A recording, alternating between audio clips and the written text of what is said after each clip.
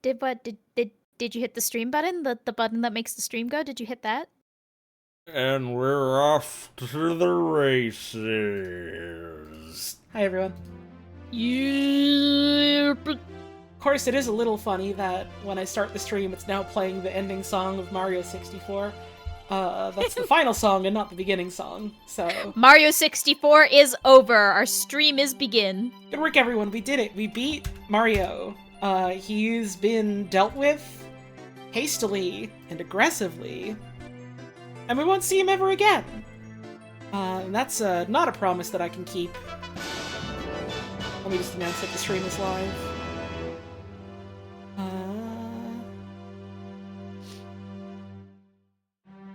Did I post my shit everywhere?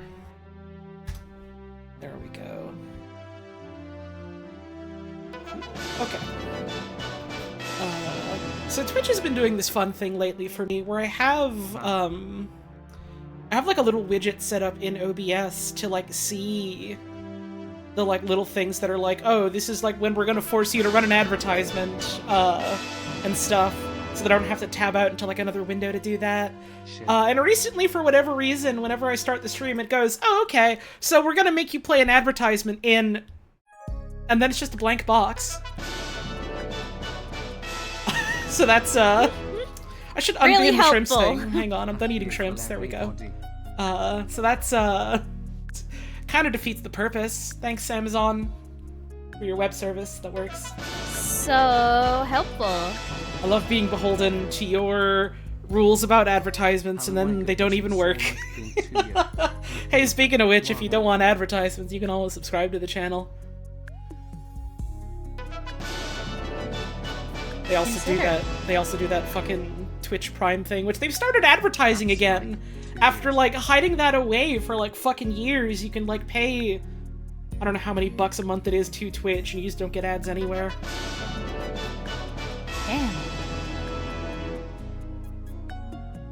Thank you for the subscriptions coming in, and thank you for the nice words. I saw at least a couple happy TDOV mentions. Thank you for that. It's I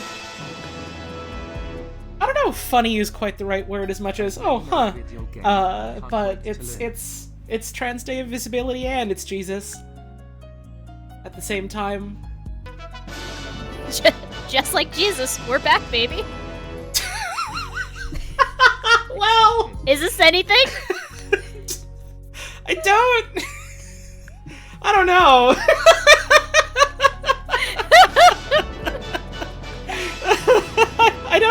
I don't think we were nailed to a cross and thrown into a cave or anything that I know of. It'd be scary if we were and I didn't know of, though. Yeah, that'd be a scary thing to forget about or to happen to you. Someone in chat said they were, so I guess this is your day, specifically. Congratulations to you, Chatter. Good work. Or sorry that happened to you. It's so sad. Congratulations. Get scared. Look out. Oh. And my stream was late because I was eating shrimp. It's very important to eat shrimp. Yeah. My folks were like, oh yeah, you know, we're gonna cook dinner tonight. We're gonna have shrimps, and I was like, all right, that's cool. I like shrimps. And assumed, oh, you know, we're gonna be eating that around the time my folks always make dinner at, which is like 5 something. And then today, because it's a long weekend, they were like, nah, we're gonna have a beer and take it easy, and you know, make dinner a little later. And it was like, oh, I maybe should have said something about my plans. Oopsie. It happens. So I had shrimps with garlic and chili. Were they good? Yeah, with rice. And a salad. Was pretty good. It's not poison. Nice. It's only poison to you because you're allergic to it. That's different. Don't eat that.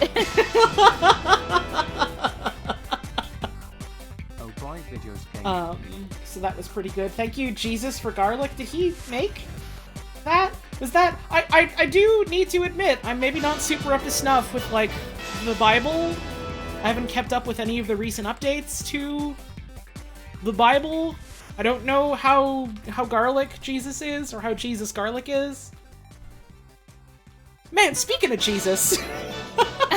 Yeah, honey? Hi. I talked about this yesterday, but there were a lot of people here that weren't there yesterday. We watched, Metropolis recently. Oh yeah, we sure did. That's a very Jesus movie. That- There's like 3 separate Jesuses in there. That movie is so fucking Jesus. That movie is so fucking Bible. It's awesome. It's so fucking funny. And like, this is probably more testament to the fact that I don't really keep much company with people that talk about a lot of old-time black and white silent films. But yeah, the 1927 Metropolis. We didn't watch the Tezuka one yet. Yeah, but we're going to at some point. it's so fucking Jesus. It's so Bible. Like, they lay that on so thick in case you forget that this is a movie from 1920s Germany. It's a very pretty movie. It's a lovely movie. Beautiful, lots of like really incredible like practical effects, not just for the time, but like in general. Extremely Jesus, very funny women. Oh my god. Do you still have the on OBS? I do somewhere, hang the on. Bird of Paradise dancing and the sexful men. Is it this? No, this is Gene Wilder. This is your cat. Where the fuck did I put it? Hang on. Where the fuck? It is a very funny Kiki picture. What did I call it? It was Sexy Dance. There we go. Yeah, I still have Sexy Dance. Yay! It's so much. The upload of the movie that we watched had to stress that it was the sexy version of Metropolis, and it's just because of this dance. It was like a Daily Motion upload or something like that, and it's like Metropolis restored 1927 movie, sexy movie, in all caps. Literally because of this scene where people keep telling me that it's the Super Mario RPG dance, but I've literally never seen that edit of it, I guess. Go ahead. It's just the Metropolis horny, ravenous men scene to me. They're desperate. They're hungry for her.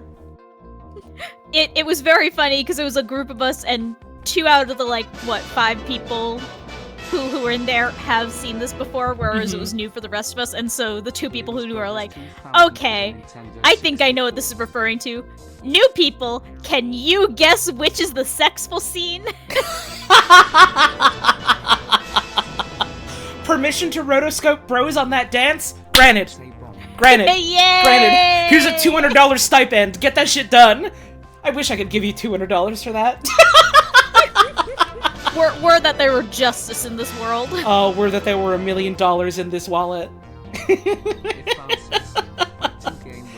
It was a very pretty movie, and like I talked about this a little bit yesterday. It has like a really, really strong like visual language for its like storytelling and its symbolism that is like very impressive for the time, and also still pretty impressive like by today's standards. Like I keep thinking about like the shots of like the fucking heart machine turning into like the giant mouth that they're shoveling people into, and like all the bits in the catacombs. It's cool. It's really cool. Shoutouts to whoever in the resub message said this stream is so scripture. No. Is it? No, but I like the joke. The other thing I really enjoyed about Metropolis, and this is kind of in part a general like, what's the word? This is kind of a thing for like movies of the era because they were silent movies. Oh, an ad's about to play, by the way. Happy ads. Don't get advertised to. You don't have to ever, forever. Take a break, or get a subscription, or ask someone else for a subscription. I guess that's unfortunately or your download Firefox options. and pop out the stream. or look for an ad blocker that works. Lord hopes there's one out there somewhere. Many options. But the like body and facial acting really strong and really fun to watch. There was a whole sequence where like the female lead is like getting chased, and she does some. In general, the female lead was like a fan-fucking-tastic actor. She does some exceptional like body acting and just like facial acting. It's really good. I'm going to eat dinner. It is meat pot roasted. Okay, I had to send the gift to sign. and I couldn't find my DMs with them, so I just posted it in the server that we're in. Fair enough. But yeah, there's like so many scenes, because like the leading woman also gets to play the robot doppelganger version of herself, because it's just her evil version that is a robot. So she's playing like the Mother Mary Jesus figure and the sinful, sexful woman. the deceitful harlot who is trying to lead them all into the bad world. And doing her funny bird of paradise dance. And she gets to just move so fucking weird, because it's like, yeah, you know, you're playing the robot, move like unnaturally, move all weirdly and sinister, and like flail your arms about in odd ways and make these weird lunging steps, and you get to do these like big smiles and sneers and stares and things like that, and it's really fun. Are we talking about Smurfette? Mods, ban this pervert? Ban them? Ban them! Ban them! Ban them! Ban them! Ban them! I will never be advertised. What the fuck was I talking about? Right, the sexful evil woman and how she gets to do all of her cool, weird, like, lurching movements. Do you know that one post on, I don't remember if it was Twitter or Tumblr, that's just, like, lunging at you with hoe movements? That's what she was doing. That's what she gets to do, and it's fucking awesome. It's great. It's really good. Just like shooting her arms up into the air, bent at strange angles. I was completely convinced that at any moment she was going to curl into a ball and just start rolling around like a fucking Goron. She didn't, but she should have. She should have. In the better version, I suppose. She would have. It was a cool movie. I talked about how some of the story is a little... it's a little all over the place. It was 1927. Movies didn't have to have stories yet. They were already impressive just for being movies. I mean, no, they were having a story. I just think their story kind of sucked. True. It's the movie going, no. We can't have any sort of, like, armed uprising or revolt, because that would be bad inherently, like, morally in and of itself. And surely the poor uneducated workers don't know what's best for them. Those damn poors! They just don't know how to take care of themselves. So we'll wait for a rich man Jesus to appear from the upper level. The rich man Jesus didn't even do anything. He literally did not do anything. They were like, oh yeah, here's the mediator. We need the mediator. And like, he, very early on in the movie, has his moment of like, oh shit, I've like been so far removed from like what the working class people are doing to like let us live our lives that I had no idea like how they're being fucking like effectively tortured to grease the wheels of capitalism. This is awful. This is horrible. I can't stand this. And then everyone goes, okay, so you're basically the Messiah, you're the mediator. We need you to, like, you know, bridge an understanding between the people that run the city and the people that keep the city running. And he doesn't do that until he mostly literally just looks right like at the he's end. gonna kiss every man he interacts with. He is constantly holding and staring at other men so tenderly, it's wonderful. Like lunging at them lips first with his big, beautiful doe eyes. He literally looks so sad and so sweet. Like at any second he's about to pounce on these dudes and make out. And that's not even the sex scene. And it's like... The only reason that he gets to be the mediator right at the end is because all of the people that were holding the workers' revolt, and also the foreman of, like, all the machines that they work for, and also his dad that runs the city, all happen to be in the same area at the same time at that exact moment. And so he's like, okay, how about we play nice? And he makes them hold hands, and that's it. It's so fucking funny. It's so fucking funny. You know how sometimes you'll be like playing a video game and you'll think to yourself like, man, this video game would have been much more interesting and much more poignant if it didn't have the story that it was trying to tell? I a little bit feel that way about the dialogue of of Metropolis. Yeah. And it's like, It's very easily and very clearly a product of the fact that it was made in the 1920s, you know, in Germany.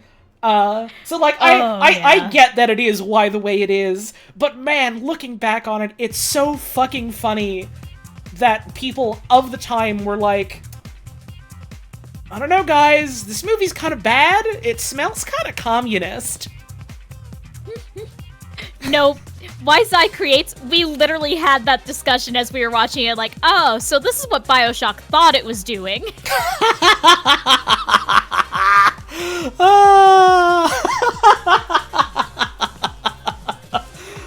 And then that's what BioShock Infinite thought it was doing, was BioShock again. Oh, but that's a story for... Actually, maybe today, all things considered. It might be on the list. It might be on the list. I should stop this song, because this song is 5 minutes long. It's a good fucking song, but it's 5 minutes long. It is 5 minutes. Song. There'll be time to listen to music as we read through the list later. I saw 2 cats today. 2 of them. I went for a big walk. Actually, not that big of a walk, because my legs are still sore from doing a bunch of squats the other day. But I felt well enough that I could, like, actually go for a damn walk.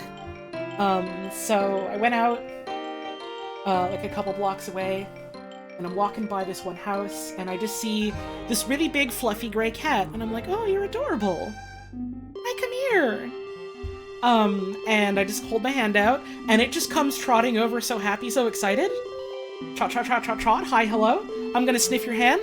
Okay, I want you to scratch my chin and my cheeks and pet me and rub me and love me forever and ever so much, a lot. Hi, I love you. Can you pet me? I love you. And it was so cute and it was so sweet. And then it decided, okay, I've had enough. Thank you. I love you. I really need to go stare at this tree super intensely. And just went and sat down and stared at a tree. And I was like, you're so funny. I love you. And right as I'm about to get up and walk away, I noticed there's a second cat out of the corner of my eye that looks exactly the same, but black instead of gray. And it's like walking up a little tentatively, a little pensively, and I'm like, oh, hi! And it doesn't want to get super close. So it just kind of decides, okay, here and no further, and it sits down, and it's just looking at me, and I'm like, you're so cute! And I try and take a little step forward, and it looks like it's like, no, I'm backing up, so I stop doing that. And I just squat down, and I'm looking at it, I'm squinting at it, and it squints at me! Meanwhile, the gray cat is still just staring at the big tree. There's no birds in it. It's just transfixed by the beauty of nature. So that was nice.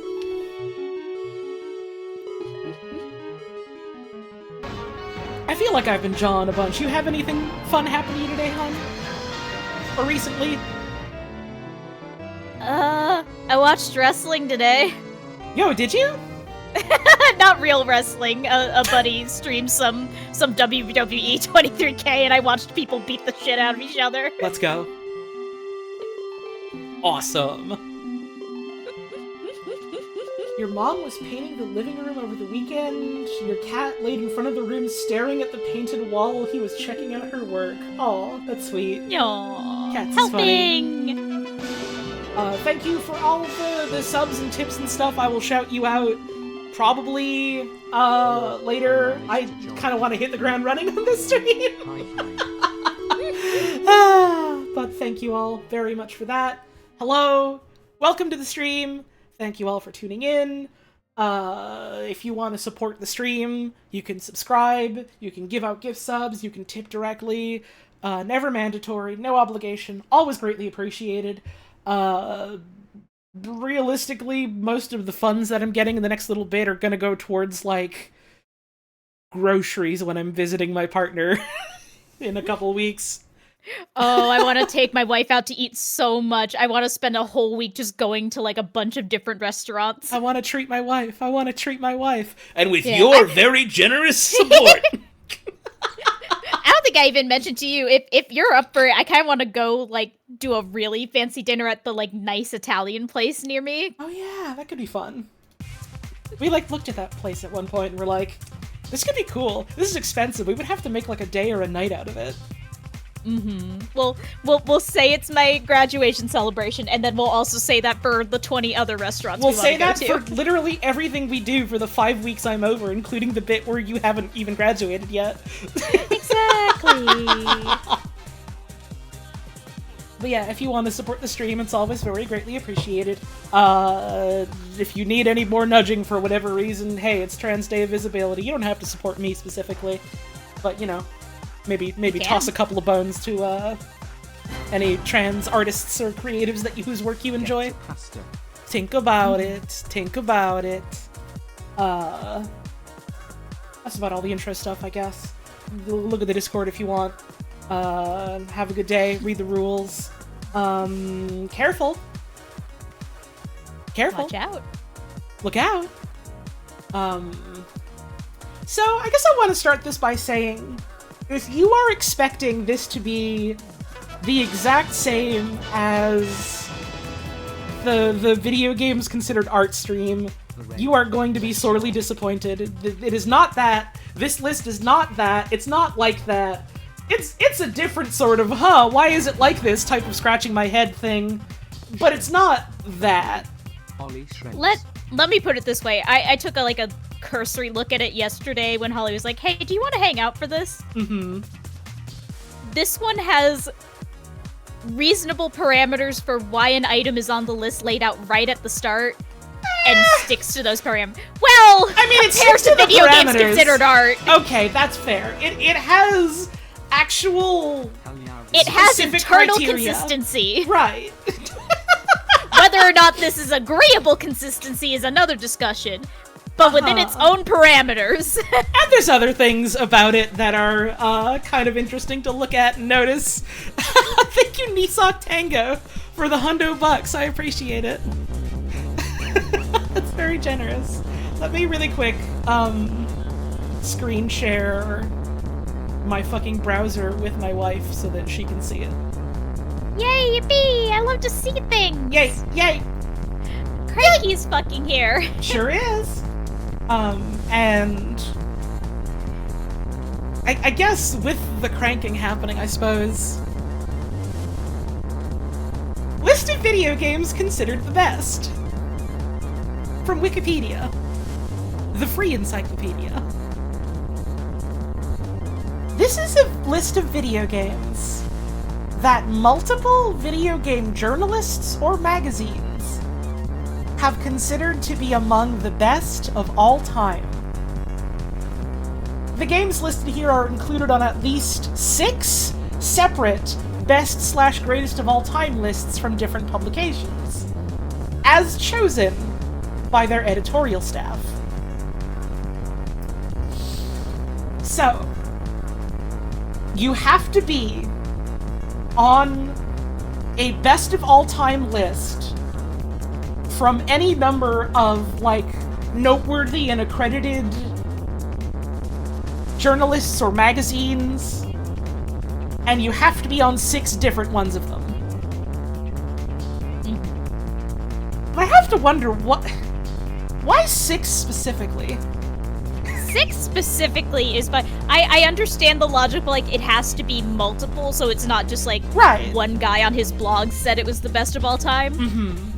But 6 specifically is a very interesting number. It's a very funny number, and I think as we go through the list and see the things that are on it, there'll maybe be some discussion to be had about perhaps which journalists and magazines are given more favor and consideration compared to others. That's another $100, Jesus Christ. Do I have to stop the music? So that we can listen to this?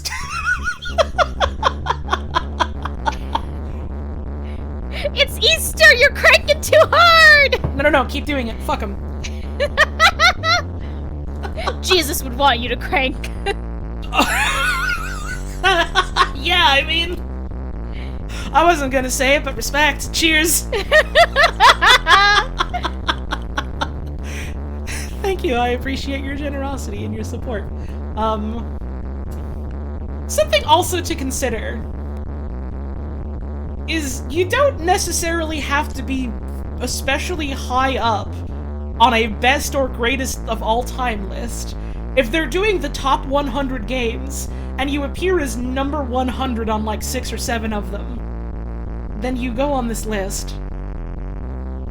So it's not necessarily super indicative of that. But I mean, I suppose that is like of some import, of some note, if it's on there like that, you know? It's... Yeah, again, we can I think we can very rightly argue, like, well, is a game really quote-unquote the best if it appears on enough best of articles? But at least there's internal consistency on this one, versus whatever the fuck was going on with video games considered art. I'll give them this. A, there's criteria that they're sticking to, and B, it's criteria that, like, feels meaningful in some way, and that they're going, yeah, we're compiling what a lot of people have said, with sources linking to the fact that they have said this, rather than, some people have said this is like art. So it's different. You will notice this starts in 1970. It goes all the way to the 2020s. Yep. I think it goes to specifically 2020. Like, I don't remember anything past 2020. No agreement yet on what the best games of all time are from these recent times. Yeah, Okay. there haven't been any good games since 2020. It's very sad. They haven't made any good ones yet. Oh, it's such a shame. All the developers have just decided, well, there've been too many good ones, so we're just gonna go and make a bad one now. We're all just gonna make bad ones now for a while, okay? And that's just, you know, respect. That's what they decided to do. I think they got some real gumption doing that, I gotta say. So, I think I might now mute the alerts because we're going to be talking a bunch, and I appreciate that there is still a bunch coming through, and I will do my damnedest to read through and shout out the folks that are supporting the stream. Thank you all very much. I have now hit the mute button. You are all very kind. We do need to talk out loud now. And I don't want to be fighting for, like, audio real estate. So, our first entry on the list, and I might at some point maybe close my window just because it's Easter weekend. There are neighbors having fun. So if the sounds of people outside are too disruptive, let me know. But I like having the window open, a breeze comes in. Gotta have that air. Without further ado, 1971, The Oregon Trail. The first good video game. Why is it showing me Pong? I have highlighted The Oregon Trail. I think you hovered just a little bit below. So, Oregon Trail. Famous, well-known text adventure video game about going across, what is it, like the entirety of the continental United States? Or like one coast to the other? Yeah, or at least from like the Midwest to the West. You're going from somewhere to another. You are going to the West Coast. Pepperoni and cheese. You're going is there. to Oregon. Pepperoni and cheese is there and died, and it's so sad that it happened to him. Oregon Trail is pretty cool. It is like, I feel like it was like really impressive for the time, wasn't it? Like, and like certainly hugely influential. While like also like being like, oh, you know, here's a strategy game, and also we are trying to teach you about like American history in some ways. It's funny. I was literally just explaining this game to like a family member because they were like, "Didn't they make you play that in school? What was that whole thing all about?" And I explained it, and they were like, "That sounds scary. I understand why you were scared of that now. Why would they make you do that?"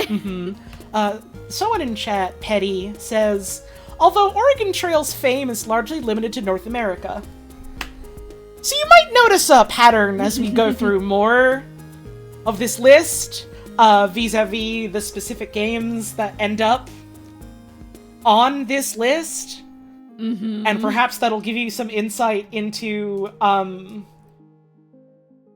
which specific journalists or magazines or articles or otherwise were considered to be the you know, the ones to watch out for and look at and treat as like, you know, they're the important accredited ones that are worth pulling from for the sake of this list. Oh, baby. And perhaps that will... English-speaking North American bias. And perhaps you will notice some of the inherent bias that goes into this specific list. But we'll cross that trail when we get to it. That Oregon Trail. Yeah, that was my joke. Good joke, honey. Thanks. Did you like it? I did. Thank you. Did you like my joke? I liked it very much. Okay, but did you like it?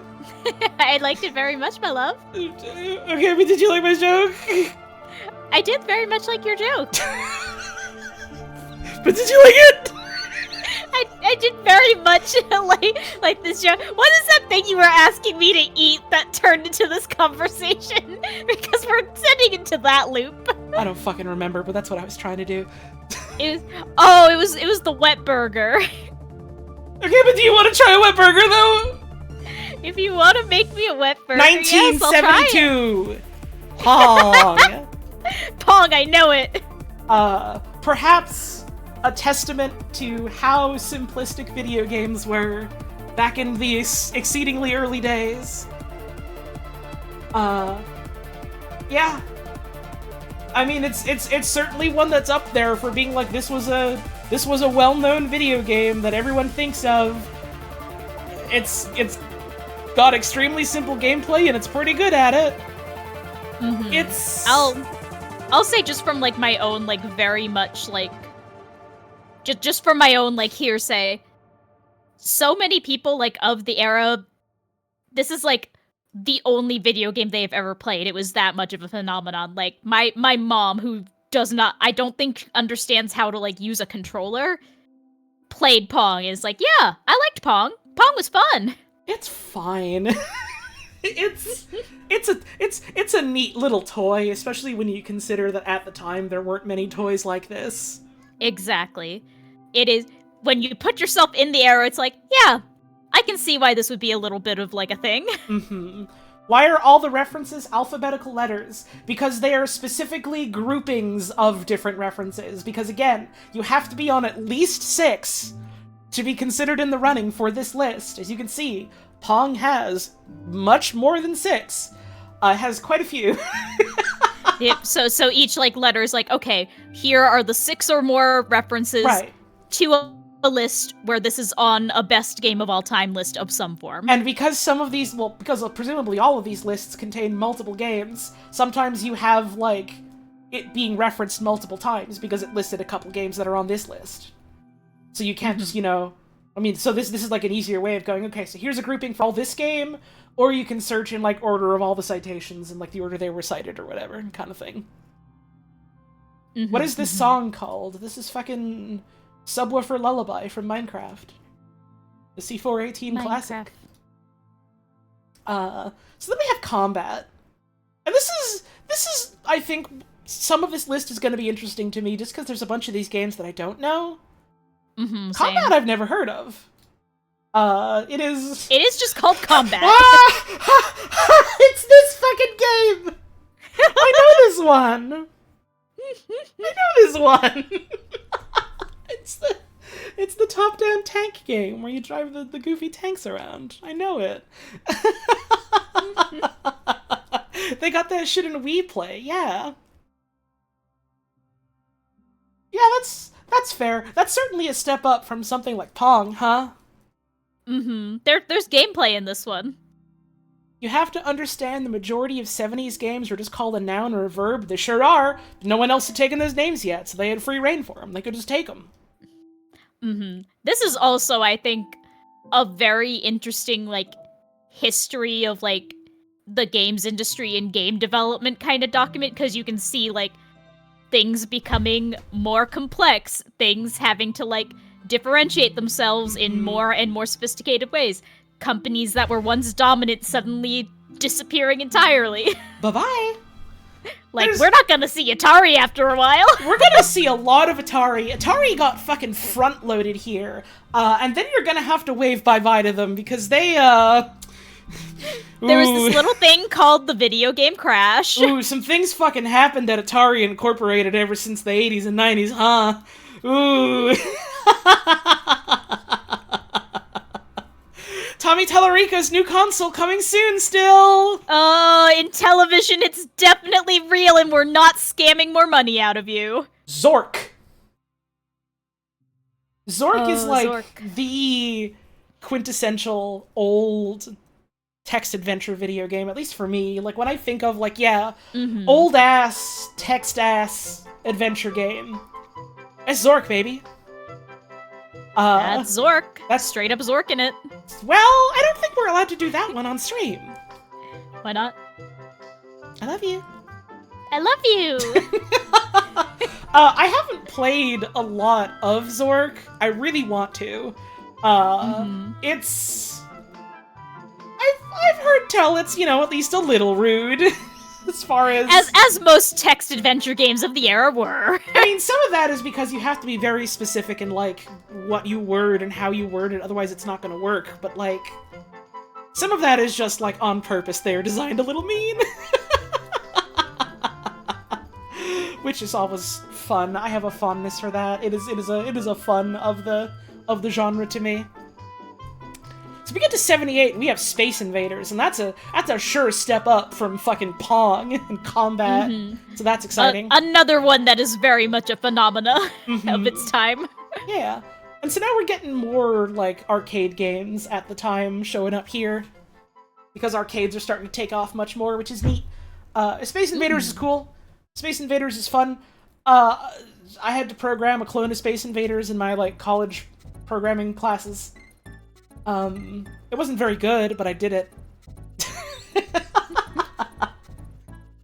It's a fun, neat, simple little shoot 'em up. It's cool. Space Invaders is what your dad calls all video games. That's awesome. It's like the slightly older version of calling everything a Nintendo or a Mario. Right, I was about to say. You wonder where stories started. Oregon Trail, baby! Oregon Trail and Zork! That's all story. That's all from the start. It's all been story this whole time. Then we get on to Asteroids. Another simple little shoot 'em up. Very, very solid formula, what it's got. I think Asteroids is pretty good. Adventure, which I did click on earlier, and I don't remember what it was. I imagine you do an adventure in it. It's this fucking- oh my god! It's the fucking Homestar Runner, get this freaking duck away from me game! It's this fucking game?! You have to get away from Grundle! You gotta get away from Grundle right fucking now! Oh god, he's coming after you! Look out! If Grundle gets you, it's fucking over! Wait, hang on! It's not just- Grundle's just the green one! We also have the yellow Yorgle and the red Rindle?! No fucking way. No fucking way. 3 genders.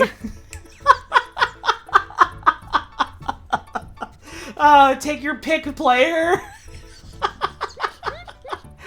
30 rooms with various obstacles, enemies, and mazes located in and around the golden, white, and black castles. An enemy bat can roam the kingdom freely, carrying an item or a dragon around! Big fucking bat! Jesus! Hang on, the bat was to be named Nubberub, but the name is not in the manual? We can't be rubbing our nubs on stream, we gotta go! We need to leave! It's really Nubberub!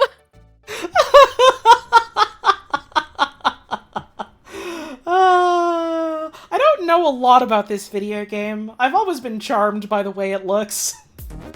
And it's neat to see a lot of, like, explorations of, like, this sort of, you have a map, explore it, find stuff, do a puzzle, fight a guy sort of games. It's neat. It's Zelda before we had Zelda. It's adventure. You go on an adventure, you love it. You love it, you love adventure. You literally love adventure, what's wrong with you? Then we have Battle Zone, which is like a vector graphics game, which is neat. Oh, that's a great photo of the cabinet. Yo! Oh, the era where games looked like this is so fun and cool. I genuinely hope that at some point soon we get like a renaissance of vector graphics games like this again. I want more of them. Who the fuck just gave a gift sub out to Nubberub? What's the matter with you? You can't be doing that on Twitch! This fucking guy is gonna fly into my chat room and be like, hey, thanks for the gift sub. Sorry, I'm dropping off Grundle the dragon now. You're fucked. I'm gonna die! It's over! Why would you do this to us? I'm fucked! Have I played the System Shock 1 cyberspace minigame? No, because I haven't played System Shock 1 at all. Have not ever checked it out. Heard good things though. Might be on this list. I don't know. I haven't actually read that far. I just skimmed a little bit. A version called the Bradley Trainer was this version of the game was made for the fucking US Army. This is a fucking bootlicker game! Since the fucking 80s, we have had games in collaboration with the military. It never ends! That shit's been happening since the start. Why are you giving gift subs to Yorgel and Grundle? Stop! Help! I'm gonna get in trouble!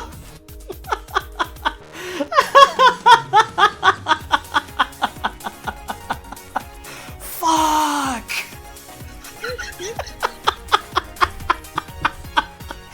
Torrential 2, it's over! It's over! It's fucking over!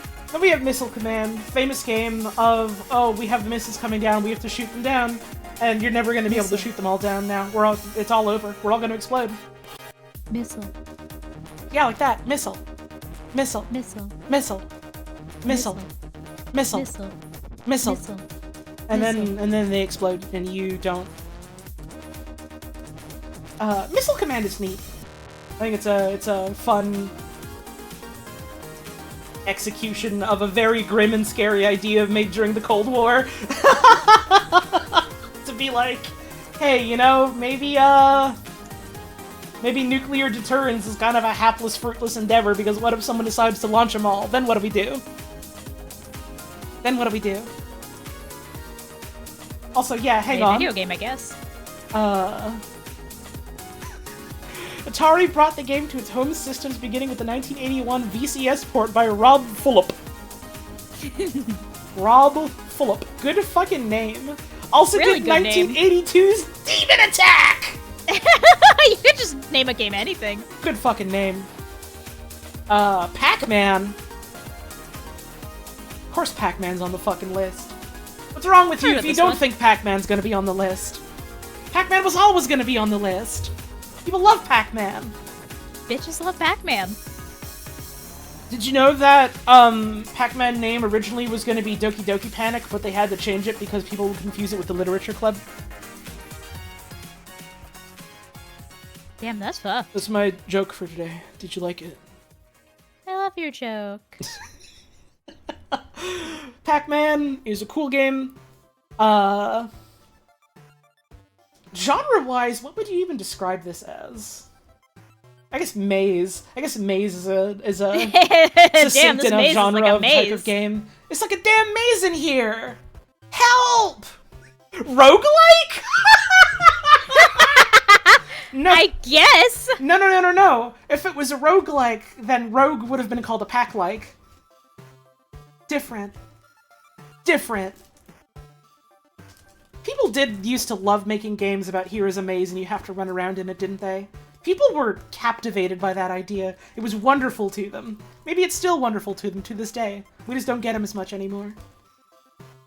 Maybe we should have a maze renaissance. Maybe they should bring back mazes. Who want to run around in the maze with me? Want to come to the damn maze and get lost with Grundle and stuff? Wouldn't it be wonderful? Pac-Man is cool. It is very simplistic with a very high skill ceiling. And you people can go fucking hog wild in that thing. It's a cool game. Centipede. That's just a damn bug. That's just a damn sort of bug. Oh, it's bug.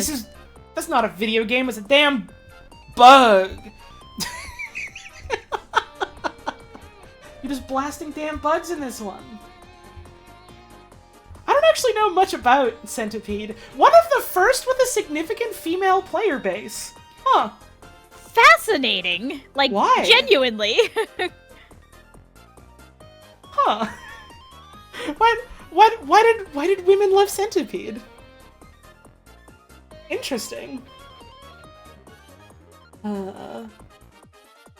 One of the first coin-op arcade video games to have a significant female player base. How to Win video games estimated half of its players and 60% of Pac-Mans were women, while 95% of Defender players were men. Ah, okay, because it wasn't the big beat-your-chest chutzpah war game that all the cool men wanted to play true.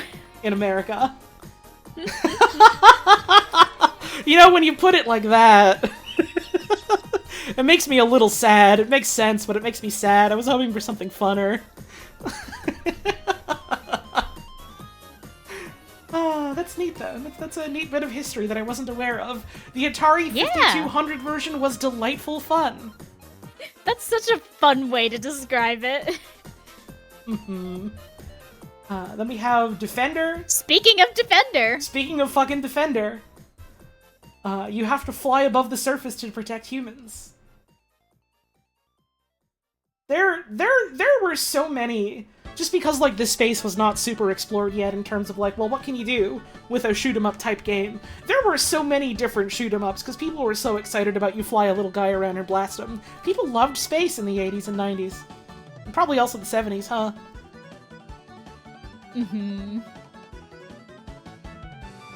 I don't actually really know anything about Defender specifically, or how it plays. Yeah, Spaceship can't flight, say I either played left or that one. right. Joystick controls its elevation, 5 buttons controls horizontal direction weapons. It sounds a little bit gradius. This guy... Really good picture. Eugene Jarvis, I swear to God, I thought it was Bob Odenkirk.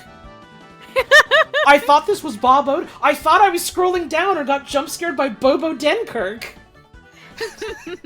No, it's Eugene Jarvis. He looks like a Eugene Jarvis. He used to be a pinball guy, and then he did Defender. Interesting. So then we have Donkey Kong. What's that one? So, you know King Kong? Yeah, I heard of him. It's nothing like that. Okay, I'm discarding all my King Kong information in my brain. Okay, so you know Super Mario Brother? No, who? Okay, so you know construction workers? Oh, yeah, they make the building go up. Right, it's exactly like that. Oh, so you make the building go up. Right, and sometimes there's a pie that's on fire. As there is sometimes at construction site. There's a barrel of damn oil. Yeah, they have those. It's really scary and you get creeped out. Oh, I mean, obviously. Like that. Just like that. What can you fucking say about Donkey Kong? It's okay. It's a game. You can play it if you It's want. a video game. It's pretty good. It's influential in a lot of ways to a bunch of, like, run and jump ass games that followed. It's pretty good. Hang on. Drawing inspiration from Beauty and the Beast. Huh. I knew about, like, Popeye and King Kong, but I didn't know Beauty and the Beast was in the mix there. I mean, I guess there's a Beauty and there's a Beast. True. Makes you think. It's Really makes you think. It's really weird of them to call Pauline a beast like that, though. I know, it's kind of rude. Jumpman is so beautiful, though. They do make a point. Yeah, that one's accurate. They do make a really good point. Wait, but you're fighting the beast as Jumpman Gaston. Yeah, kinda. I don't think you fight Pauline. I think you're thinking of a different game. What game do you fight Pauline in? I guess some versions of Mario Kart. Isn't she only in, like, 8 Deluxe? I don't remember. They have to make a Pauline beat 'em up someday. Put Pauline in the next Smash. And she's the only fighter?!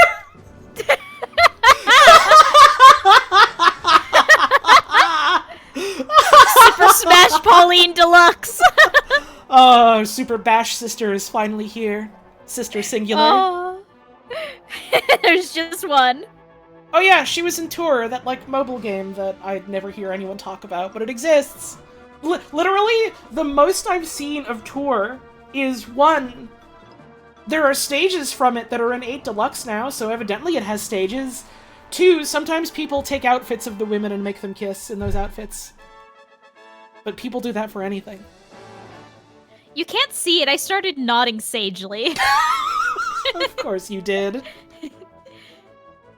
I think I just kind of heard women in outfits kissing and blacked out the rest. Hi, hon. Hi, honey, I love you. I love you. Look at this fucking art for Oh Frogger. my god! Good God, madam!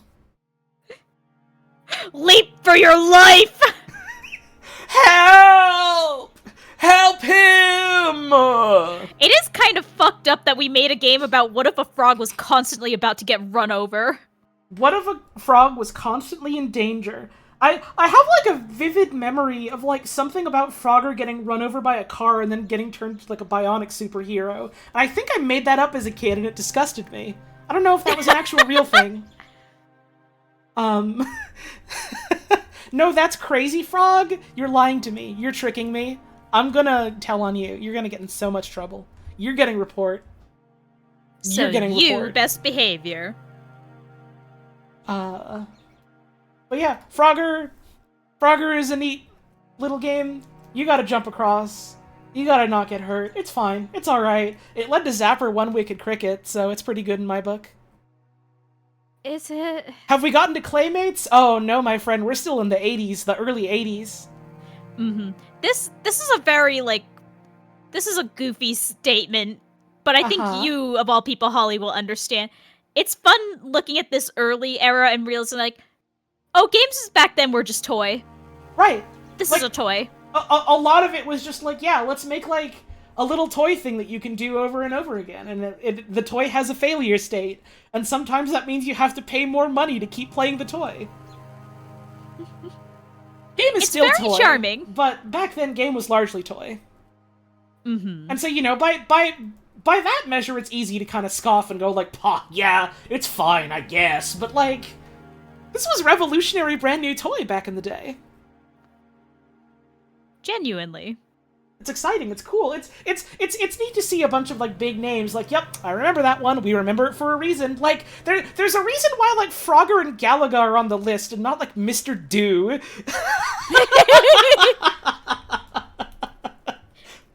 Like, there were things doing genuinely, like, completely new and very engaging things. Mm-hmm. The evolution of toys is the only history that matters. It's certainly real important. Oh, I love history of toys. I loved... I said no! I sounded the fucking do alarm and he has arrived.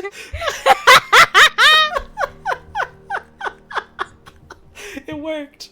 There's a reason Odd Diddums isn't on here, and there's a reason aside from the fact that Odd Diddums was a fucking UK thing.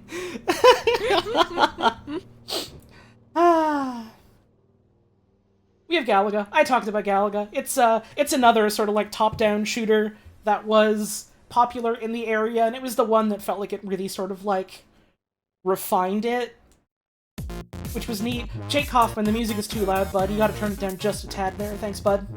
You gotta fix that mix, buddy. No, don't look at Wizardry yet. The wizard isn't here yet. You do not have to hurt the wizard yet. Galaga's cool. Galaga's neat. If I, by chance, was ever just given a Galaga cabinet, I'd be pretty happy about that. It's a cool game to have on a cabinet. What is this track? This is Jive Bot by Jake Kaufman for Mighty Switch Force. Like a lot of Way Forward games, the soundtrack goes off largely because they got Jake Kaufman to do it. His music is good. His music is good. Tempest. Dude, look at how cool and awesome this box art is! Oh my god. We need to start making game box art like this again, genuinely. We literally do! Like, part of the issue is that, like, because of how, like, detailed the graphics are is it's like, well, we're just gonna use a render of what's in the video game because that's what we have. But, like, back then it was a lot of, like, okay, well, you have to use your imagination because we are, like, you know, hyper-stylizing this, what's the word? When you're, like, reducing something down to, like, just, like, an idea, a suggestion of what it is, rather than, like, what it actually is. Hey, you know what fucking game does have cover art like this, now that I see Sign chime up in chat? Fucking Slayer's X! Yes! More games gotta do that shit! More people should hire my friend Sign to make box art like that. Please! Oh, the Slayer's X box art hits so fucking hard. Mm-hmm. Symbolizing? Not a word, but that's kind of what I mean. Oh, Tempest is that other fucking vector graphics game that I always think of. The one where you're, like, on the track like this, and you gotta blast the guys and get into the lines to get points and shoot the guys down. This game is fucking awesome! Tempest fucking owns, yeah! Maybe this list is alright. They got games I like on there. That shit's good. That shit's good. Okay, alright. Let's go.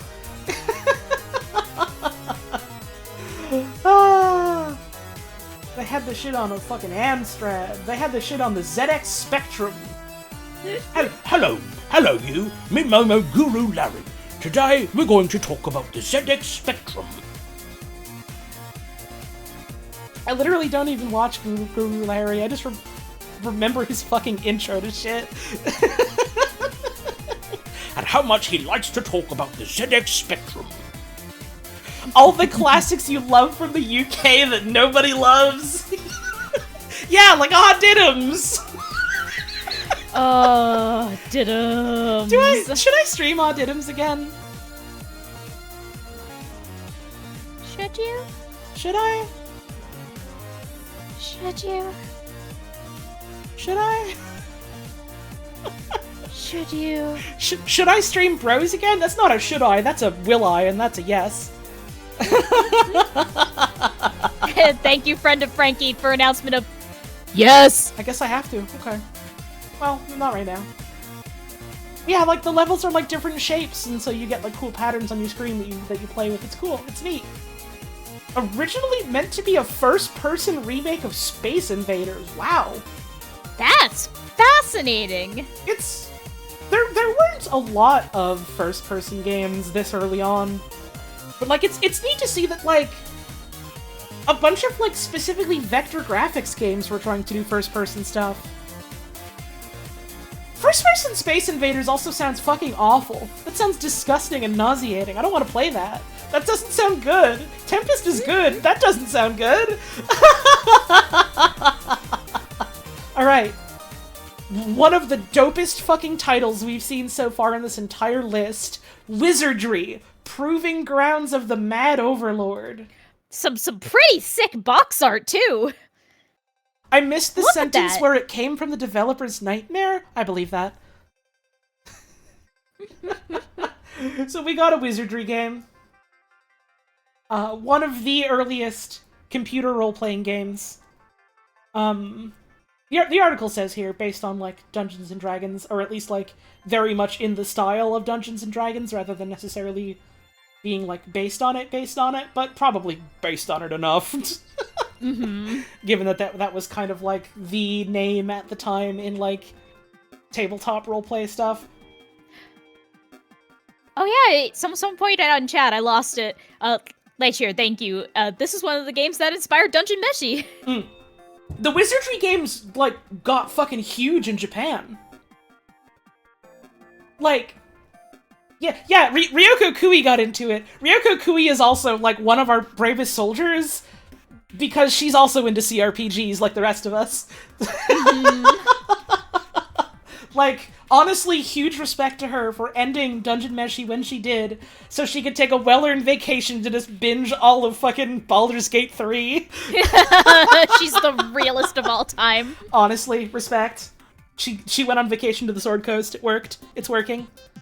Yeah, wizardry was, like, real big in Japan and, like, inspired a lot of the early JRPGs. Like, there's a reason why Final Fantasy is, like, the first one, is as, like, Dungeons and Dragons ass as it is. It's because of wizardry. It's because of wizardry. At least in part because of wizardry. Dragon Quest also, yeah. It's neat.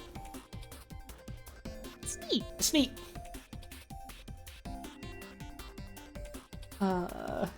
And it looks like this. Yo! And it looks like this. 5 skeletons? God damn! Let's go! Love character name of Steve Page. This game fucking owns. This game rules. We've got Orion, Rush, Nicodemus, Normad, and Zormad, and then... Steve Page. Wait, hang on! This file was uploaded by Orion Blastar! Thank you for your service, Orion. Thank you, Orion Blastar, for this awesome skeleton pic. That's fun, that's cool. That's cool that it has, like, such a, like, worldwide legacy, like, not just, you know, in the West, where it, like, originally came out, but, like, in a whole bunch of places. The NES version was dog shit, according to EGM. Let's go! You love to see it. You love to see it. I genuinely love, and I mean this completely sincerely, I love it when a video game that a lot of people think is, like, really cool and really good and really compelling just has an absolute dog shit port to a different console. Mm-hmm. That stuff is awesome!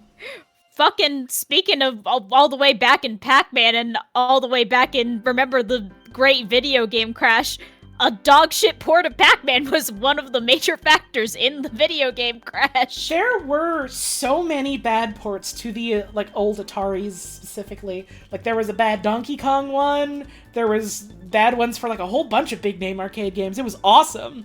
Mm-hmm. They would just go, no, we can make $1 million billion if we just give some poor sap 2 weeks to port this to a brand new console, right? What do you mean we're hemorrhaging money? And then we have Joust. And then we have Joust. Joust the one game. There's only one. It's Joust. Joust the one game. Joust the one game. That's it. Joust the one Germa game. ass man playing it. What do you mean, Germa ass man? Generic white man. It's just a guy from the back. I'm not wrong. He doesn't even have a Germa body type or stance. His ass isn't even fat. What do you mean, Germa? Get out of here. I love you. Okay, bye. She's gone. My city now. Did you like my joke? I did. So Joust is your... It's... I would be kind of wrong if I said it was a Mario Bros. Arcade-ass game, but it's like, you know, you've got the platforms you jump up and around, and you gotta fend off the other guys, kind of thing. You good? All my air just came out of my nose. I'm fine, though.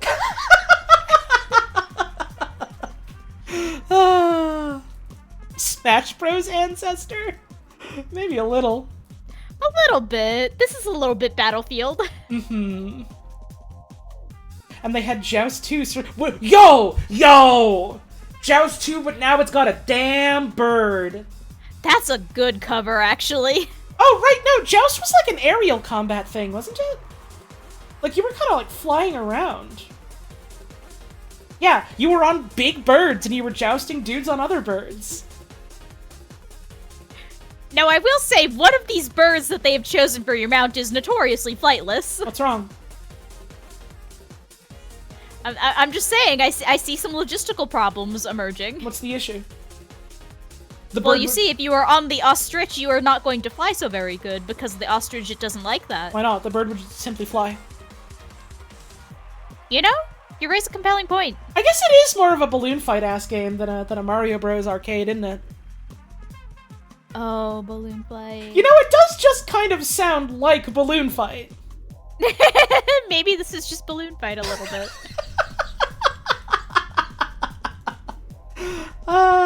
There sure were a lot of old video games right at the start where they were like, that's a good idea.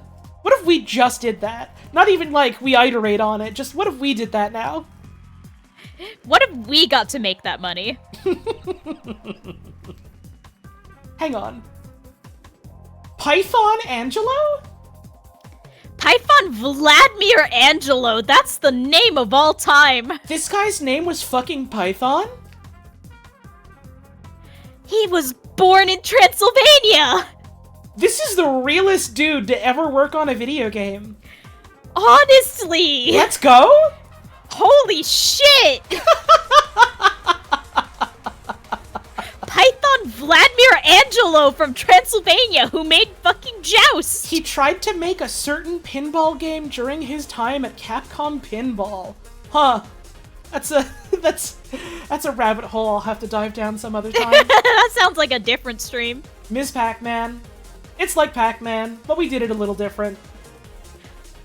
It's like This one's for Pac-Man, but we did it you, a little ladies. different. Now you can finally stop playing Centipede. There's different mazes, there's different warp tunnels, the different colors, the ghosts behave different. So, you know, you look at it kind of on the surface and it's just, oh, it's just Pac-Man, but with a bow tie. And it's like, no, they do a lot of stuff different, actually. Then there's also Baby Pac-Man. Oh, I don't like that. So Baby Pac-Man is a nightmare video game where you have to simultaneously play the maze and also pinball. Oh, that's bad. I think recently, Baby Pac-Man got, like, more attention because someone made, like, a funny video about Baby Pac-Man and how nightmare it is, because you have to also play pinball. Hang on, I gotta pin a message in chat. Being a baby should not be this difficult. Thank you, Bruce. Really good comment.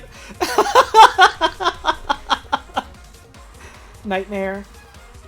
We got Pitfall. Y'all remember Pitfall? Y'all remember how people keep trying to bring Pitfall back? It's fucking Pitfall. Pitfall was great. Everyone loved it back in the day. We gotta make another Pitfall, man. We gotta bring Pitfall back. Everyone's gotta... And Pitfall's everyone's not even... so hungry for Pitfall in 2024. I literally don't even think Pitfall is especially good. Was it influential on the platform genre? Yeah. Was it good and fun to play?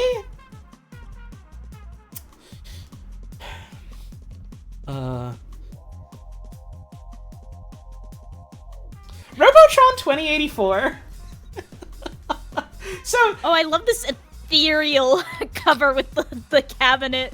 I think there's, like, at least... This is... Warning, this is a fucking opinion on, like, an entire list that is composed of opinions, mind you, but... there's an interesting trend with a lot of these very early ones where it's, like... It feels like quite a few of these are on the list because they are noteworthy and, like, you know, famous and well-known and influential for games that came after, and not necessarily because they were good video games to play. They don't necessarily stand on their own without the broader context of, like, oh, this is the first one to do this and had a huge impact or was, like, influential for its time. Which, you know, there's still value to that. That doesn't necessarily mean it is standing alone outside of that context an inherently great video game. It just means it did something interesting and noteworthy. Right, and like, again, a lot of these aren't necessarily like, oh, they were put very high on someone's list of best video games, and so they're considered to be the best, one of the best of the best. It's just like, no, they were put on, like, a list of, like, you know, important or noteworthy video games, and so, well, it's on the list, so I gotta put it in here. Robotron 2084, though.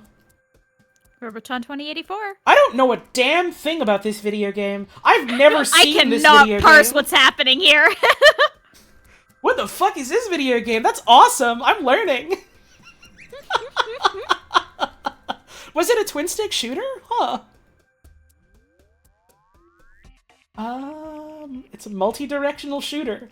by Eugene Damn. Jarvis, Larry DeMar of VidKids. Yo! Oh, the Vid Kids did this? VidKids did this. That's... You say that like it's a name that you recognize. I don't. I've never heard it. It's just called Vid Kids with a Z, and I love that. I got so excited! I thought you were about to reveal to me some, like, spicy VidKids knowledge I've never heard of, because I don't know a thing about the VidKids! No, it's just called the fucking Vid Kids. Finally gets the kids back. It's VidKids. It's Vid Kids. It's Poop Kids. Also, SE less than 3. It does look like the shooter game in Stardew Valley, which is very funny. Well, yeah, because it's a twin stick shooter. It is a twin stick It's shooter. it's a twin stick arcade shooter, which that's what Legend of the River King or whatever it's called in Stardew is meant to be. What's that game called? Fuck if I know. I've never been able to fucking beat that shit. Secret of the Hidden Valley. Story of the running gamer. Legends of the Prairie King, thank you all. Master of the Prairie Dog. He does master that prairie dog. Wanderer of the King of God. And any of these are right. Legend of the River King is a Game Boy fishing RPG. Well, good enough. That's an actual video game. I got one right. Hooray! I'll have to check this out. I like twin stick shooters. I wonder if this one's any fun. I'm seeing people in chat going, yeah, this one's awesome. So, could be real. Or not, depends. I gotta stand up for a second and turn the light on because it's getting dark now. Yeah, it's evening. It's becoming dark. This game is dark! This is very funny because of our time difference, I'm looking out the window and, like, the sun is just coming out over the clouds. For me, the sky is getting dark-like. Archon, the Dark and the Light by Electronic Arts. Well, that's a cool box art. Hang on. The Light That's and the super Dark. cool. I read it wrong. Yo. This fucking bird is, like, blasting a ray at this nasty dragon. That's so cool. I did for, like, half a second misparse this visually and think the bird had a big joint in its mouth. And they're stuck in the tetrahedron and they're smoking? They're blazing it. Dude, Spy vs. Spy if they would just huff a joint together. Thank you, Wishbone, for calling this bad apple. You're right. Oh, this is just chess. That's just fucking chess! Why'd you give it the sickest box art of all time? This is just different chess with, like, a different board and different pieces. Okay. Huh. Interesting. It's a 9x9 board. You have 18 pieces. When the pieces clash, you fight in real time? Holy shit! Holy shit! Chess if it was awesome? They finally made good chess! Let's go? Let's fucking go. No fucking way. That's awesome. You have to occupy 5 power points located on the board. Accomplishing any of these goals results in a win. That's neat. This diagram of the board, that's awesome. There's all this, like, in-depth Holy information. shit. Holy shit! This rules, actually. Yo, you've got a fucking wizard piece? The wizard has to fight the sorceress? Oh my god, this slaps ass, actually. And there's, like, power advantages depending on what, like, color side of the board you're on, and if you're on, like, a matching color tile? What? I can't believe I almost passed this up as, like, oh, it's just chess. Holy shit! Oh, man! That's neat! We have been humbled. We have learned today. This rules. Yo, this is a cool fucking idea for a video game. That's neat that it's on this list. Hell yeah. I don't know if it's any good. I haven't played it, but It looks dope, and that's like a genuinely, like, very unique and interesting idea. I might have to check that out. I also might have to go on break. So Oh shit, is it break time already? it's break time. I gotta get up and get a stretch, get more water, and get a slice of carrot cake. I'll be back in a couple of minutes. Oh, yummy. See y'all soon.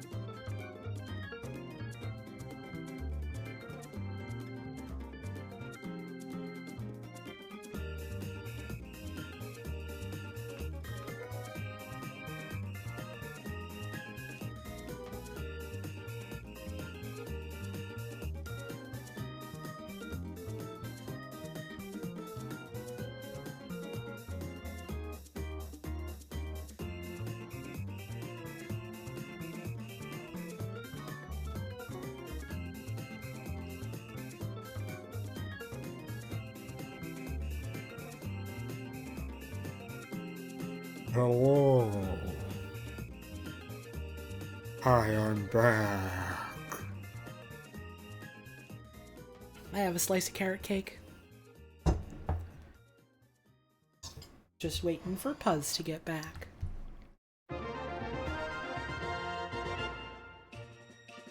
It's time to eat delicious honey. carrot cake. Hi! Hi, I forgot to deafen, so I just had the scariest toilet experience of my life. Oh my god! I didn't know you still had your headphones on! I don't take them off, I have the wireless headphones!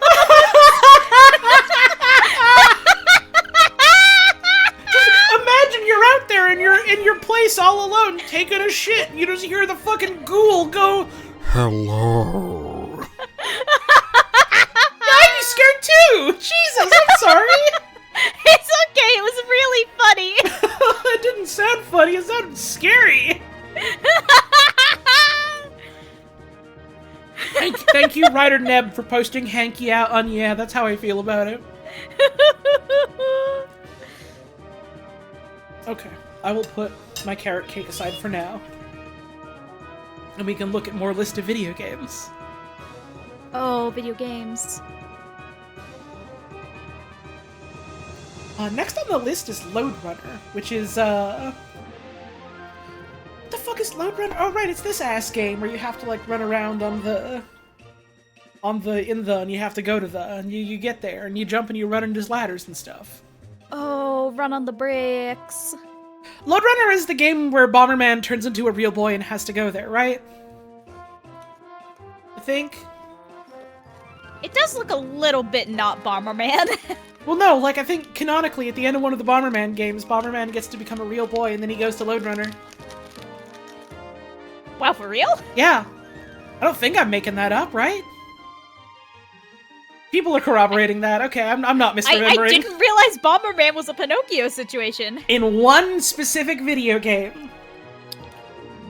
And then never again for any other Bomberman game.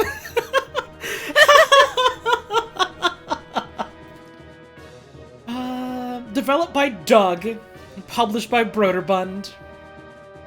That's just two first names, Doug Smith. Collect all the gold pieces in a level and get to the end while being chased by a number of enemies. Okay, so it's like a platform explorer type of thing where you gotta get all the goodies and then get to the exit kind of thing.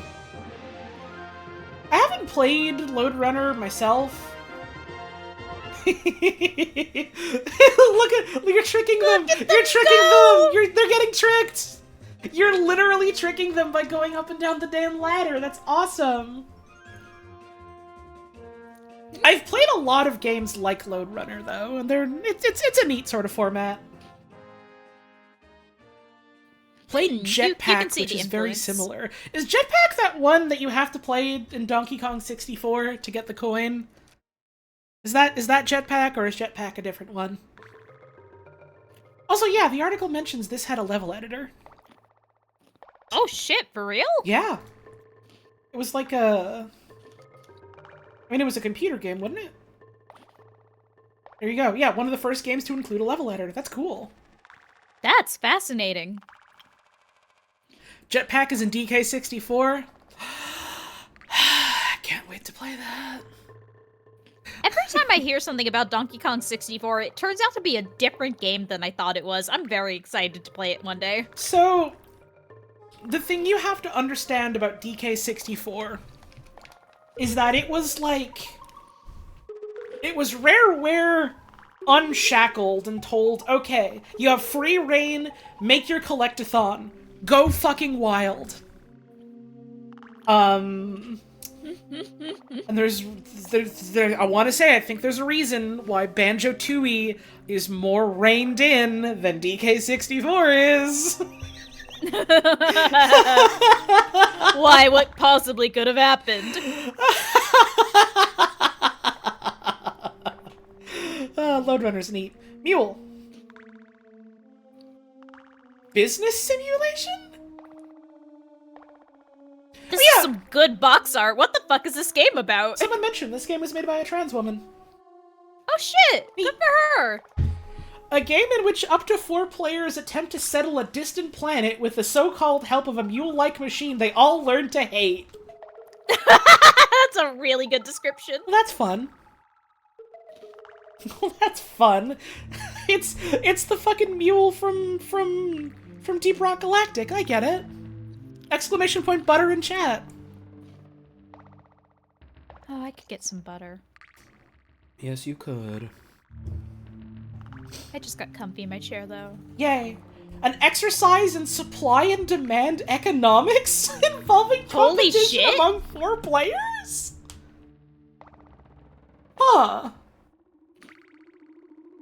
Players not only compete against each other to amass the largest amount of wealth, but must also cooperate for the survival of the colony. Time has run out. That's so funny. This is genuinely fascinating. Huh. You met Danielle at a Firaxis party years ago. Damn, small world. No kidding. It's so cute! This is your damn mule, it's so cute! Oh my god, that's a fucking creature. I love this guy! How could you hate it? This is such a wild concept for a game, especially for it being like a fucking early-ass Atari Commodore game. Mm-hmm. This seems like incredibly complex in a very interesting way. Happy Trans Day Visibility. And then we got Star Wars. Star Wars, you know it. Star Wars. Star Was. The Star War would have been a dream. There were so many goddamn Star Wars video games, and this sure was one of them. You know, though, Star Wars made some pretty fucking good rail shooters, though, didn't they?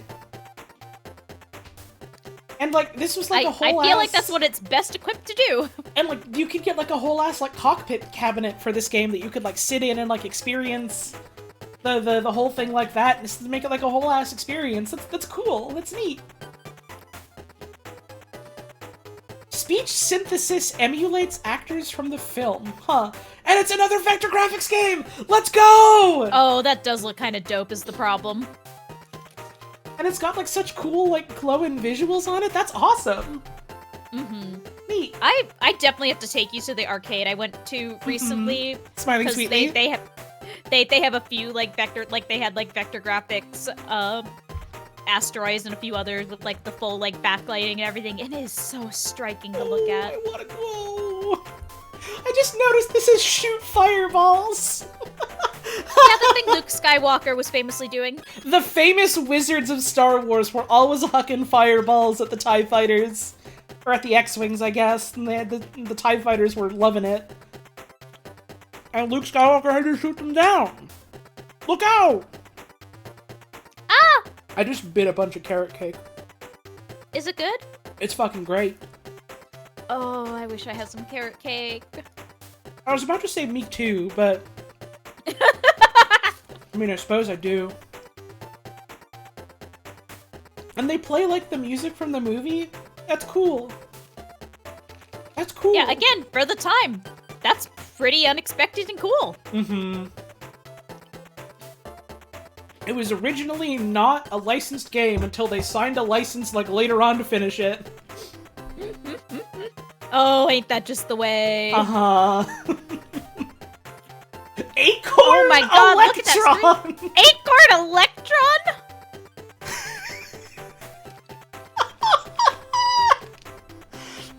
You can play games on a damn acorn!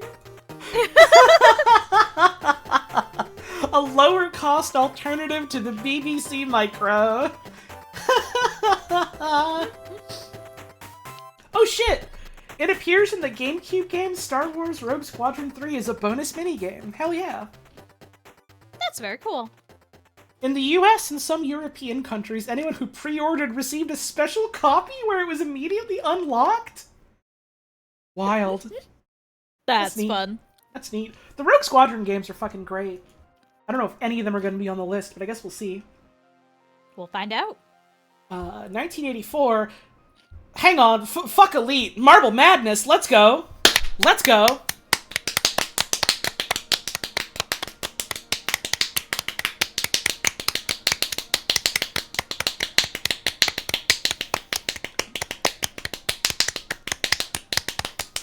Hang on.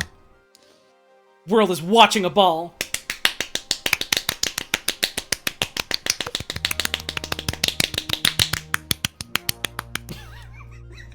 Okay, so Elite's on here. Elite is like Anyway, a famous early like space flight sim type thing.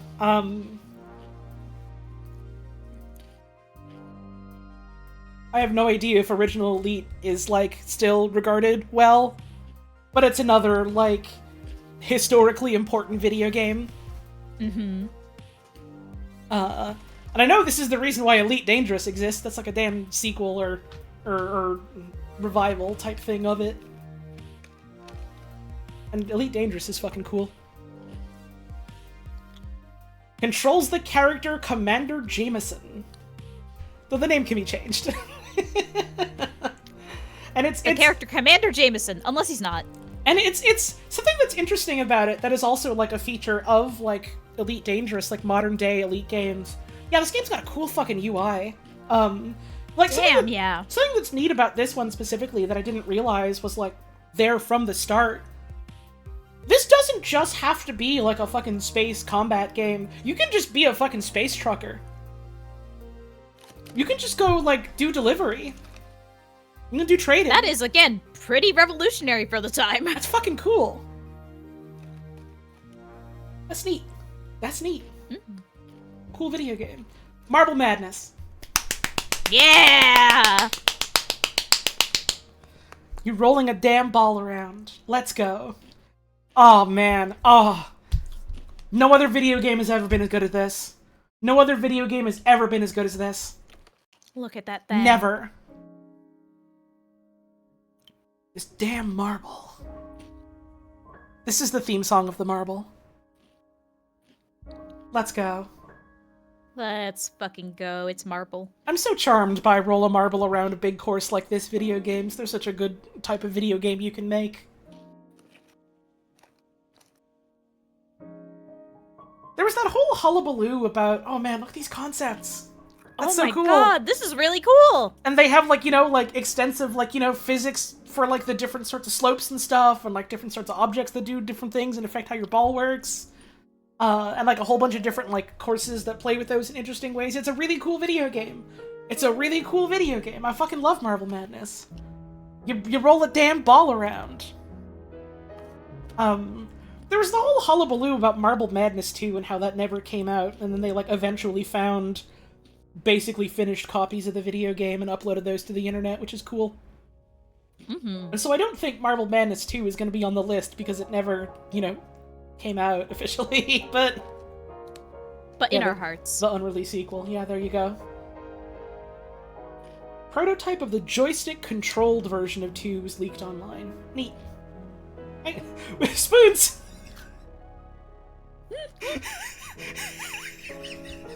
Spoons!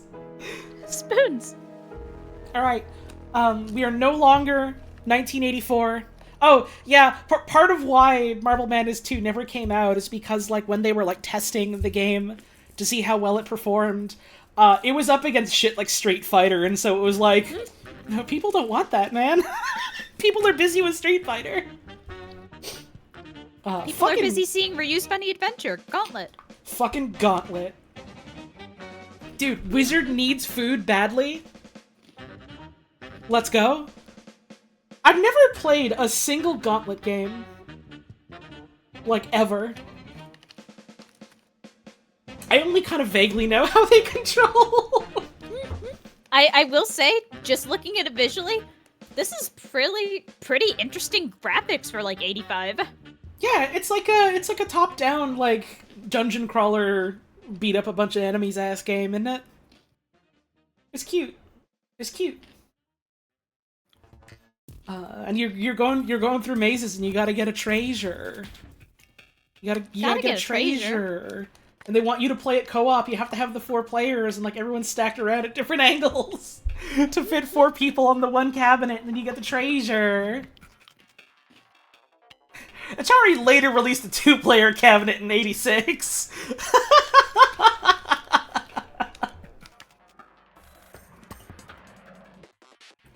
Hang on, what do you mean the elf's name was Questor? What kind of fucking name is Questor? Let's go! Ghosts and Goblins. Oh man, Ghosts and Goblins. Ghosts and Goblins.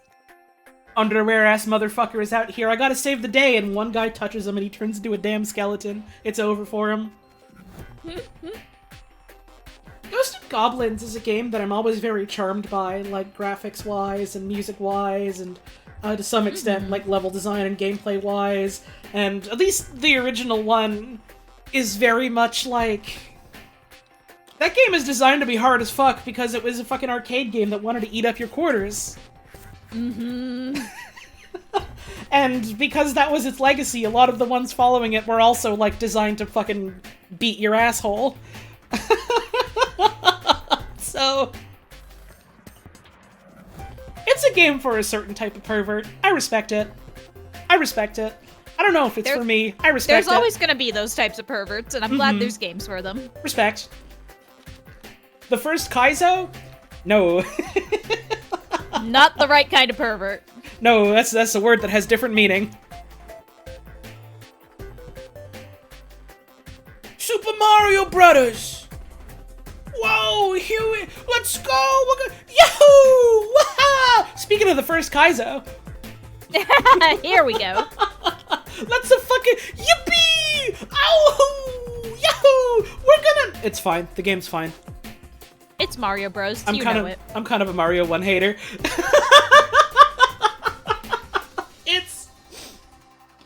I get why it's hugely significant to so many people in so many ways.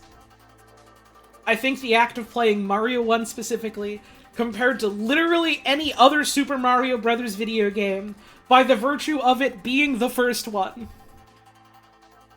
kinda sucks.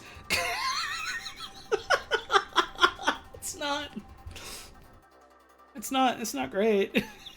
It's fine. It's okay. It's kind of rough. It gets better with the Mario 2 and the Mario 3, etc., etc. Mario, you can play it. Nah, Lost Levels is the worst. There can be things that are worse. That doesn't change the fact that I think this one sucks.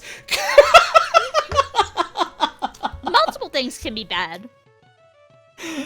And he's jumping and he's avoiding the fire. But yeah, you know, I don't know if he's avoiding that one. That's going right for him. No, he's doing it. He's dodging. Oh, okay. I believe in him. He does it. It's an alright video game that is culturally significant for so many goddamn reasons. And I respect that. And I like the way it sounds, and I like the way it looks. I like the way it smells. I don't really like playing Mario 1. Not a fan of it. I do really like the weird thumbs up that the Peach sprite gives you, though. Tetris? I have to go. Bye! Everyone say goodbye to my wife. She's gonna be playing Tetris for the next 12 days straight. It's gonna be a problem. I need to play Tetris so fucking bad. No, hon. You have to finish your thesis. I wish you could see the face I'm making right now. Oh, I can feel it. It's bad, huh? There are tears in my eyes. It's too bad that currently in California Tetris is illegal until It's so sad how this happened to me. Until May. What a shame. What a shame. Until June, because I'm not gonna subject you to me going into the Tetris zone for 36 consecutive hours. That's okay. You can play Tetris, and I can play, like, RuneScape or Splatoon or something. We'll make a day of it. We'll just hang out. But yeah, Tetris is good. Tetris is good. Tetris is, again, very simple concept that is very easy to grasp and understand that gets, like, a really high skill ceiling. And has had so many different, like, versions and iterations over time because of how simple, like, the base concept of it is. It's a testament to the fact that it's a very, very strong and interesting formula. It's cool. Mm-hmm. Ultima 4 Quest of the Avatar. I'm eating a piece of cake again. That's okay, I'm eating crackers. Let's go. Oh, this is a very that kind of game screenshot of a game. Wear armor for player 0, not a player. What? What? Pass. Snake. Poison 300G. I don't know a damn thing about any of the Ultima games. Like, nothing about them. I know they exist and people like them. That's about all I know. Admittedly. Shifting the series from the hack-and-slash dungeon crawl gameplay of its predecessors towards an ethically nuanced, story-driven approach. Oh, so it was like a big, like, story-driven role-playing game instead of, like, the other ones being the way they were. That is an interesting shift, and certainly one we're still feeling today. Wait, is Ultima the fucking Lord British video games? Is that Ultima? I only vaguely know Ultima because of that. That's about all I know about it.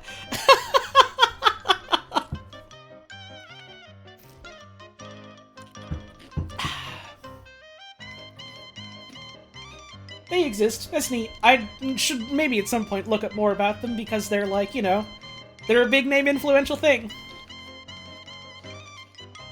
Arkanoid. Bounce your damn balls. Oh, it's this kind of game. Yeah. Again. Oh, I could lose a lot of time playing one of these two right now. Again, very simple formula, very easy to understand. You can do neat things with it. Cool. Solid bounce your balls video game. Bubble Bobble!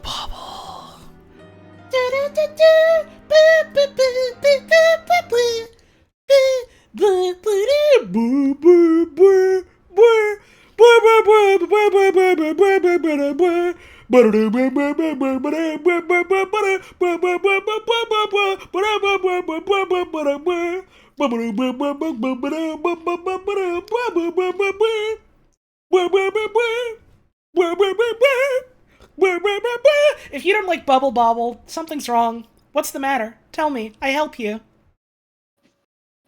Bubble Bobble fucking awesome. This Bubble was, Bobble. like, not the first NES game I played, but it was one of the first ones I played at, like... I don't fucking remember. Was it like an uncle had it, or a friend had it, or... I don't know. But I fucking love this game.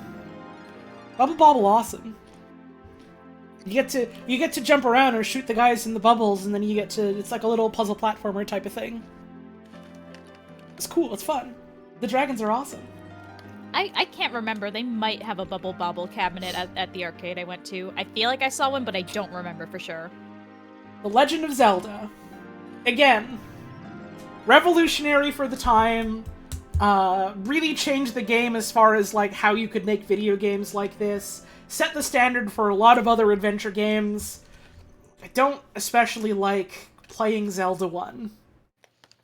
I don't especially enjoy Zelda 1. I don't really specifically like Zelda 1. Again, some of these are on the list because they were the first of their kind and thus very influential, not because they, on their own, divorced from context, are an enjoyable experience. Uh-huh. You know what the saddest thing is about this list? Mm-hmm. Zelda 2's not on it. Tragedy. Why? Why not? You're not rocking with Zelda 2? What's the matter? What's wrong with you? I help you.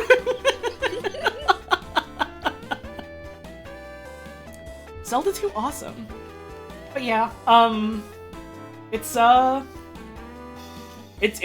big name video game for top-down exploration, do a puzzle, fight a guy video game. So it makes sense that people were gonna put it on there, because again, a lot of this does to some extent feel like, at least in this part of it, like, here is a video game that was culturally significant or influential. Mm-hmm. You think if people who like Breath of the Wild approach Zelda 1 with the right mindset, there's actually a ton to really get into. Not for me. No. I get what it's trying to do. I get what the point is. I don't enjoy a lot of the little idiosyncrasies of how that game handles. I would rather just play Breath of the Wild, which is just a 3D version of Zelda 1. I would Like, rather 20, just 30 play years. A Link to the Past, which is Zelda 1 but good. Or Link's Awakening, which is Zelda 1 but good. Or Zelda 2, which is Zelda 2 but good, etc., etc. I'd rather have a buffalo, etc. Didn't get much into NES games and couldn't understand why until recently, which is when NES music is in your ears through headphones. Oh yeah, like it's a lot of like harsh noise. Yeah, if you're listening to it like through high fidelity modern headphones, it's gonna screech at you and give you a damn headache. Mm-hmm. It was not made with the expectation of ever being heard that way. That shit was made for a damn tiny TV with little speakers on it.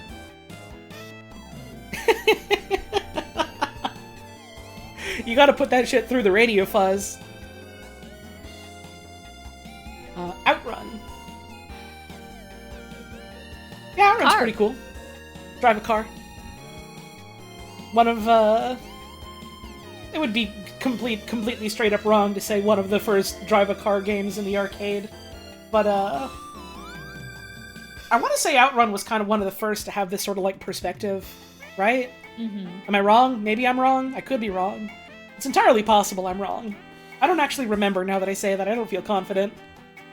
It had good music, yeah. Yeah. If nothing else, it did what it does in an interesting and striking and memorable way. And like it had the, it was like the funny car cabinet that you could sit in. It was a dang car. It wiggled you around. Beep beep. Beep beep. Again, sort of a cool like experience, not just a video game sort of thing. And Kiryu can play it, yeah. He can go to the arcade and he can play it. Kiryu, get in the little car. Yeah, the fucking soundtrack of Outrun is killer. Outrun is about driving rather than racing. Yeah, that's fair. Yeah, that is an interesting distinction.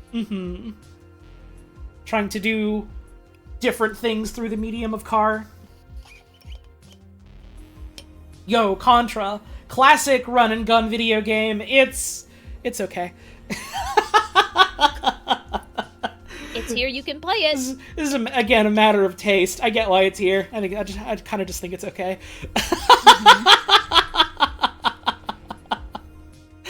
It's alright, you can play it. There's other games. The arcade and computer versions were localized as Gryzor in Europe, and the NES version is Probotector. Those are extremely funny names. Those are pretty fucking... I wish they were called that instead. That'd be awesome. I've never played the arcade version, though, now that I think about it. I've basically just played the NES port, and it's... It's alright. Wonder if the arcade version is any better of an experience. This damn guy looks like this in it. That's a damn guy. In Probotector, they changed the guys into robots? Let's go. Let's go. Yeah, it's a big name. We're getting into the like era of like, all right, here's games that were big in arcades in the West and also big NES titles in the West. Double Dragon, classic beat 'em up. Bimmy and Jimmy, they're here. Oh, never forget Bimmy and Jimmy. You gotta love Bimmy and Jimmy. This game fucking owns. Double Dragon's fun.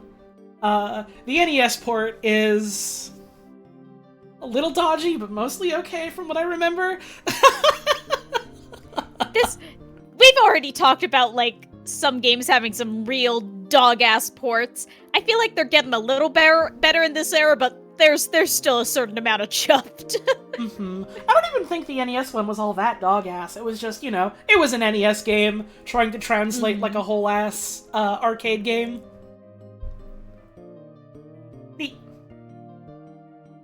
You're friends with the girl who wrote a couple songs for the Double Dragon remake. Heh, hell yeah, small world. Nice. Dungeon Master. I've never fucking heard of this. Yo! Okay, it's a fucking dungeon crawler crawler. Let's go. Dude, we gotta hack these goons apart, otherwise Belboz is done for. And April and Yagradale and Yirigale and Mobius. Dude, the whole planet of Mobius is fucked. We gotta stop these green motherfuckers, or we're in trouble. That's so scary. The top right is me and the boys. I saw someone in chat say that, and I'm delighted by it. Yeah, these sorts of game are neat. You have to be a very specific type of person to be into them, and a lot of them are kind of like, all right, well, good luck knowing what the whole map is. You better be mapping that yourself. And then you've got stuff like Etrian Odyssey, where the whole thing is like, yeah, the point is that you're going in and mapping it yourself, kind of thing. Neat.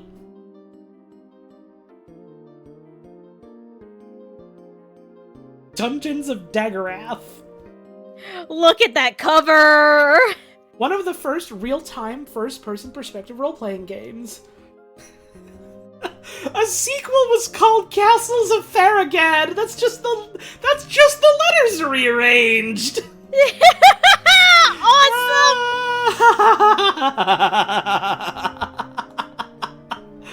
Great. Mike Tyson's Punch Out.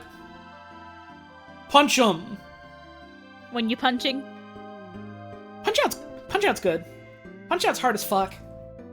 It's so fucking hard. But, like, mechanically, I think it's very solid. Mm-hmm. It's a very cool type of video game that they have made. It's definitely one where, like, if you master the gameplay that they are presenting to you, it feels so fucking good. Someone in chat, in all caps, just said the first good NES game. Respect. I mean... I don't know if I agree, I think you but got a respect. solid argument. Respect. Eventually, they couldn't have Mike Tyson, so they had to make Mr. Dream, who is a guy they made up. It's cool. It's a cool, like, strategy fighting boxing game where you like have to understand the patterns of what your other guy is doing so that you can bop him real good. It's cool. It's a good formula. It's cool. Punch-Out is cool. R-Type is also cool. Let's fucking go. Look at that shit. More shit like this. Yes, yes. Bring them back. People are still making games like this, and they're still cool, so... Thank goodness. R-Type is awesome. Again, sort of... condensing this specific type of, shoot 'em up into, like, this scrolling left to right, but you can still move up and down sort of thing. And then just going like, alright, how do we make that real cool? How do we give you, like, cool weapons? How do we make cool levels for that? It's cool. It's fun. Sid Meier's Pirates! I fucking forgot! This game came out before Civilization. I always misremember that Pirates was after the first Civ game. Apparently not. No, this is not the Pie-Ass game. That's a different Pirates game. This was a Macintosh game. Oh, baby, that's a Macintosh game. This was an old-ass simulator. Oh yeah, there was also Sid Meier's Pirates in 2004. What if another one? Which I don't actually know a damn thing about now that I think about it, but it exists. You thought I was referring to Civilization in general. Right, so...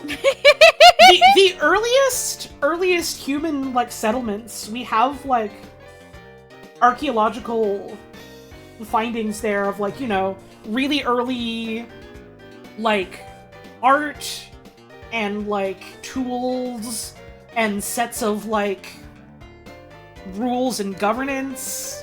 And then there's just a copy of Sid Meier's Pirates for the Commodore 64. And they didn't have that yet, so they couldn't play it.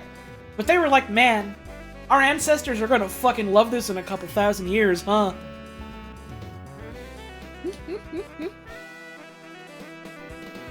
It was the Bible for pirates, exactly. They cracked open the tapes and they were like, this is how you steal. This is how you... I get it now! This is how you do stealing! And the world was better. I don't think that Pie-Ass is gonna be on the list, unfortunately, which is a real crime. Because how can you have, like, fucking... How can you have, like, fucking Mario 1 and Pong here for being okay, but really significant video games historically? And then not include... Map of the treasure is in pious power. Help me to find it. It might be dangerous. Pious! Pious! Pious! There's no justice in this world. Mega Man 2 instead of Mega Man 1. Yup. This Not Mega Man 1, fuck that one. Mega Man 2, though. I mean, on the one hand, yeah, Mega Man 2 is just fucking a lot better than Mega Man 1, but also, yep, this sure is a list made by a certain kind of people. I have some fucking opinions about the Mega Man games. I don't think a lot of the early ones are especially good. They started hitting their stride, you know, around, like, the later NES ones, and then Mega Man X, and then a bunch of ones after that. I'm not especially fond of a lot of the early ones. I'm very persnickety about how platformers control in general. I don't enjoy the feel of a lot of the early Mega Mans. The fucking box art though, come on, man. Come on. Bro. The way he's God, his foot is broken! He's breaking his fucking ankle. His goofy, coquettish little stance. He's not aiming anywhere near the other guy. They gave him a pistol instead of his arm cannon. Everyone has talked to death how goofy American box art Mega Man is. Yeah, he's got childbearing hips. Respect, respect, Mega Man. Everyone has talked to death the fact that the Mega Man box arts in America looked like this. And we're like, never getting this shit again. Because they did the box art Mega Man joke in that one crossover fighting game, and that was a fucking flop that no one liked. And so, it's tainted now. We're never getting it again, and that's really sad. Look at Dr. Wily just looking fully like Dr. Light. Like, oh shit, there's Mega Man! You gotta take him out, Drills guy! Also, save $10. You can save $10. Have you seen what he can do in that game? I don't remember a goddamn thing about Street Fighter Cross Tekken, I'll be real. I just remember that he was in it. He would land a single hit, do a glitch, and float into space? But people said that video game sucked dog ass. Everything you've said to me sounds good. So what is the truth? So what is real? Mega Man 2 is on here because when like the...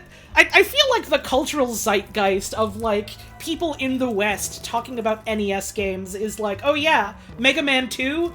That's the good Mega Man game. That's the one that we all know is the best of the Mega Man games. It's the good one. So that's the one we're putting on the list as representing the Mega Mans, because that's the good Mega Man game, right? I don't know. I don't agree. To some extent, I understand, but I don't agree. Now, Ninja Gaiden. Ninja Gaiden is a game... Oh, that's some fucking box art! Oh yeah. Oh yeah. Ninja Gaiden is a game that, in some ways, also feels a little rough for being like an early platformer. I like Ninja Gaiden, though. I like the way this one plays. This one feels good. Ninja Gaiden is fun to run and jump around in. It's fucking hard, I've never beaten it, but it's fun. I like it. I run around, I get my shit kicked in, and then it's so sad. And then I do it again. And then I come back later. Also, yeah, his, like, super toned muscles, I've never noticed that. I've never noticed that. Oh, that man is dehydrated! Mr. Gaiden, you need to have a damn drink. Drink a damn water. He is going to pass out. All that fire's just completely sucking him dry. He's got to take a 3-day nap after every single boss fight, otherwise he goes too anemic and he gets sick. It's not good. It's not good. Ryu Hayabusa. I always get him confused with a bunch of other video game characters that are named Ryu, because there's quite a few. I also get him confused with Strider Hiryu from the Strider video games, because he is a ninja and he has Ryu at the end of his name, but that's different. Mario 3. Alright, there we go, now we're talking. This is a good Mario game. This is a fun Mario game. A good game, a fun game, and a highly influential game. I'm sad they didn't have Mario 2 USA on there. I fucking love Mario USA. I love picking up and throwing around. This one's good, though. This one's good. Buzzy Beetle is in it. Sumo Brother is in it. Pile Driver Micro Goomba is in it.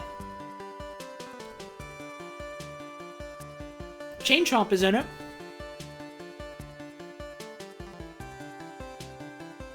I guess Bowser's in it. Whatever, man. That's fine. It's got good critters in it, though. Really good critters. Who the fuck has a Sumo Brothers emote? That's awesome!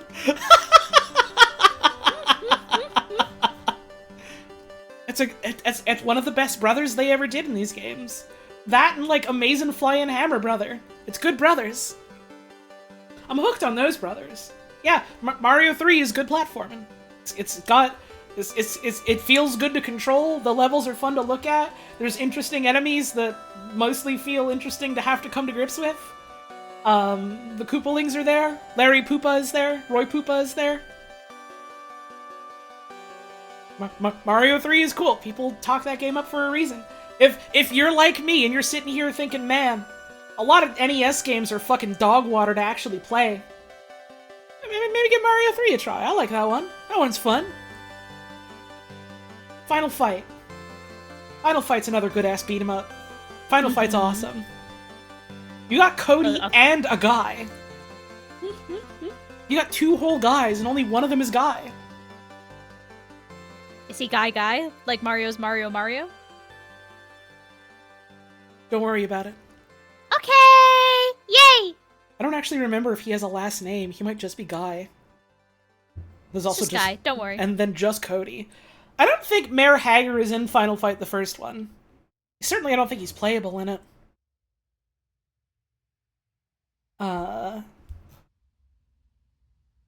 Yeah, Final Fight's cool. It's another, like... This isn't even, like, early beat-em-up. This is, like... By this point, beat-em-ups have been, like, at least relatively established somewhat. And so this was just like, hey, you know those? We're making one of those again, but with, like, a real solid moveset. Cool enemies. It's just like, a really good beat-em-up. It's the final one, but it's not. Don't worry about it. Populous. The fuck is Populous? It's God's game. Okay. It's got a good box art. That's Yo. what it got. Oh, this is so cute though. Look at the little book. That's so cutie. This is so fun to look at. Wait. This is toys. Hang on. The game was designed by Peter Molyneux. Oh. I hadn't realized that, like, the first God game, or one of the first God games, was a fucking Molyneux game. Because he loves making those types of games. I didn't realize he was, like, one of the first to ever do it. Damn. Let's go? Let's fucking go. That's so fucking funny. Did Peter Molyneux do something bad? I don't know how to answer that question in a succinct way that doesn't result in, like, an entire segue of this stream.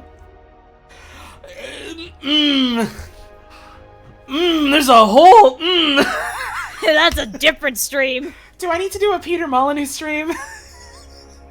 Do you? I don't think I know enough about him. I'm not, like, well-read enough on Peter Molyneux to be able to do that. You should go on Wikipedia and look up Peter Molyneux. Do your own research. Do your own learning. It's good to learn things. I don't know if I would say, like, outright bad, because I feel like when people say that, it's in the context of, like, oh, is this person a fucking bigot? I don't know if Peter Molyneux's a bigot. I think he has a habit of going like, oh man, here's my... Yeah, like, he's not like a fucking sex pest like fucking David Cage or whatever. He's like... Just baffling. He's an eccentric weirdo who is like, oh, my video game is gonna do this and this and this and this and this, and none of that is anything the video game would ever be able to deliver on. And he's kind of pretentious about it. Mm-hmm. He's fucking weird, and not necessarily in a great way, but he's weird. He overpromises and is never able to deliver on any of it. It's not quite the same if I say that he's like Todd Howard. That's like, if I say that, people that don't know would be like, oh, okay, I get it, and then I would encourage them to read more on their own, and they would go, oh, the scope is way beyond that,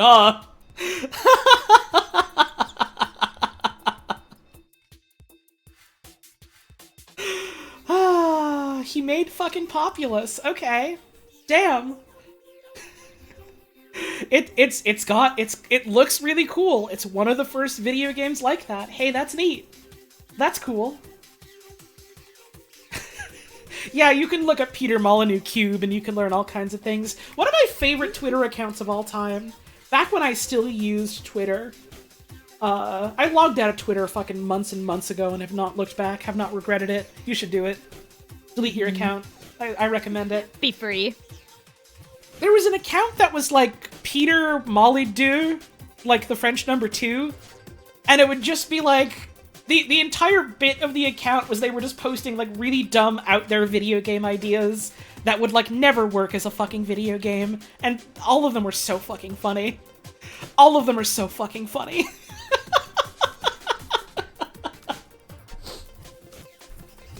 Alright, original Prince of Persia.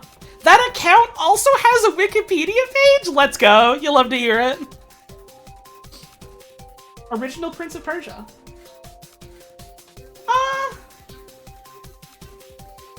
I've never actually played it, so I can't offer much judgment. It's a neat video game, from what I've seen of it. Mechanically. It's got cool animation, too.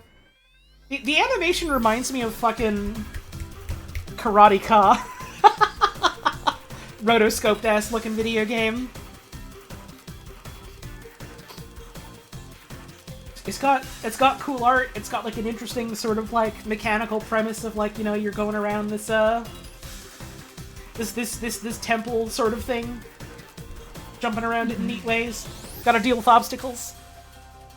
There's like a lot of like momentum to the way you move in certain ways that makes certain jumps like easier or harder. It's neat. Why is this GIF so long? To show you. A lot of this game kind of lives and dies on its animation, so it wants to show you a lot of animation. Look at the animation, what they do.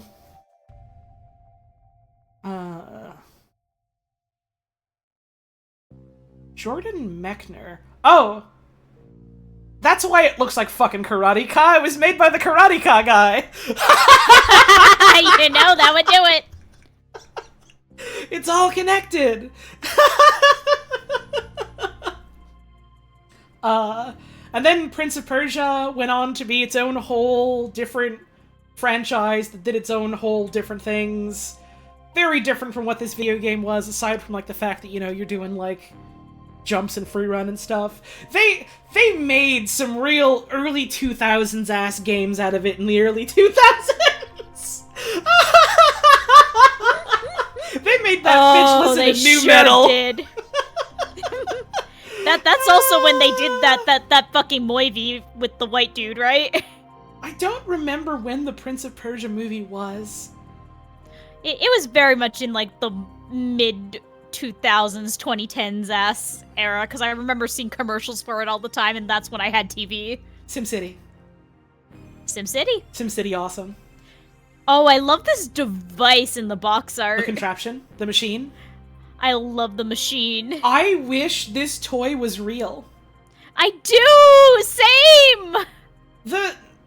And this is gonna sound so fucking boss baby of me, but like the way this prop is designed reminds me of like art you would see for like Moon RPG or like Earthbound or something. Yeah, that very toy energy. It looks like a toy and it's got a specific sort of shading to it. Mm-hmm. I want to pick this thing up and like slam it against the walls and accidentally drop it down the toilet and cry because I think I ruined it. That's the type of children's toy it is to me. Yeah. It's awesome. I will not pour milk on it. I did not do that to my toys. That's a different person that did that to their Webkins. I never had a Webkins. You can suck the milk out of it and slam it against the walls on your own time. That's your prerogative. Yeah, SimCity is really cool as like a very early sort of like, yeah, here's like a city planning management type of video game you can do.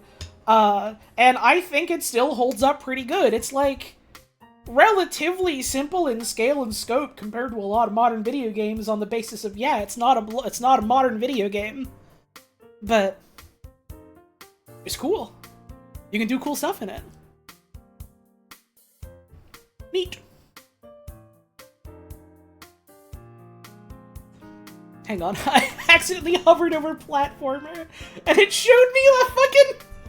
It's a screenshot of the fucking Tux video game! Oh.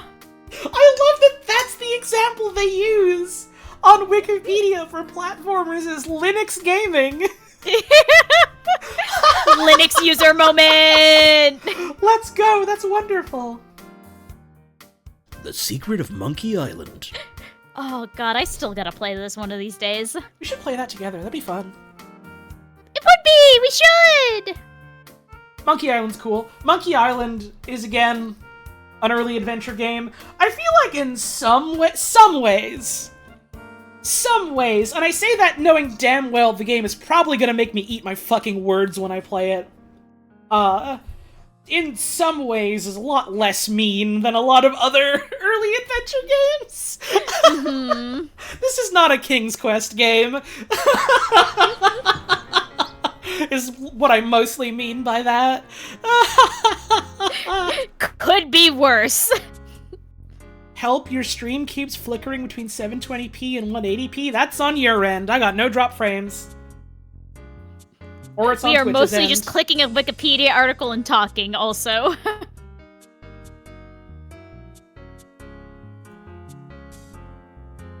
Yeah, less mean, I think, is accurate enough.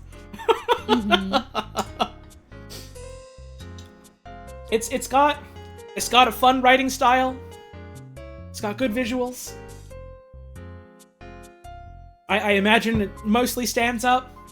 You can ask a guy about Loom. You can learn all about Loom. We've got to ask a guy about Loom and then also play Loom.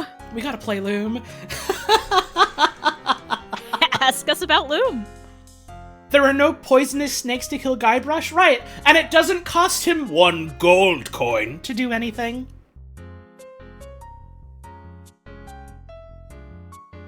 Game's cool. Game's neat. I got a big soft spot for Who's this point and guy? click adventure type games. Never heard of him. Looks like a weird guy, huh? I can't imagine sure he'd he'd ever never go on to do make- anything. Not one but 2 games that would become near and dear to my heart forever. Go out and buy Loom today! Ask me about Loom.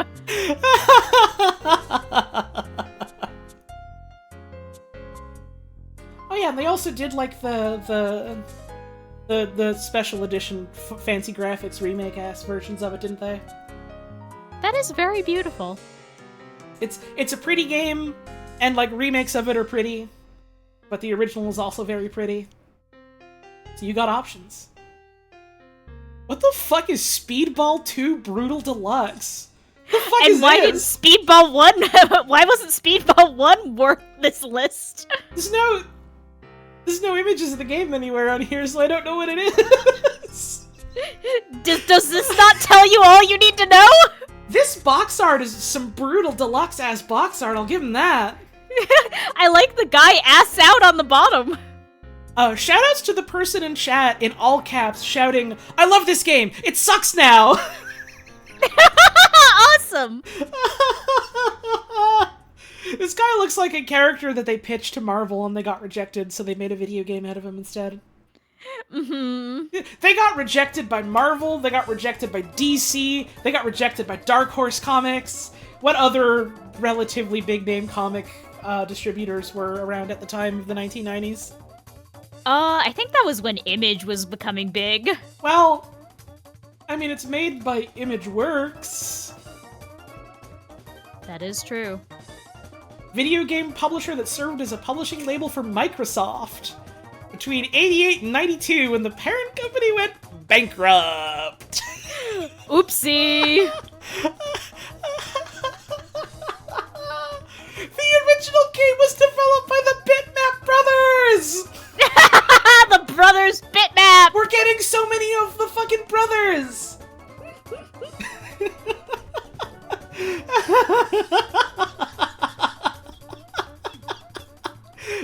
We're gonna get like, alright, here's one of the famous video games of all time, and it's gonna be like, I don't know, Dwibble's Wet Quest. This game was made by the Brothers Koch in 1994 for a microcomputer that only came out in the UK.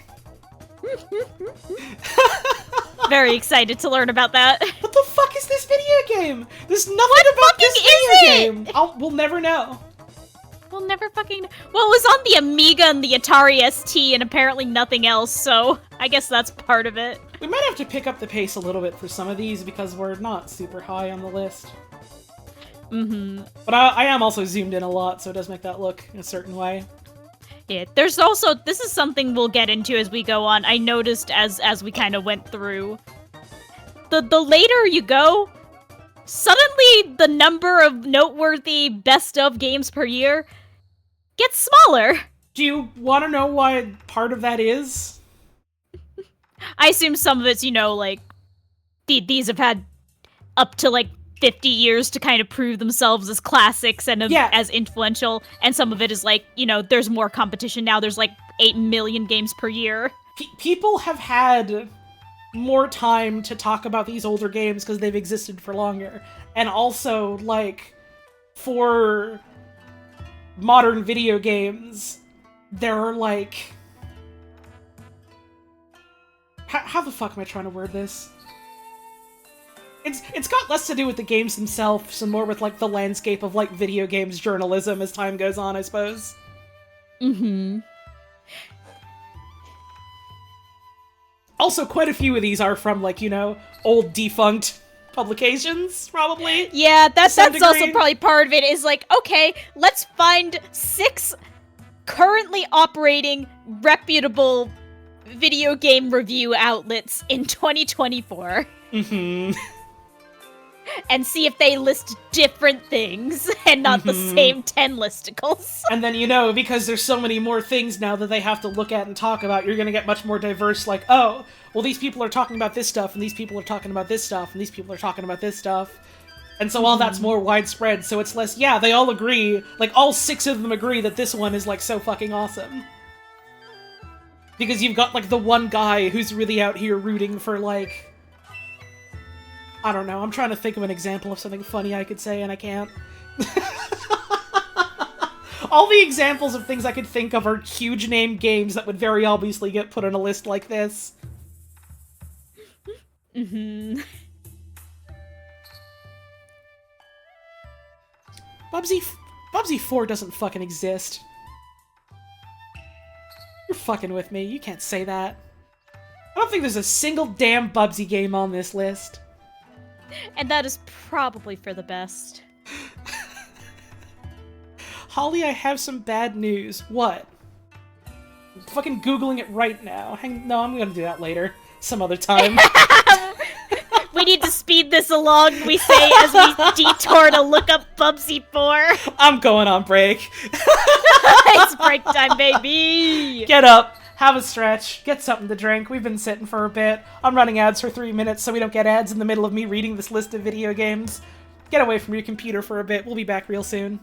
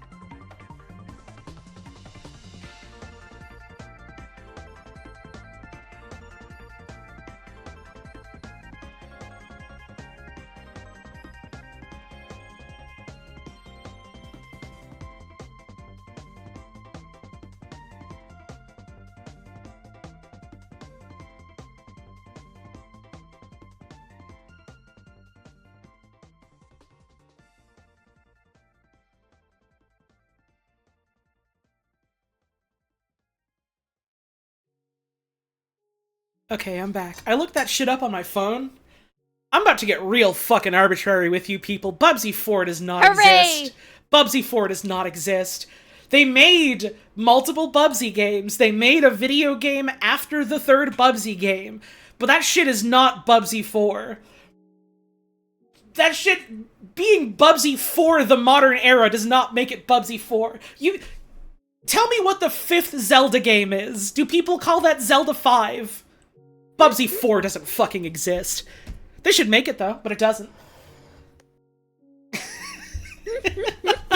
Get out of here! Get out of here!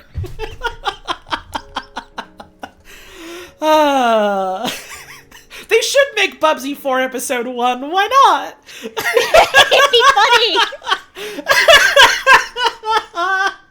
Oh, Frankie, I think the Kingdom Hearts 3 thing is a different issue entirely, but I get what you mean. That's a different can of worms. Here's the third video game. It's actually like, what, the 12th, 13th video game? Bubsy 358 over 2 days. It would suck, but they could do it. It should be a full cast mission based video game like 358 Hang on, I eat a bit more of my carrot cake. Oh, I would wish like- had carrot cake. Sorry, I'm saying this is a fucking mouthful of cake like an asshole. I got up for my break, and I was like, I should eat more of my delicious carrot cake. And I got too fucking steamed thinking about Bubsy 4.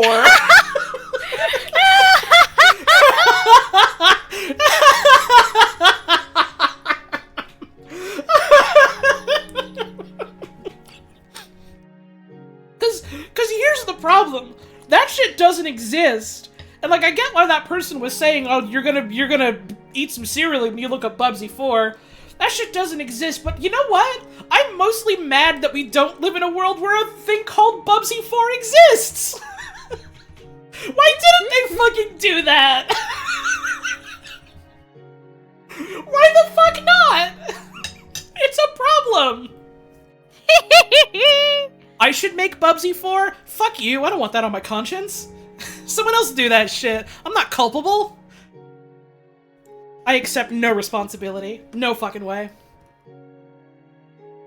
Mario World. Mario. Everyone and their damn mother loves Mario World, except when they don't. I like it.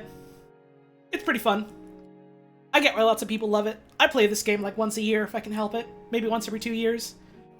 It's fun. It's neat. Yoshi is very cute in it. Yoshi is my friend in it.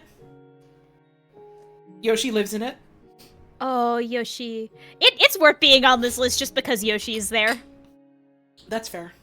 Is Yoshi's Island on this list? I wonder. Well, I'm not gonna cheat. We'll see. I think it might have been. I hope it is. I love Yoshi Island. That game awesome. That game is genuinely one of the best, where I feel like, you know, you have like the jump from 3 to World, where like there's iteration on the formula, but like it doesn't really necessarily feel like a ton in terms of like how the levels are structured, aside from like some of them have secret exits now, which is neat and cool. And then like, you know, there's the differences in power-ups and the inclusion of Yoshi and stuff. But like the jump from World to Yoshi's Island is like some really interesting like evolutions on like the Mario platformer formula, and like making it, you know, slower and more methodical and sometimes like less linear and more of like an exploratory type thing than a run to the side and beat the timer type of thing. It's neat. It's cool. It's cool to see how that evolves. And to see how that then informs like future Mario games after that. Yeah. And then Yoshi's Story, they sing about eating asshole and they eat fruits. And honestly, good for them. Respect, I think. I don't know. I'm scared. Wing Commander. Wing Commander. Come on, man. You can't be doing that on my stream. Put that nasty thing away. Put that nasty TOS. thing away. No fucking shame. But yeah, it's a first-person flight sim. I hear a lot of people talk it up as being real good, real strong, real solid. Another World. This sounds familiar. Oh, right, it's this fucking game! Oh, yeah! Where it's like another, like, big graphics ass looking... But that means nothing when I say that. But in the same way that, like, Prince of Persia kind of looks the way it does. And it's like a... It's like a platformer, right? It's like a platform adventure type of thing. It's another rotoscoped game. Big graphics ass. They should put that on my fucking tombstone when I pass out. Not when I pass away, mind you. When I pass out, that's different. When I go to bed tonight, someone put that on my gravestone, okay? Okay! Good graphics! Yeah, exactly. This was the inspiration for Oddworld? Was it?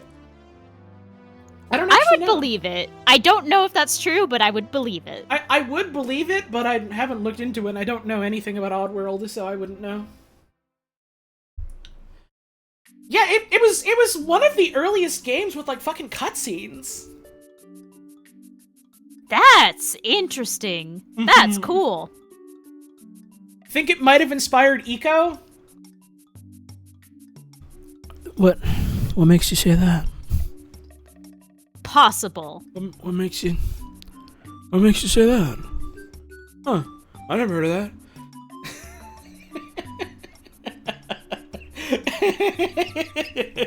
It's just idea. It only idea. Yeah, this game's neat. It's pretty. I mostly see people talk about how much of, like, an interesting experience it is. I don't really know much about, like, how it plays, other than, yeah, you know, it's a platform, you run around. Alright. This game from a post-Sid Meier's Pirates world. And Bruce Shelley.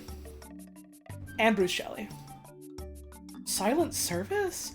Oh, it's another Sid Meier game and a fucking Submariner game. Railroad Tycoon, where you're setting up trains and stuff, and they wanted to make like a 4X like Civilization game kind of thing. There was an Amiga version? God damn. Oh, cute. Yeah, tons of people fucking know Civilization. It is like one of the quintessential 4X strategy game franchises. You get your little, you choose your civilization, you build settlements, you try and become the quote-unquote dominant civilization through different means. It's a fun little thing. There's quite a few of them by this point, aren't there? There's like, what, the 5 or 6 mainline ones, then a bunch of spin-offs like it. It's cool. I'm pretty sure there's quite a few civilizations on this list, so we'll see more of them. I don't know if I'll have much more to say about them other than, yeah, it's Civ. They changed and updated some stuff. People like it.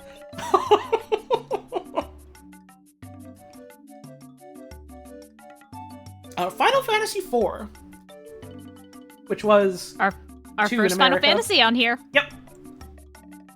This was the one that got huge in the West. Or one of the first ones that got huge in the West, because it was not Final Fantasy I, and that one was just kind of, it's okay. It was an NES game. People thought it was fine at the time.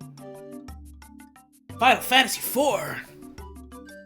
Oh man, that one took off. It's got that damn Dark Knight guy. It's got Golbez. I haven't played it.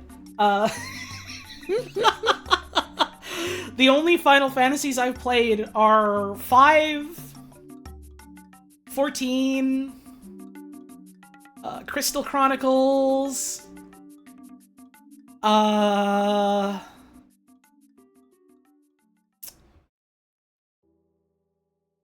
little bit of one of the Chocobo racing games. Do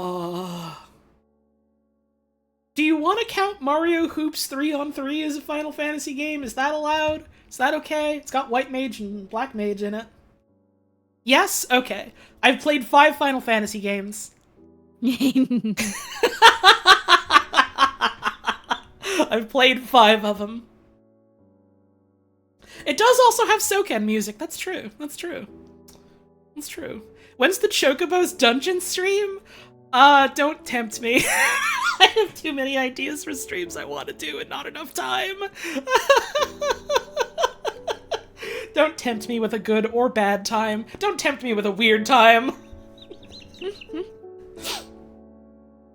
But yeah, 4 was neat because it was like, did it introduce ATB or did it just like popularize ATB? I don't know if 3 had it or not.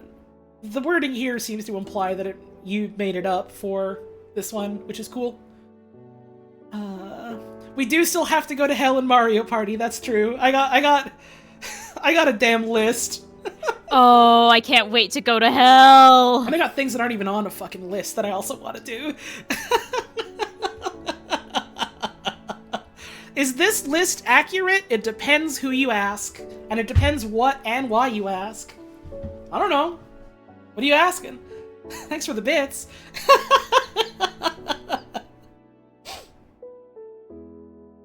Yeah, people always talk up, like, of the, like, pre-7 Final Fantasies, like, 4 and 6 specifically, as being the, like, end-all be-all of them.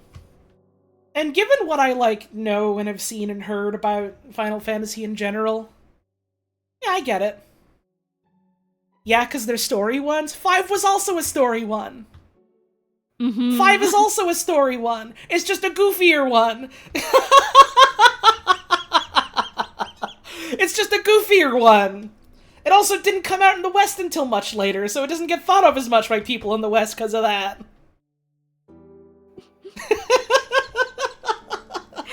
Again, for better or worse, this is a very... So you are North American and English-speaking, yes? List. This is a particular list made by particular people.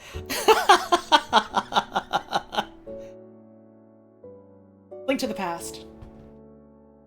Yeah, it's good. I like it a lot. It is... What if we did the Zelda 1 thing, but we made it feel good to play? And then because, you know, we have the experience of previous games behind us, and also better hardware, we can make, like, more interesting dungeons and overworld and stuff.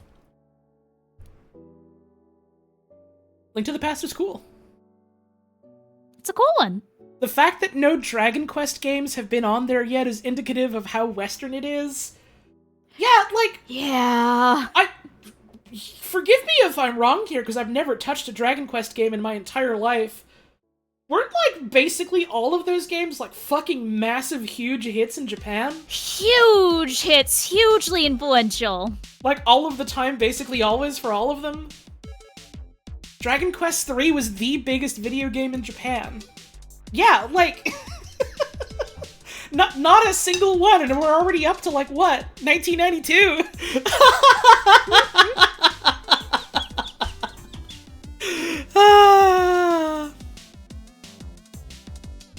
They passed a law that a Dragon Quest game had to release on a Wednesday because it would disrupt work too much in Japan? Oh, is that a myth? Oh, okay, but that's a really funny story, though. It's a very funny myth. Oh, it's fun to think about, though, isn't it? Mm-hmm. And Link to the Past is where they introduced the Mater Sword. Larry the Cable Guy is in a sword and you have to pick him up to defeat evil. You have to, okay? Surprised I haven't heard that tale before? Again, I know, like, fucking nothing about Dragon Quest. Here's what I know. Kira Toriyama did art stuff for it. My friend Brady really likes Dragon Quest. My friend Penny also likes Dragon Quest. They put a Dragon Quest guy in a Smash Bros. Slime. Oh, never forget That's a Slime. fucking lie! That's a fucking lie! I have played a Dragon Quest game! Rocket Slime! I fucking played Rocket Slime! I fucking loved Rocket Slime! Dude! I forgot that was Dragon Quest!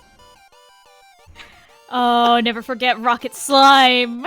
Anyways, Link to the Past is good. Link to the Past is real solid, and kind of became the point where I feel like Zelda, as like a formula, hit its stride. And then they started going, okay, so we know what like a real solid foundation is. How do we pull that in interesting directions? How do we subvert that? How do we add on to that? How do we change it? How do we translate it to different ways? Kinds of thing. And it's also real solid in and of itself. It's real fun. I like Link to the Past a lot. I don't revisit it as often as I revisit something like Mario World, because Link to the Past is a longer time commitment, admittedly.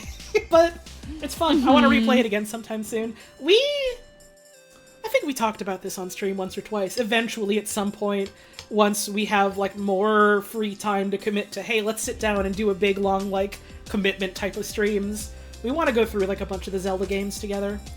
Yeah. It'd be fun to sort of like chronicle how they go throughout the years. Zelda's solid, but most of them feel samey to me. That's fair. I think that's a thing you can say about a lot of them when you put certain ones next to each other. Mm-hmm. The Zelda games, and a lot of games, but the Zelda games I think are a pretty standout example are, here is our formula that means it is this game. We are going to use it and iterate on it in different ways. You Lemmings. can like it or don't. Lemmings. Lemmings. Yeah, Lemmings is famous. We all know Lemmings, right? You have to help these stupid little guys not explode to death. Wasn't there some fucking Bart game that was a Lemmings clone? I'd believe it. I don't know, but I'd believe it. I want to say there was a Bart game that was kind of Lemmings. Think. Krusty's Funhouse. Thank you to the perverts in chat who know more about Bart games than I do. Why are there so many Bart games? Because Simpsons was a big deal, that's why. But why were there so many Bart games?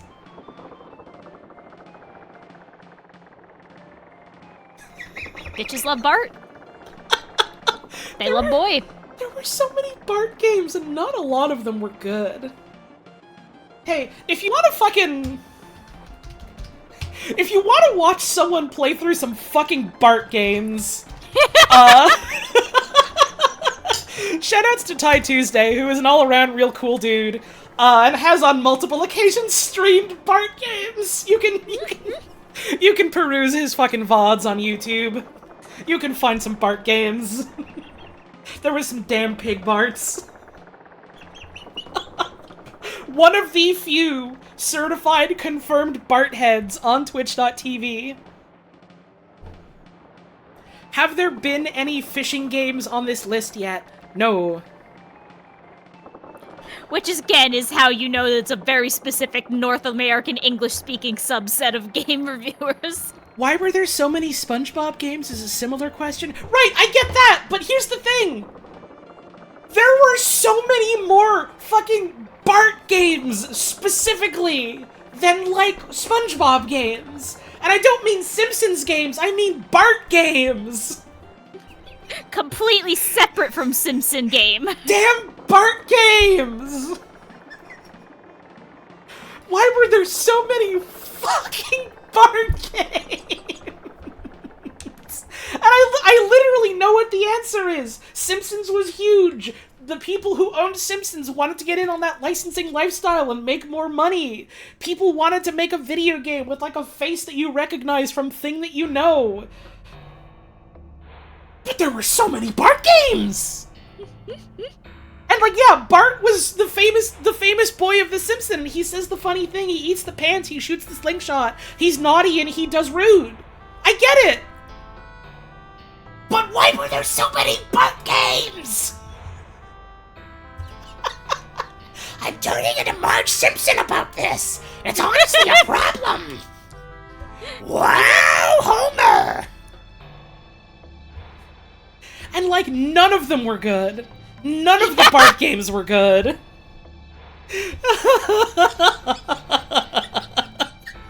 Bart games! Bart games, you know them.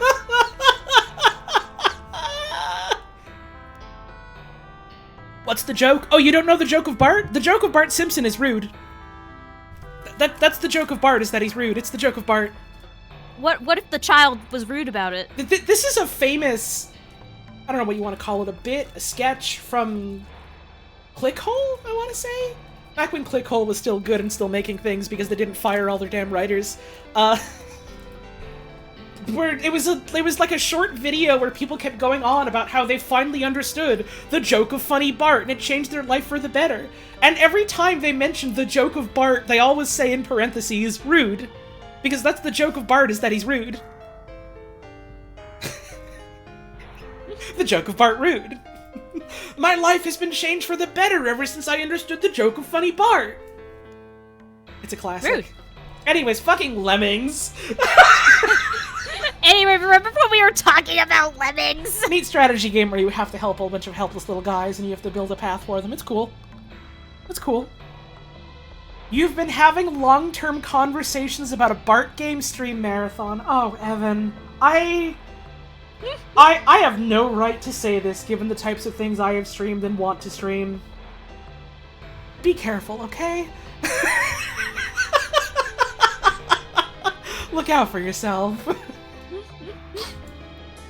Yo, there was a fucking Micro Machines video game? Damn, for real? Yo, Micro Machines is so cute toy you drive them around and they're small. Yes! Yes! Which version specifically? The NES one? There was an NES Micro Machines top-down racing game? Huh. I guess people liked it. I guess so. As evidenced by it's on the list. That's not a very interesting thing to have to say about it, I'm sorry. I didn't know this game existed. Monkey Island 2, they made a second one. They made a second one. Still really good. Remember how much Monkey Island? Well, what if we did it again? But a different one this time. Cool. LeChuck is there. It still looks pretty. LeChuck is here. Guybrush Threepwood is there. I feel like if more people in the modern day got into Monkey Island, Guybrush Threepwood specifically, they would do things to that man the way things do things to, like, the fucking scam artist in Mob Psycho 100, you know what I mean? He would be a Reagan for sure. He's honestly so pathetic, and people would eat it up. People love pathetic blonde men. They honestly do, to their detriment sometimes. For better or for worse. I pick Sonic the Hedgehog! Songkog, he's here. He's got the attitude and he runs so fast. Sonic 1 specifically being on here, again, I feel the way about this, the way I feel about, like, Mario 1 and Zelda 1, where it's like, yeah, I get why it's here, but I feel like the fact that they made sequels after that and went, hey, here's some of the pitfalls of the first one, let's not do that, helps with all of the frustrations I have about the first one. Mm-hmm. But I feel like Sonic 1 is more of a fine video game than Mario 1 or Zelda 1, so... I get it. I shrug about this one specifically. I see Sonic 2 and Sonic 3, like, farther down, and I'm like, yeah. Oh yeah, but... Sonic 1 is still very charming. I have more fun playing Sonic 1 than I have playing Zelda 1, so... Sure. So that's a point in its favor. Street Fighter 2, baby! Here we go, baby! Oh, yeah! More like Street Fighter Too Many remakes and ports of it. Ayo! Got him! They love making Street Fighter 2 again. They love making Street Fighter 2 again. And, like, I get it. People fucking adored Street Fighter 2. My understanding is that it's, like, really, really fucking difficult to get into the way that you would want to get into, like, a fighting game compared to, like, other Street Fighters. Look at fucking Blanca! What is he doing? Help him! Screaming. Who the fuck want to go on Fightcade and play Rainbow Edition with me later? But yeah, there's a reason why when people think of, like, fighting game in, like, in a vacuum, a lot of people think of, if not Street Fighter 2, then at least a Street Fighter. It's got the big name brand recognition for a reason. Super Castlevania 4. At first I saw this and I was like, huh, interesting that we haven't had any other Castlevania games so far. And then I thought about it some more and I was like, it's not surprising that we haven't had any Castlevania games until now.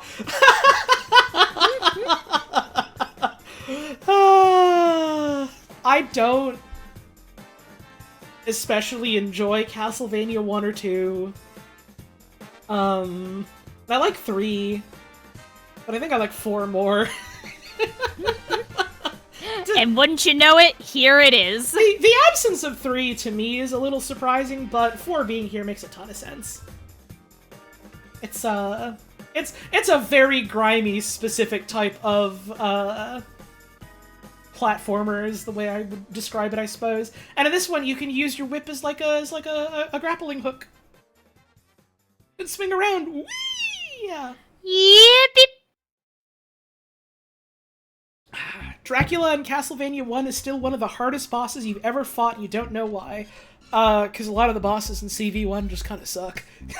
Don't feel especially good to engage with, because the mechanics don't feel especially good to engage with, IMO! If you want to play Castlevania 1, I'm hard-pressed to think of a reason why you wouldn't just play 4 instead.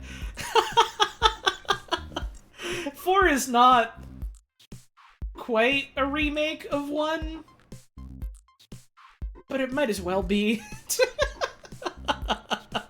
Must a game be good? I mean, it has to be if it wants to be considered the best, you know? Alone in the Dark. This shit was made by Infogrames? Oh yeah! This shit was damn Infogrames? Which is now Atari SA? That's no fucking fun. It's not Infogrames no more? Show me that Infogrames! You got Grames on your phone? We no longer have Grames on our phone. Hey man, you wanna come over, have some snacks, maybe toke, and play some Grames together? And whatever happens, happens. It won't be weird. What the fuck is a Grame? You don't know?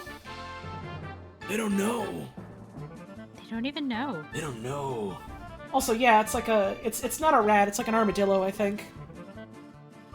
Oh! I thought it was the top of someone's head and those were little eyebrows underneath. Thought they just had some fun hair. No. Armadillo. It's the armadillo. It's an Armaldo.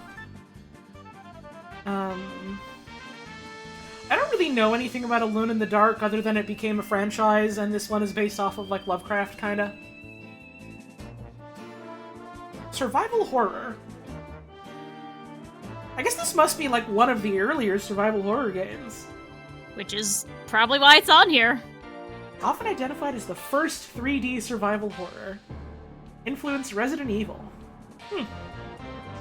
A reimagining of the original was released on the 20th... That just came out! What do you mean? Like, days ago! Hang on! Reception. Mixed. Perhaps that one will not be going on the games considered the greatest of all time list. But look, they got actors in it. They do got actors. They got Liam O'Brien in it.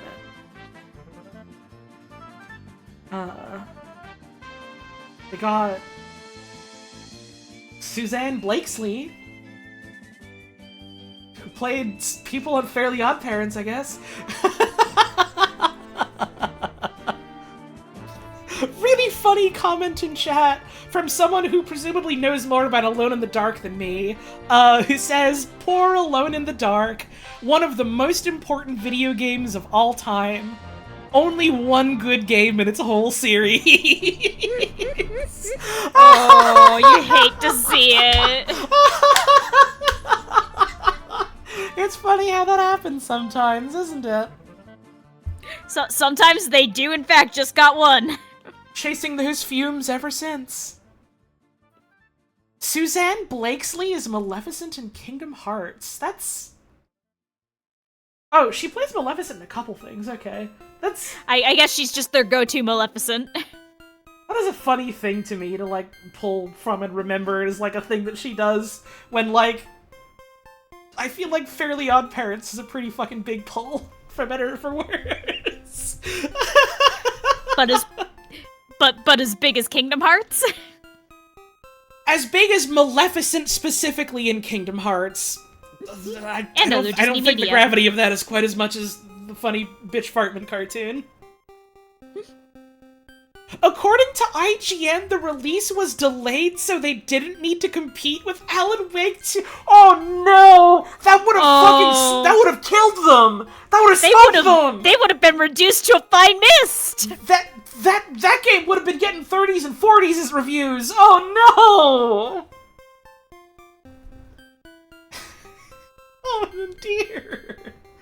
I wish there was... Oh, there we go. Wait, it's this game! I know this game!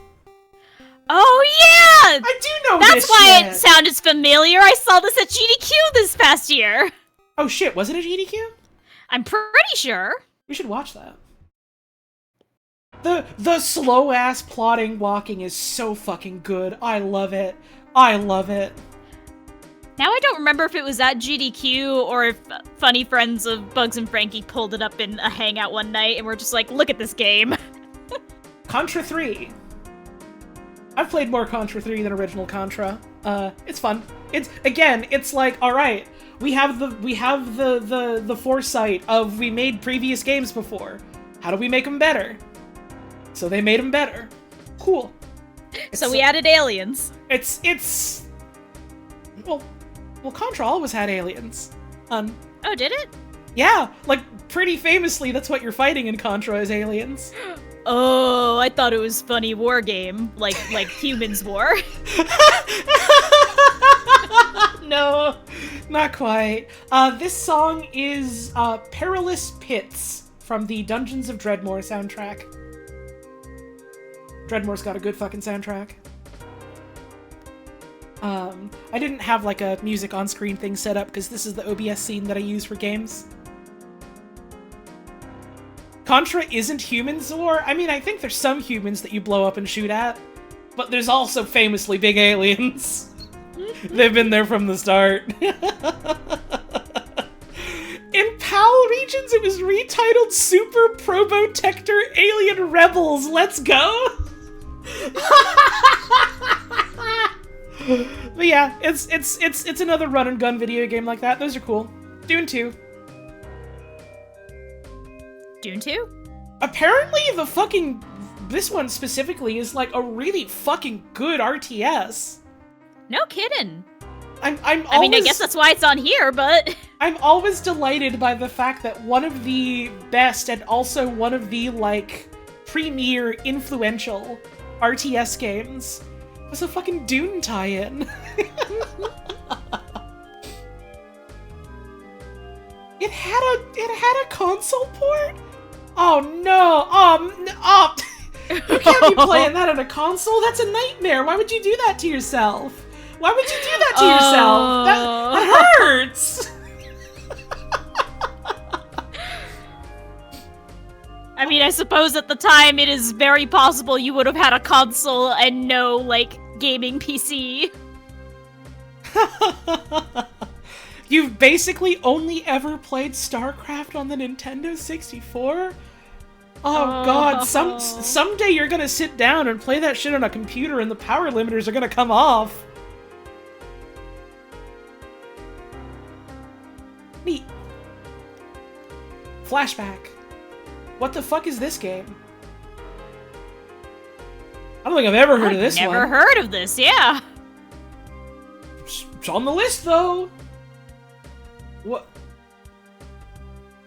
Nope. Visuals don't ring any bells. It's like Another Worlds, but again?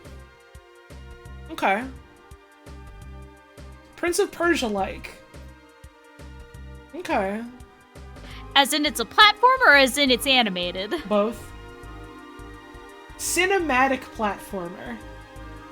Which links to Tux again! My cinematic Linux gaming!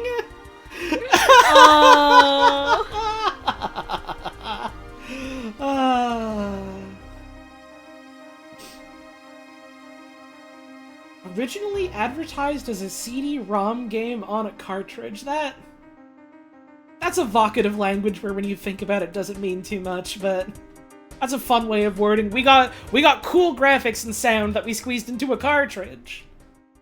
I get what they're trying to say. It does in fact mean nothing, but I get what they're going for. I've never heard of this. Fascinating. Indiana joins in the fate of Atlantis. This is like another one of the super well-known, well-regarded LucasArts games. I always forget that like this specific Indiana Jones one is like apparently pretty damn good. Neat. Mm. Mortal Kombat, baby. Yeah, baby. Oh, we're at that part of the 90s, huh? Can I say something really mean and uncharitable? Please. I love it when you do that. I literally don't think a Mortal Kombat game has ever been good. I I don't think they've ever been good. I think that's in part why people like them, which, that's okay. The chuffed is part of it, I think. Yeah, I think the fact that it sucks is part of the charm for a lot of people. But it sucks. Dude, they exploded into a blood. Isn't that so scary? Sensible Soccer? Really good title, first of all. Sensible Soccers literally sounds like the name of like a joke video game that someone would come up with in a cartoon to be like, no, Timmy, I'm sorry, we can't buy you Super Gore and Guts today. What if we buy you something, I don't know, how about Sensible Soccer? You like Sensible Soccer? That sounds like a fun, wholesome time, doesn't it? It's like, what's that one fucking Simpsons bit with like Lee Caravello's putting challenge or whatever? It feels like that. But people actually did make a fucking Lee Caravello's putting challenge video game. So it's not that. Sensible Soccer. Sensible Soccer. Popular in the early 90s, which still retains a following. Wild.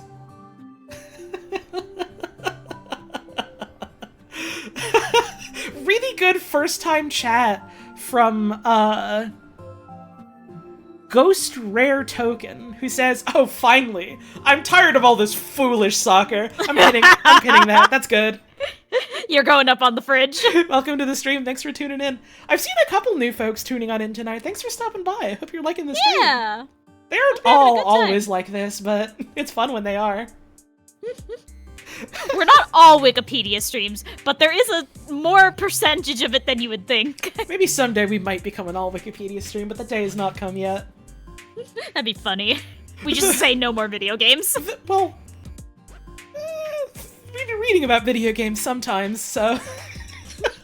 Yeah, but no longer playing them. That's for others. The basis for Sensible Soccer was Micro Prose Soccer.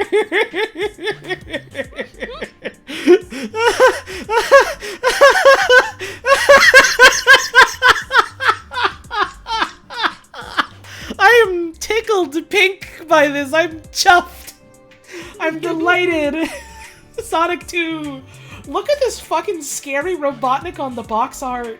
He's so scary in this. I always parsed this as like he had evil demon shadow eyes and like a big red beard. I think that bit is meant to be like his outfit or whatever. And I always thought, because of like the little crumbling bits around the 2, that he was about to bite the fucking 2. It does look remarkably cookie is the thing. It doesn't even look cookie to me. I just thought he was gonna take a big bite out of this rock stone 2. This man's about to start singing Pingus in Walmart.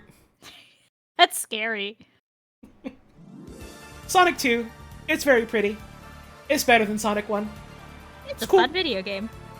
I haven't really played a lot of Sonic 2. I've never gotten super far in it. I've beaten Sonic 1.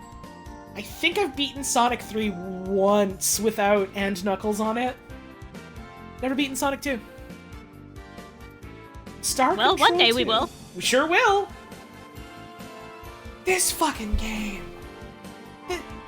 This fucking game. This fucking game. This fucking game. This fucking game. Isn't this game, like, really mean? Or am I thinking of a different space adventure game? I might be thinking of a different space adventure game. I mean, it's from, what, early 90s? Chances are it's pretty mean. It was developed by Toys for Bob. Wait, hang on! Toys for Bob has been active for that long? Yeah. Holy shit! Let's see. Star Control in 1990, first game. God damn! I thought they were much more recent. It can be mean, but it wasn't extremely mean. What fucking space adventure game am I thinking of that was especially fucking mean? Did it start with a Z? Did it start with a Z? What the fuck am I thinking of? No, not Wing Commander, not Elite. It was like specifically an adventure game, like a point-and-click adventure game. It was like space, and it was like real fucking mean. It's definitely not Hitchhiker's Guide, although that might be a mean adventure game. I don't fucking remember. Anyways, I've only heard and seen bits and pieces about Star Control, Star Control 2. I think people very, very, very fondly think of this. It was probably Sierra Space Quest, yeah, or maybe Zork. Maybe both. Maybe both. Maybe I'm crossing the streams a little. Streets of Rage 2. Again, Streets of Rage is fucking good. What if we did another one and it was still really good? In this one, a woman is trying to kick a man in the dick, but she's missing, but she's doing her best. She's gonna get there. This is where they introduce... No. Axel Stone and Blaze Fielding return. New characters, Max Thunder and Eddie Skate Hunter. Oh, baby, it's the 90s! Which fucking one was Blaze again? Blaze was the woman, right? Blaze is the woman? The cat, yeah. No, that's different, hun. That's a different Blaze. I don't understand. Yeah, the Streets of Rage games have great fucking soundtracks. God, that shit's bumping. Listen to that shit all the time. That's not me saying I do, that's me commanding that you do. Okay! Super Mario Kart. Cars. You drive them? Yeah, and I get why this is on here, and also it's the big name Nintendo title. It's... Super Mario Kart specifically. It's okay. I have a particular fondness for it. I love the way it sounds and looks. I think it controls alright. I played a bunch of it. It's a fine video game. I don't know if I would put it on one of the best games of all time, you know? Yeah. It's noteworthy, it's important, it's fine. I feel like even at the time, there were better and more interesting sort of racers like this. Sorry, I put more carrot cake in my mouth. This is gonna be a little silly. I feel like we're running into some of the same, like... It's more than a semantics issue, but I'm gonna describe it as a semantics issue because it's just, like, the easiest way to talk about it. The same kind of semantics issue that we had on the video games as art, where what they're describing is a notable or impactful video game, and not the best video game. And again, part of this is because this is a game that was included on longer lists and discussions of very good and important video games. Which, yeah, Super Mario Kart is an important video game. I do not think anyone was seriously in any of these lists going, the #1 video game of all time was Super Mario Kart, you know? It's I don't know, it's interesting how that sort of, like, comes to pass on, like, what a list like this is trying to describe and discuss, I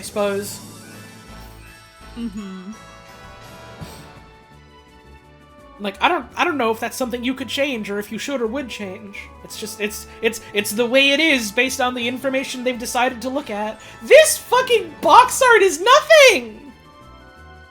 It's literally nothing! Oh, that's the black gate, alright, bud. Can't see it because it's night out.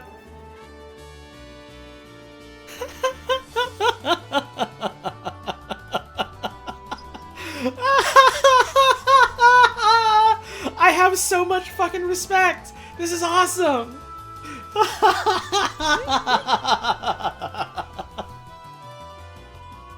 It's another Ultima game. Again, I never played him. I don't know so much about him myself. People like him. That's why it's on the list. I wish I knew more about these games so I could have something more interesting to say. Virtua Racing. Let's go. Yo! Yo! Oh, there we go. Yo, let's go! This is an early-ass early 3D game. Now we're talking. This is when we had 10 polygons and the entire game had to share. This is that good shit. This is that good shit. Man, people gotta start making games that look like this again. Released in a twin cabinet. Standard and most common version, effectively 2 complete machines built into a single cabinet. Oh, so it was like 2 games in like one housing that 2 people could play. That's cool. That's fun. So you can race each other for funsies. Or just play and sit next to each other. Who knows? Initially a proof-of-concept application for exercising a new 3D graphics platform under development, the Model 1. It's a cool-ass name for that. I love when shit's got a name like, yeah, this is the Model 1. This is the Model 2. This is the Model R. That's fun. That's fun to me. Introduce the VR view system, allowing the player to choose one of 4 views to play the game. Well, that's cute. That's fun. Aw.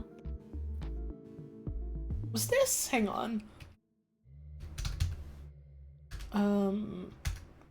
The fact that it's called Virtua Racing specifically makes me wonder if this had any sort of link to Virtua Fighter. If I had to guess, maybe using the same, like, early 3D system? If any of you smart motherfuckers what know more about Sega than I do, no, you can tell me. Okay, literally before I say that, people are chiming in. Same dev team. Cool. Makes sense, makes sense. Wolfenstein 3D. Oh, this is some fucking box art! Yeah, man! You mowed down that Nazi, let's go!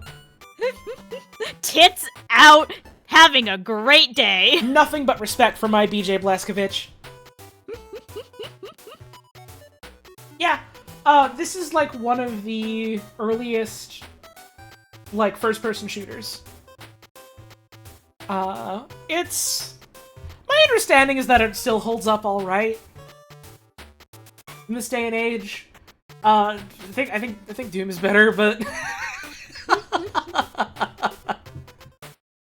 It's still pretty good. Laid the foundation for Doom, I think. Doom was after this, right? I'm remembering that right? Doom was after, Wolfenstein? Yes? Okay, cool. Day of the Tentacle. I need to play this one. This is that motherfucker that goes, Yo, Penmaster. I know him. I know him. I heard of him. I've never played this, but again, it's one of those, like, super highly talked about, LucasArts adventure games. Touch that gunk. You're going to get really chafed hands doing that. The father of our country is gay.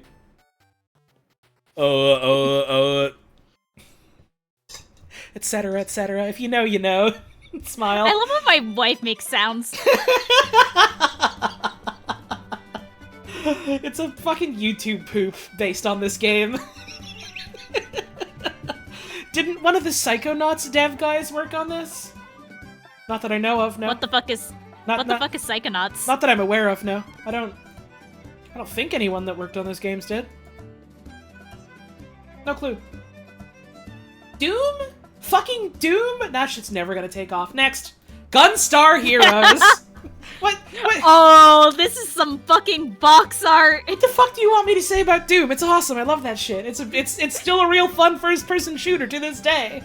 You know, like, maybe a little bit of tweaking to make, like, the controls fit to the modern standard of first-person shooter controls, but other than that, damn, it's good. Damn, it still feels good. Gunstar Heroes. Gunstar Heroes. What the fuck am I looking at? I love the box art for this game. It feels like It's so funny. What if we made a violent Disney cartoon?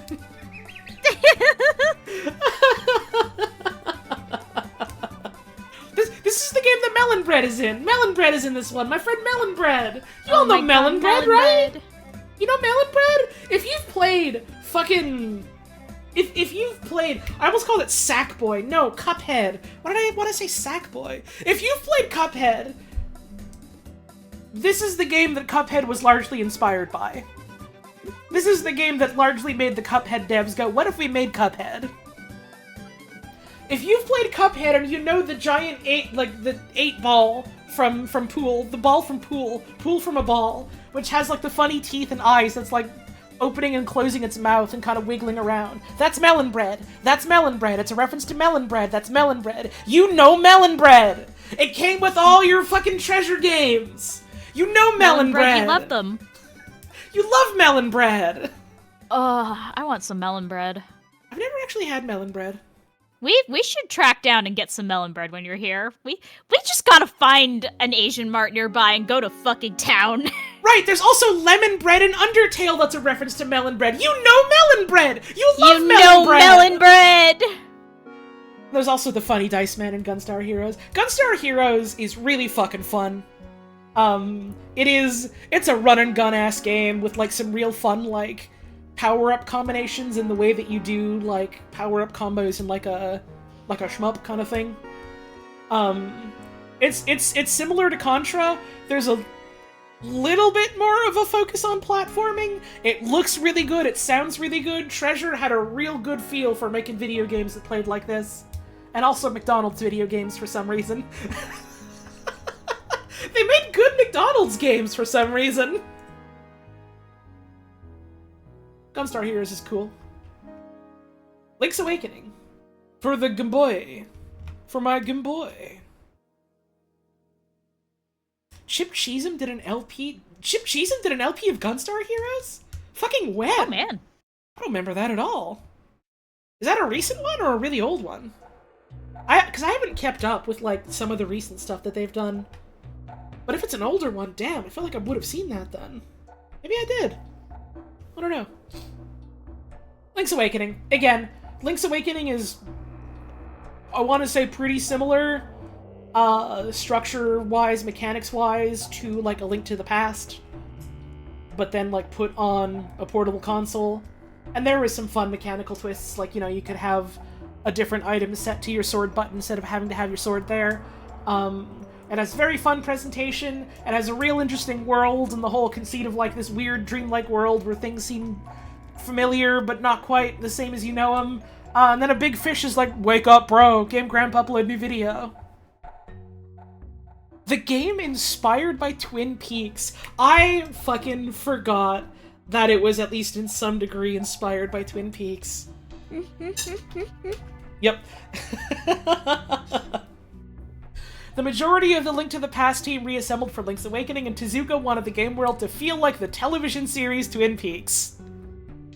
I guess Twin Peaks is a good example of, like, an Dreamlike. ostensibly normal place that is incredibly dreamlike, yeah. Yep. So, something is different. Something is wrong. What is it? Why is it? As far as I know, though, from what I remember, no one in Link's Awakening is yelling at you about raw meat and plenty of it. You crack an egg on it. Add in some salted anchovies, some oysters, and Worcestershire sauce.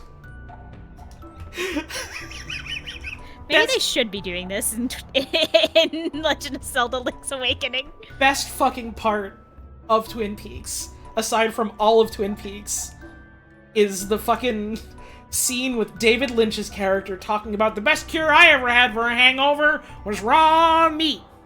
And plenty of it. Is that where Morshu comes from? No, Morshu is from the CDI games. This is a Game Boy game. Which will not be on this list. No, the Zelda CDI games are on a different list that we won't have time for tonight. Smile. A much larger list. Well, actually not a larger list, because it's a list Well, of true. like... They go into it more in that article. Uh-huh. There's more for us to read, even if the list is smaller. Mm-hmm.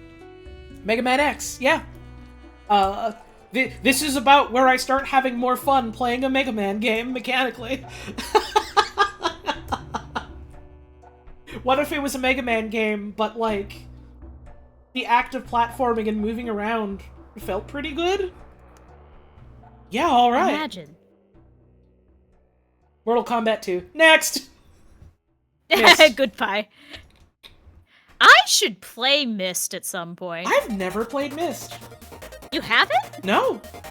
For some reason I thought you had. I've also never played it, but I know that's like the quintessential like computer environmental explore puzzle solver. I get that a lot. I've had several people be like, oh, I thought you would have played Myst. I swear you would have played Myst. I want to. I haven't yet, but I want to. We should hit up Myst at some point. Maybe we ought to. Maybe we ought to. I've heard it's a cool, like, puzzle exploring game. I had someone describe it in a way that made me not want to play it, where they said it was like, oh man, it kind of reminded me of The Witness. And I don't really know what they meant by that, other than it's an environment and you do puzzles in it. I feel like that's probably what they meant. Sounds a little bit guy who's only played Boss Baby. Maybe a little. I do want to hit it up someday.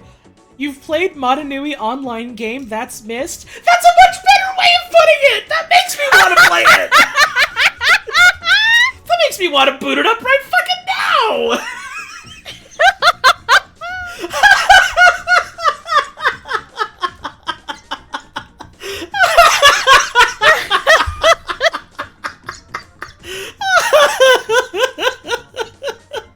You're right, Jade. This is the boss baby of The Witness. I've never thought about it that way. NBA Jam. Let's go. Genuinely one of the best basketball games ever made. One of the best they've ever made. And it's so difficult to, like, you know, ever make one that surpasses it, because then they'd have to make another fucking video game like it. And they're too afraid to. You know who was brave enough to make a fucking video game like NBA Jam? Supergiant Games. They made Pyre. That's NBA Jam with a visual novel in it. I was gonna say, is this leading into Pyre? That's NBA Jam with a visual novel in it. And Pyre fucking owns. And Haunted Woman. There's a couple of those in there, yeah. Oh. And, oh, big woman. And that's why Pyre is the best game that company's ever fucking made. It's better than Bastion. It's better than Hades. I haven't played Transistor yet, but I'm sure it's better than that, too. It's the best one they made. Did you say something? I was thinking of the big woman with horns some more. Hi, hon. I love you. I love you so much. Do you want to do couples cosplay from that game someday? We should fucking do that. That'd be fun. Mutual friend of Jake keeps messaging me like, please, let me make cosplays for you and your wife. We'll take him up on that someday. It'd be fun. It'd be fun. Wonder if this list will have Slay the Princess on it. No, because God, I gotta play that though. They would have to be several big name publications putting Slay the Princess on lists of best games of all time. No one has done that yet for it because it just came out. And also, I genuinely don't think anything past 2020 is on this list. They haven't put anything since then. That's not a value judgment against that video game. I've never played it. I've heard it's really fucking good. It is a very recent indie darling. There's no fucking way it's gonna meet the criteria of this list yet. No!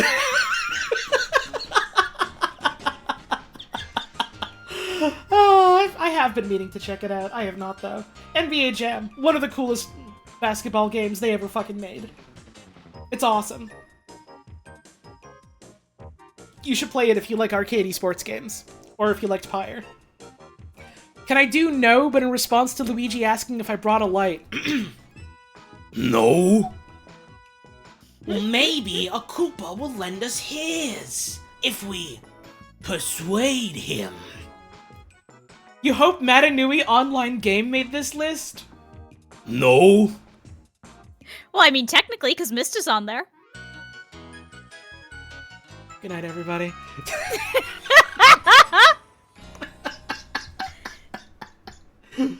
Phantasy Star 4. I don't know a fucking thing about any Phantasy Star game other than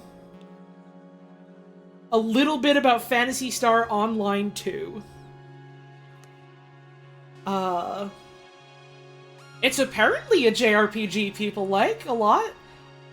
I have heard, and again, this is not like some indication of like some greater pattern in the world, as much as it is the company I keep and comparing that to the company of the people that wrote these articles, etc., etc. I have heard more fucking people talk about Dragon Quest than about Phantasy Star 4.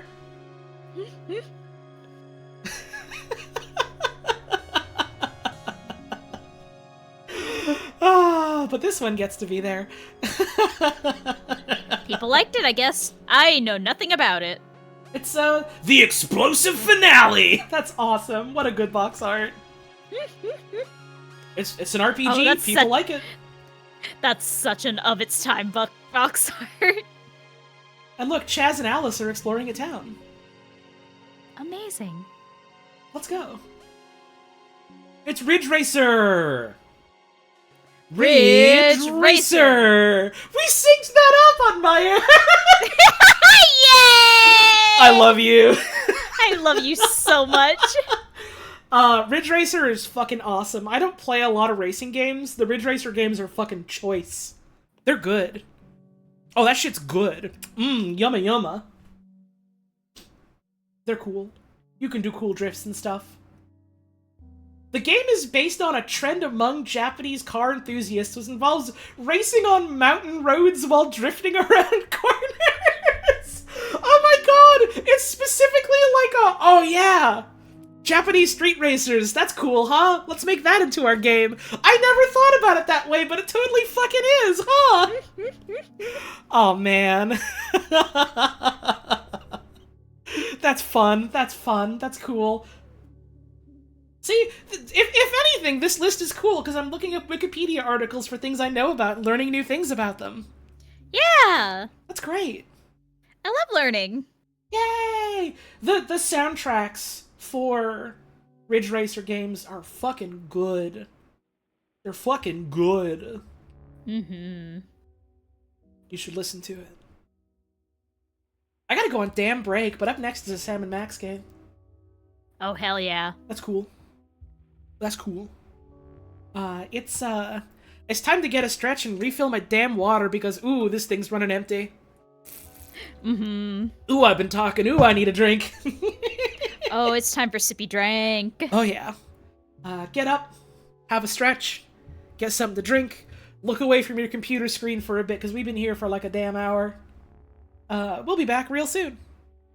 See you soon.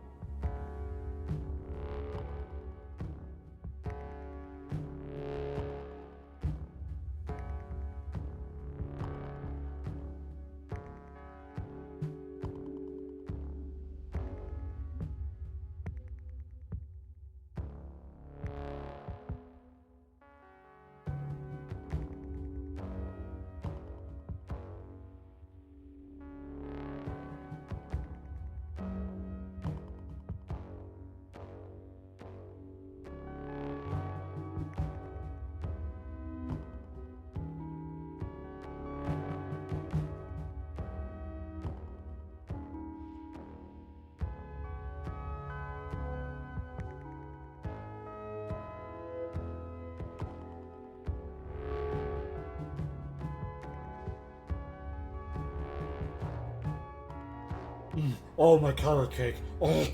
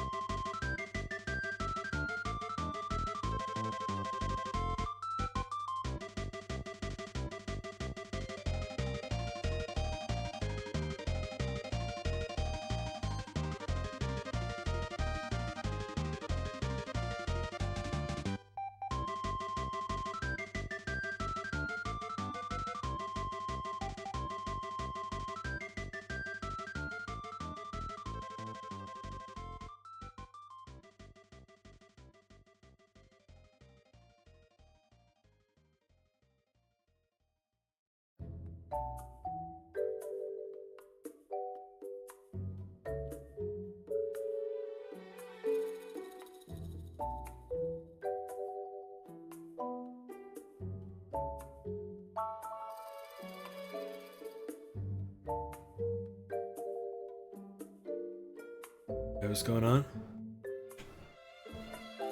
What happened? Hey. Hey!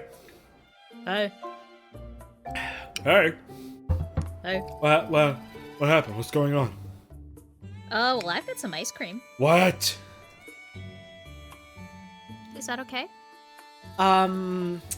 No. Oh, okay. Okay, sorry. Hang on. I'll put it back. Just kidding, thanks. So, I'm confused. Can I have the ice cream or should I put it away?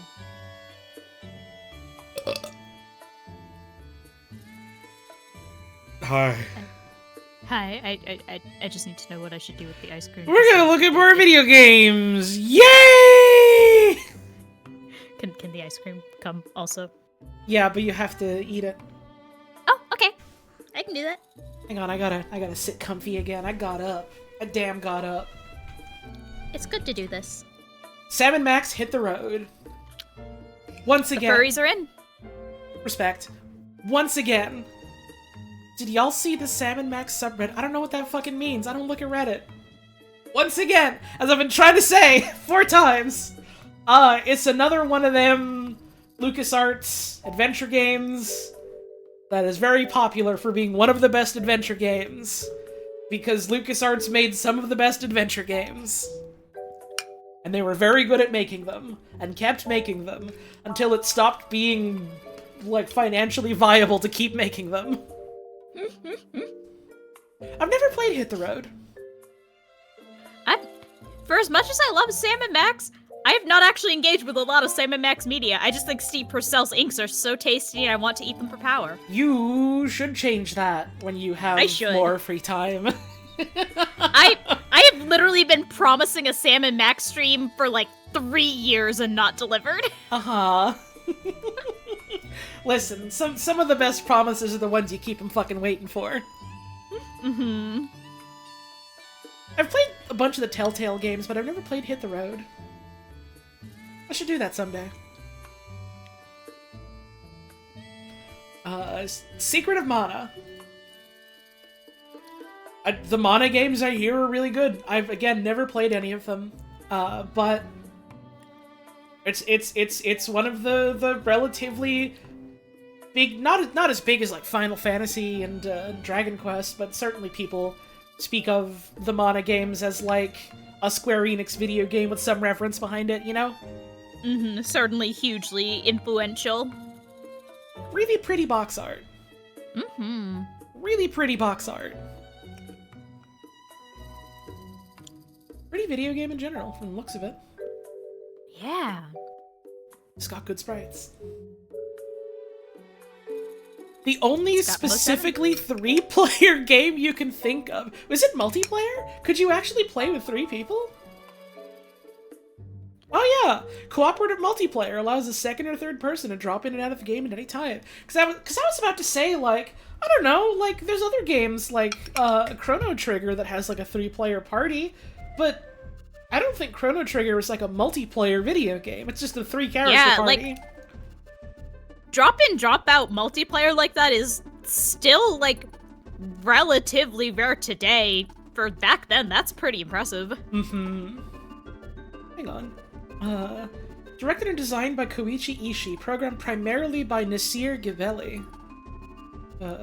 Usually credited in his games as simply Nasir, Iranian-American programmer.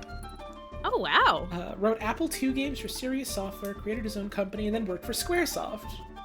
Huh. I feel like I remember hearing about this guy recently. I remember hearing a story where essentially his visa ran out in the middle of, I don't remember what game it was, but one of the games he was developing, and he was like, I can't stay here, I have to go back to America. And he was such like a well-regarded programmer that the team he's working with was like, okay, it's going to cost us less and take less time to go and finish this game in a hotel with you in America than to wait to get your visa renewed. Huh. Interesting. I'll have to look into that at some point. That's interesting. Samurai Showdown. This game is like a cult classic, is my understanding. I've never heard of it. It looks cool. It's a fighting game. It's got some beautiful box art. Yeah, it's pretty. Game's pretty too. Look out, there's a damn dog. He's gonna get you. Ah! That's true, the kids do call it Sam Show. How is this compared to most artistic video game? Again, like I said at the start, if you're coming into the stream expecting it to be anywhere on the level of list of video games considered artistic, you're going to be disappointed. This is not that. This was never going to be that. This is something different. It's interesting to look at and think about and video poke games. At.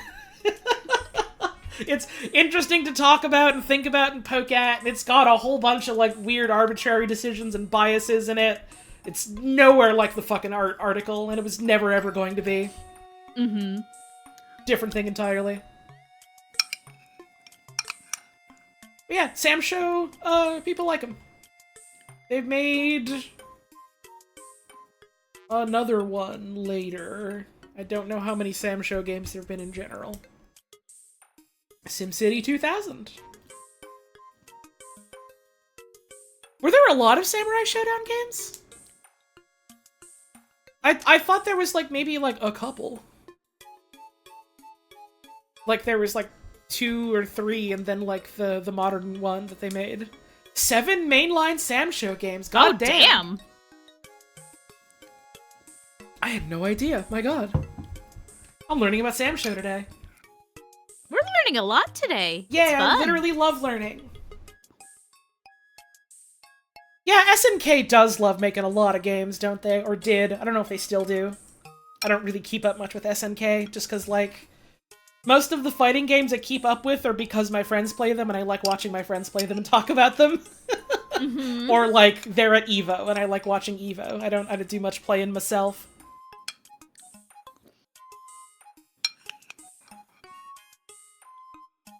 But yeah, SimCity 2000, it's neat. It's like SimCity, but more. It's very pretty. Get more of it. I love... Whenever I think of SimCity in my head, I always think of specifically the graphics of SimCity 2000. Mm-hmm. It's so pretty. They're fairly iconic, I feel. Oh, look at it. Ugh. Mm. Ugh. Oh, that blue screen, blue water. Yes! Drink it! It's flavored! It's blue flavor. You love blue flavor. I have a soft spot for city builder type games. Do I know about Sim Town? No. I vaguely remember that. I don't. I'm going to reveal what a very specific type of nerd I am. Okay. I don't know how I did this. I finagled my way into giving, like, an extensive presentation on Will Wright and Maxis and, like, the history thereof in, like, middle school. Wild. I don't know how or why they let me do that. Let's go. Sim City, but for small child. Oh, cute. That sounds fun. Aw. Star Fox. The furries are still in. Again, this is another one where this being on the list chafes with me a little bit because it's like, yeah, historically significant, an interesting video game. Have you tried playing Star Fox 1 in all wonderful, beautiful 5 frames a second?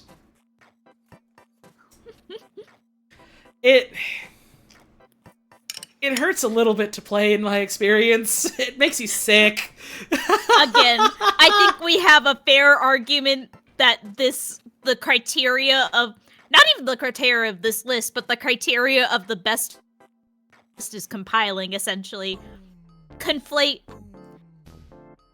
notorious and or, like, influential with good and best. Mm-hmm.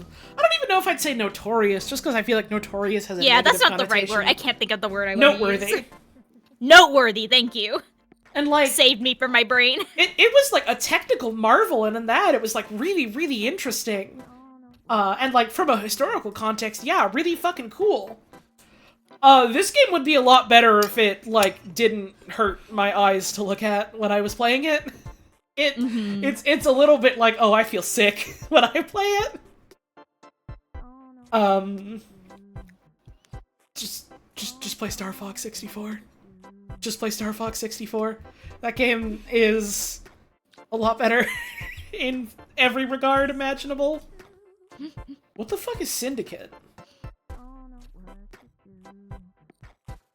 The fuck is this game? My awesome cyberpunk stealth dude in his green zone. I was about to say, is this like a cyberpunk-ass thing? Yeah, it's some kind of sci-fi thing. Isometric real-time tactical and strategic game. Set in a dystopian future in which corporations have replaced governments. Yep, it's a cyberpunk. Syndicate puts the player in control of a corporation vying for global dominance. Control a team of cybernetically modified agents attempting to take control of a particular country. I've never heard of this. Huh. The way this is, like, structured makes me think of XCOM. Mm-hmm. Is this like an XCOM? Does this play kind of like an XCOM? It's a Peter Molyneux game? He keeps coming back! Oh yeah, no, this is real time. XCOM was not real time. It was turn-based. You could stop time and stuff. Interesting. Interesting. Okay, so it wasn't Peter Molyneux, but it was his company. Okay, I see. He didn't develop this one? That's why people like it. That's why it's good. Ah, yuck. Oh, Daytona, let's go away. Daytona. I clicked on it and it didn't load. Now it's loaded. This ad makes me so sad because this floating ring of letters is not a physical thing that's part of the installation. And I thought it was for a split second. And now I wish that like an arcade cabinet had like a fucking ring around it like a planet does. I could see it be logistically challenging, but it would be so striking it'd be worth it. I think like someone in chat mentioned they still see this game around. I think I literally have seen an active Daytona cabinet, like, oh yeah, at some place like a couple years back. I don't remember where it was, but I played at the arcade I went to recently. I don't remember what racing game I played. It might have been a Daytona. Oh shit, they got Daytona there? Do we have to go? Do we have to go away? Let's go away. I do genuinely want to play a Daytona cabinet someday. It sounds fun as fuck. We need to go to that arcade. I think we just need to make a day of it. We do. There's pretty good food at the bar there too, so. Oh man, we gotta go right now. Fuck this stream. I'm walking over. Okay. Okay, see you soon. Meet you there. I love you. I love you. Donkey Kong Country. Sure. Fine. Whatever. No, see, I'm much more like gung-ho about this one being here. I feel like DKC 1's real solid. Oh, interesting. I fucking love DKC 1. I suppose I've never played it, so I don't know how well it controls. Pretty fucking good in my experience. Damn. All right. I like the way DKC handles. I like the way they're running around. I want to give them some walking around bananas. And they will take those walking around bananas. Yeah. I do think like the later chunk of the video game, like the last little bit of it, is not as strong as the rest of it. But man, I like it. Hell yeah. It's good. It's good. It's Kong. You jump and run. Diddy Kong is there. Donkey Kong is there. You jump on the Kremlings. I think... I was about to say that I think basically all of the Donkey Kong Country games are very, very solid at worst. I've never played DKC 3. Maybe my impression here is wrong, but I've always felt like 3 had kind of a funk to it. Had kind of a smell to it. Admittedly, I think that's largely the character design. I don't like shitty Baby Kong. I don't like the weird bears that you find. I don't like a lot of the way the bosses look. It's got a smell. It's got a smell. It's got a certain smell.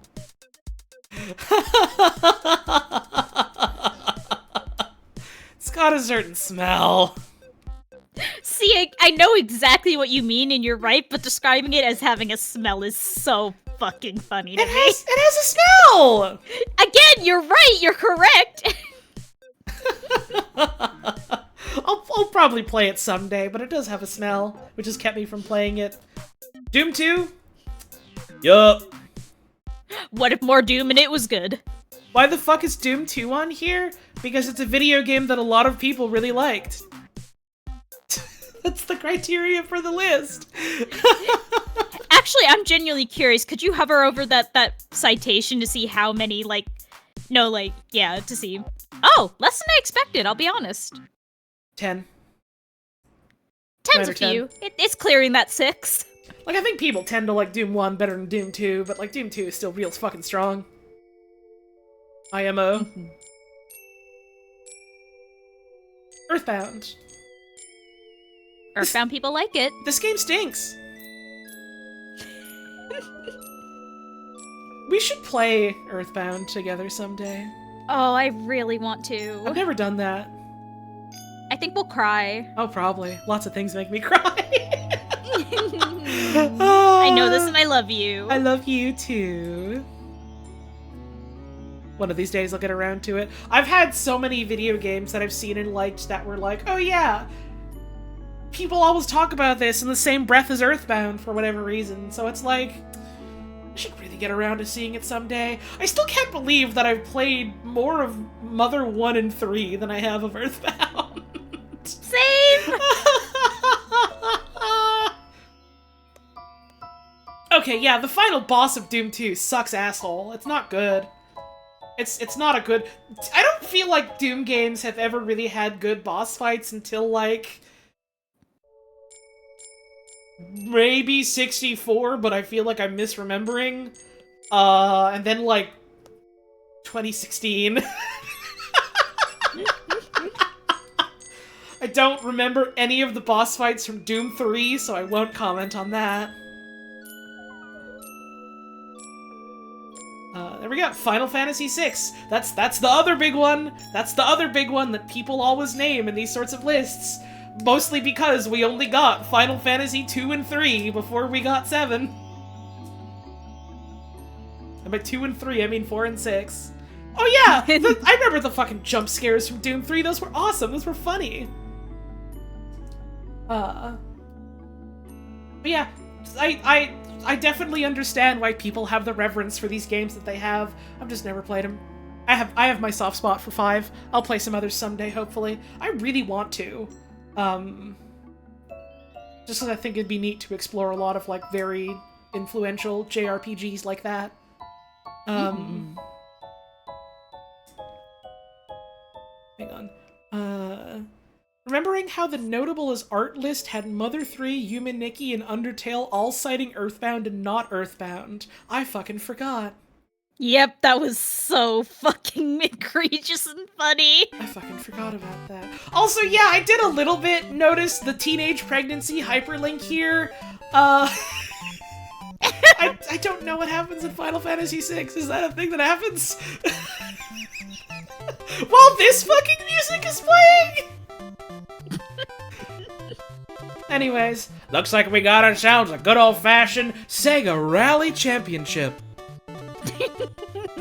Long, medium, right. Over jump. Whoa!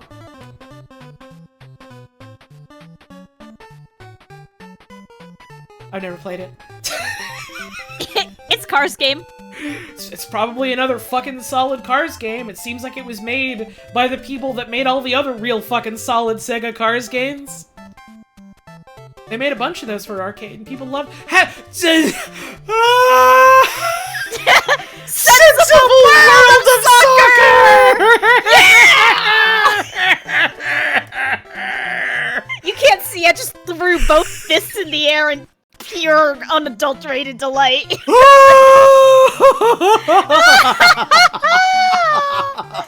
Hang on. Hang on. Swuss! Redirects here. For the Australian Police Department, see Special Weapons and Operations Squad. For TV series, see Secret World of Santa. This is so... Wait, I know the Secret World of Santa Claus. They played that shit in Canada on Teletoon. Hey, there you go. They fucking mentioned Teletoon. Okay.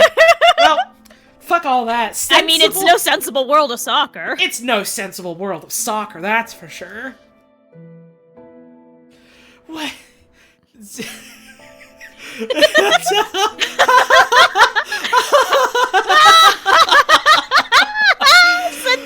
world of soccer! Ranked best of all time by Amiga Power! By Amiga Power. Oh, man. Probably slim fucking pickings for some of these systems, like the Amiga. I don't even remember what fucking games the Amiga had. I might be talking out of my asshole here. Maybe there was some good-ass games on the Amiga. I just saw a poll come up.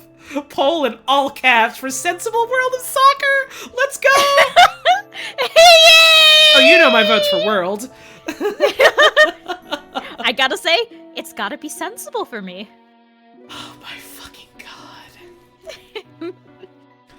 In 2007, Henry Lowood, curator for the History of Science and Technology collections in the Stanford University, together with game designers Warren Spector and Steve Maretsky, researcher Matteo Battani, and journalist Christopher Grant, compiled a definitive list of the 10 most important video games of all time, which included Sensible World of Soccer.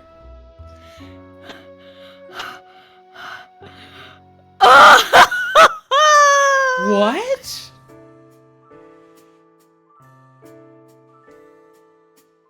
Space War? Sure, yeah, I see why that's there. Star Raiders? Okay. Zork? Yeah. Tetris? Yeah. SimCity? Yeah. Mario 3? Yeah.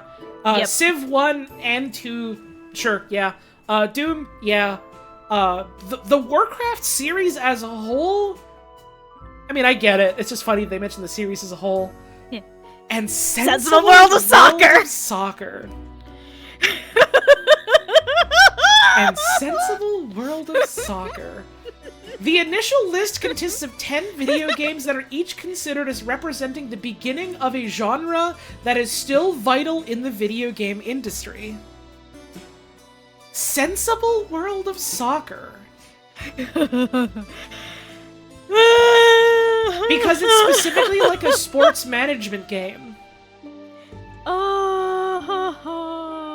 With like an extremely comprehensive manager mode. Sensible World of Soccer. Do they think it's the first sports game? No, that's not what they're saying at fucking all. No. Incorrect. Sensible World of Soccer. I'm obsessed. Sensible World of Soccer needs to make a comeback. This stream would be worth it if all that happened was we learned about Sensible World of Soccer. Sensible World of Soccer. Yeah, like, sports management and, like, specifically soccer management games, I feel, are fucking huge. Mm-hmm. Sensible World of Soccer. We've talked about, you know, like, North American bias, etc., etc. It must be emphasized that soccer is the most popular sport across the entire fucking planet. Mm-hmm. Every single, like, culture on Earth has some form of soccer. They love soccer. You want a non-sensible World of Soccer? Mega Man Soccer. Mega Man Soccer. You want Mega Man Soccer. Mario Strikers? No and fuck that. You want Mega Man Soccer. World is watching a ball. Sensible World of Soccer. Sensible World of Soccer. It's interesting that specifically this, like, list of definitive 10 video games is described as being the game canon. The reason I found this fucking list at all was, someone I follow on Tumblr. Fucking shoutouts to Bickwin5, who I'm gonna give a shoutout to here now, because I know they have, a Twitch account as well. Go check them out. Oh, whoops. I clicked that by accident, went to their stream. What was I fucking saying? Specifically, like, they were talking about this fucking article on Tumblr, the list, and, like, described it as, like, being sort of, like, looking like an unofficial Western canon of video games. Which is, like, such an evocative way of putting that, and, like, how I feel about that, like, what this list ends up being, given the kind of biases of, like, the journals and journalists that they decide to look at for this. It's neat. It's interesting that it is the way it is, and then just goes, nope, it's of all time from everyone. And then surely our experience is universal. And then to see that, like, other people have, like, come together with, like, a lot of, like, you know, industry experience in, like, various different fields for different reasons to, like, try and come up with, like, some other type of canon, as it were, in 2007. Sensible World of Soccer. Sensible World of Soccer. Last year, the creator of Sensible Soccer released Sociable Soccer 24. Sociable Soccer? Sociable Soccer. Sociable Soccer? Sociable Soccer. It's nowhere near as funny as Sensible World of Soccer. Not until we get Sociable World of Soccer. Sensible Soccer. Sensible World of Soccer. Sensible World of Soccer got remade and put out in 2007.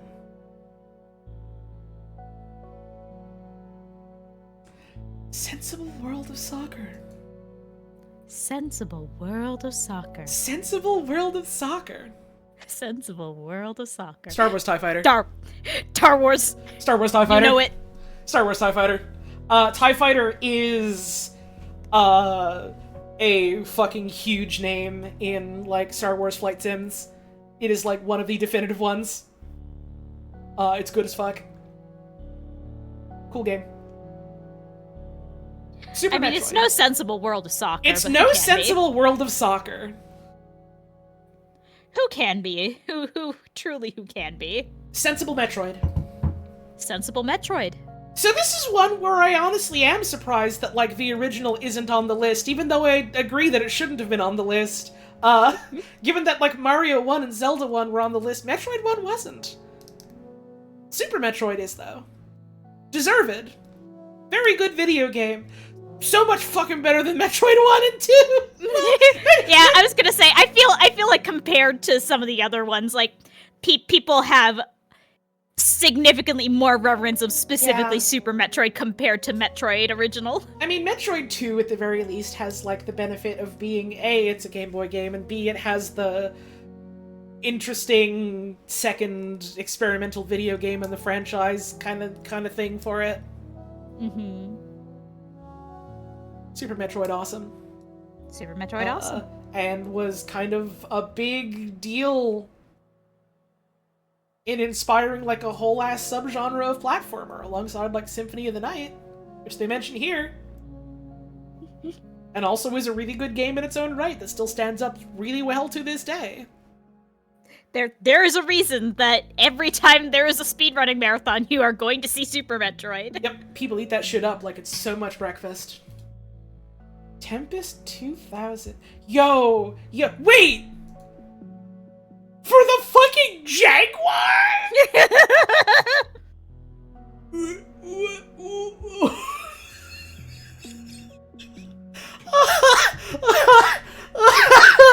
Did a fucking Jaguar game make it onto the list by the virtue of being maybe the one good Jaguar video game? Entirely possible. Look at that fucking box art also. Dude! This should be on the side of a laser tag building. Yo! This guy should be going out with me on Friday night! Let's hit it up! Let's smoke DM me! Tempest 2000 is legit really good. Okay, if it were anyone else fucking saying it about a goddamn Jaguar game, I would scoff at them. The fact that you're saying that, I want to believe you. You would have no reason to trick me about a fucking Atari Jaguar game. Speaking of getting tricked, this happened to me with SimCity 2002. I keep getting fucking bamboozled by seeing X2000 and going, oh man, we're at the 2000s already, and then seeing this was released in like 94. Why were they calling them all 2000? Because it's like the future. Because it's like the future. This actually does look cool. Yeah, this looks dope. Did this ever get ported to other systems? Ported to MS-DOS, Macintosh, Sega Saturn, and PlayStation.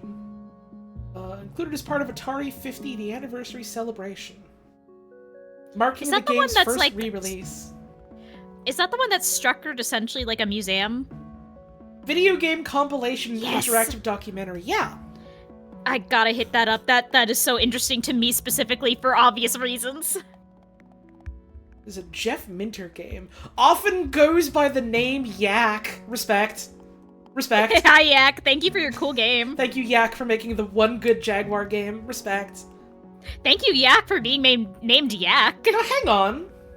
Hang on, this game is just called Theme Park.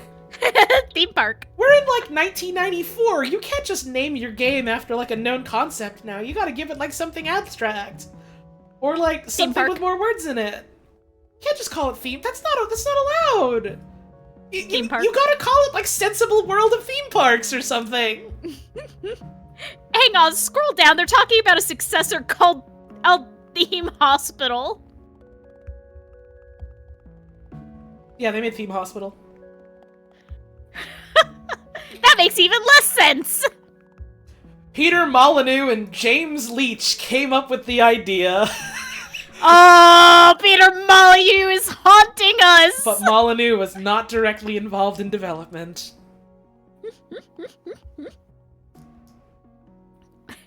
Yeah, and then because of this game, we got 2 Point Hospital. That's true.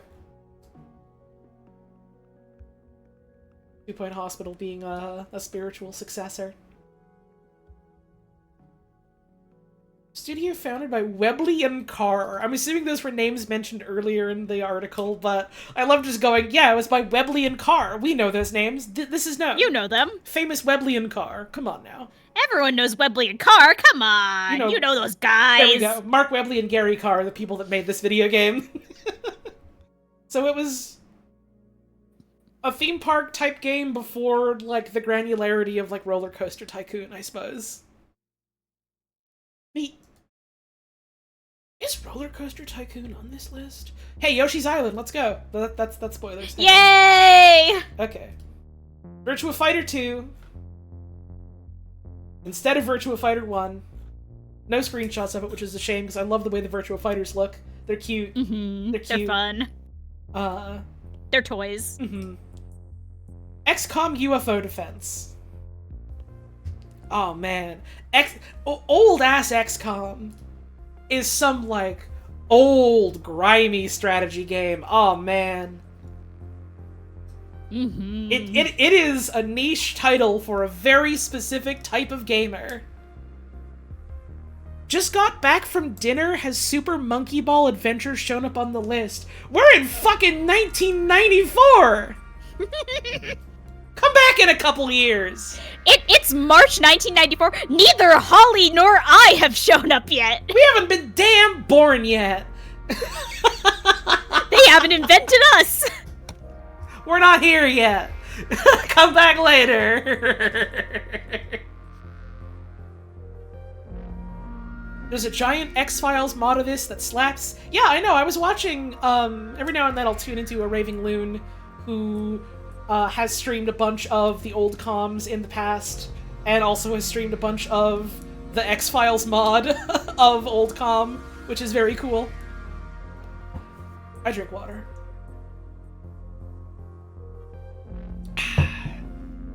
I guess this is the night where I just have a bunch of captive viewers and force you to, look at other streamers that I know by shouting them out. I'm gonna go search this fucking name to make sure that I'm not putting in the wrong, Twitch username.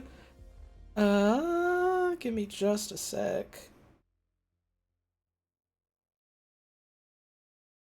It's underscores. Yes, it's underscores. Okay, cool.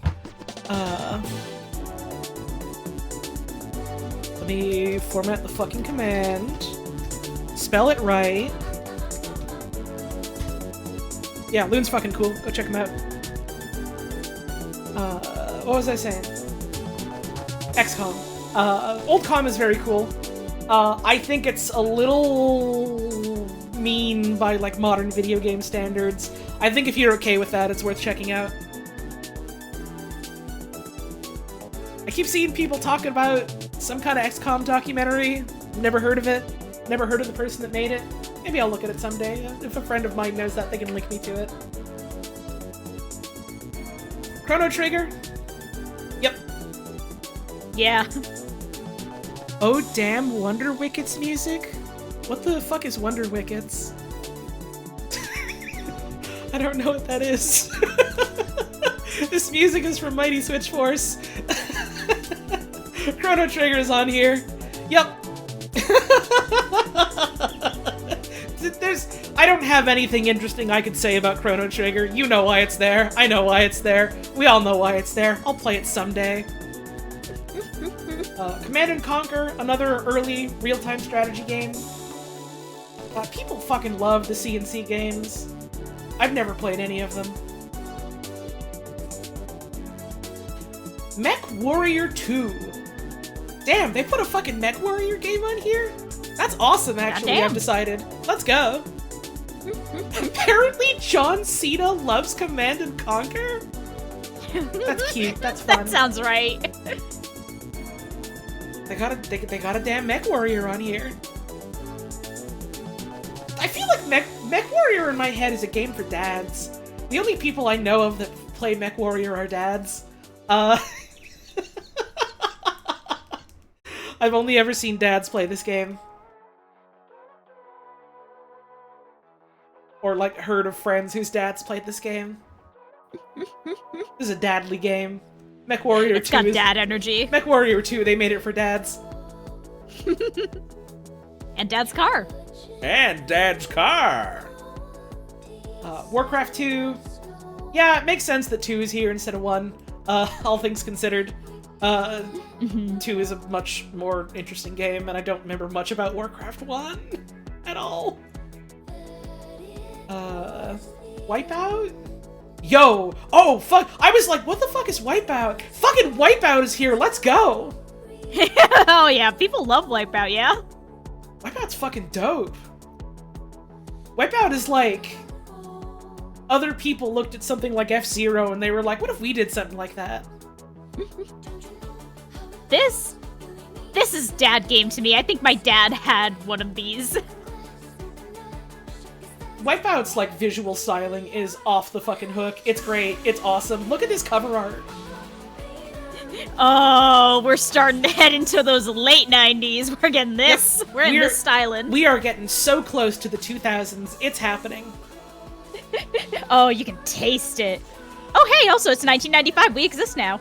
Someone in chat says Wipeout is the acid-dropping raver to F-Zero's metalhead. Yeah!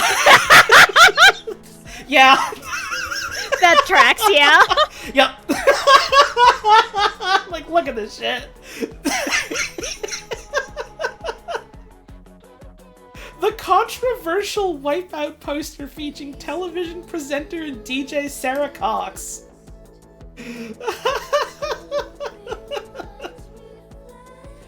Marketing campaign created and launched by Keith Hopwood and the Designers Republic included an infamous promotional poster featuring a bloodstained television and radio presenter Sarah Cox, which was accused by some of depicting a drug overdose. Sure, man. Because it was a nosebleed?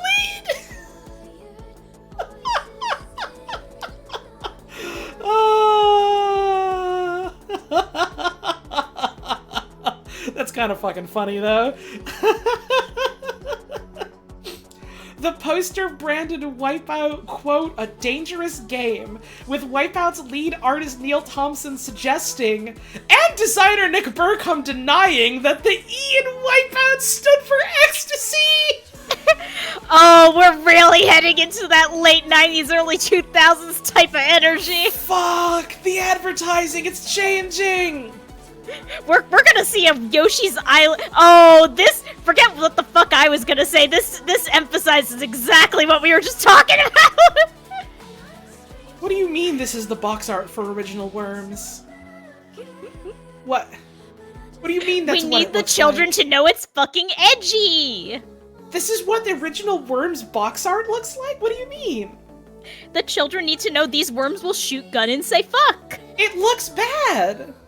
It looks terrible. Why'd they make it look bad? Why'd they make a bad one? Why didn't they make a good one?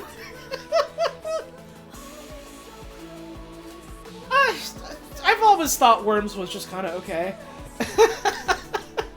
I know some folks are like super into them. Worms is the type of game that's like fun to bring up at a party and then you play a couple rounds, then it's like, alright, that was fun. Now that we got a couple beers in us, let's do something else. It's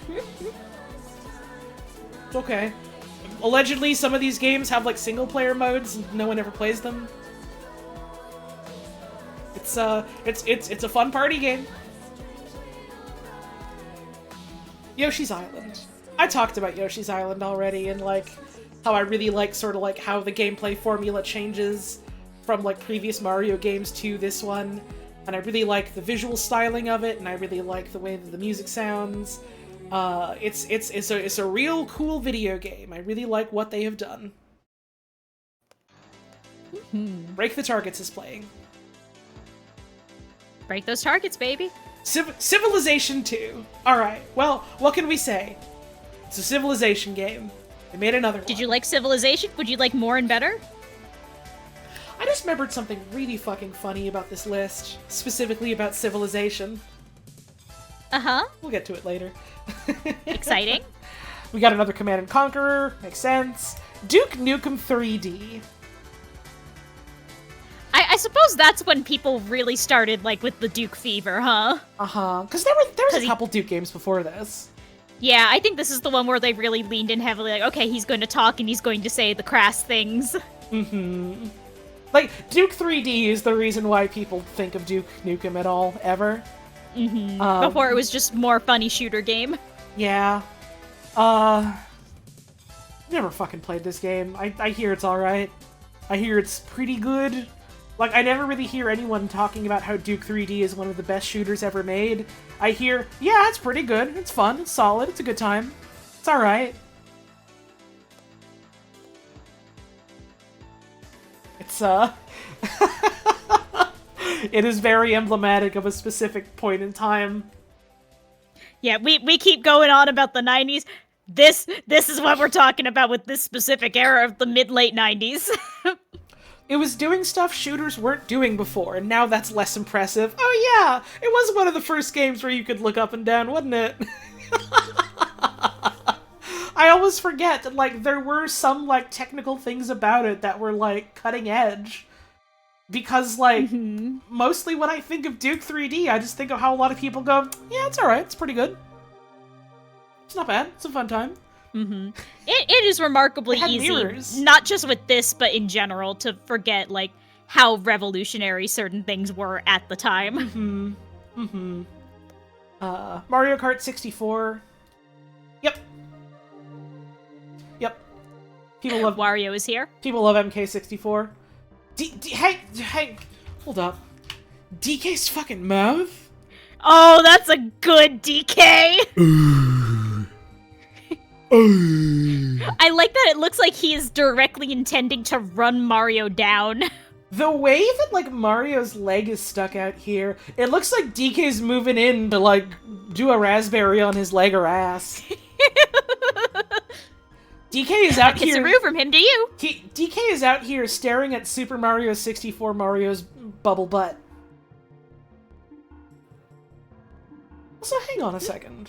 Okay, no, we're fine. I was like, wait, where the fuck is Super Mario 64? Mario Kart 64 is here. They're in alphabetical order. Yeah, it's like alphabetical by year. I only just now noticed that. Yeah, it took me a while too.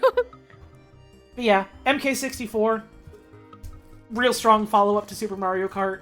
Still pretty damn fun to this day. More so than me saying, well, I have a soft spot for Super Mario Kart. I do think Mario Kart 64 is just fun to play. It's got good controls, it's got good courses, good music. This is gonna sound a little silly. I feel like the N64 Mario type games somewhat uniquely, I guess not uniquely, but a lot of them hold up really well compared to, like,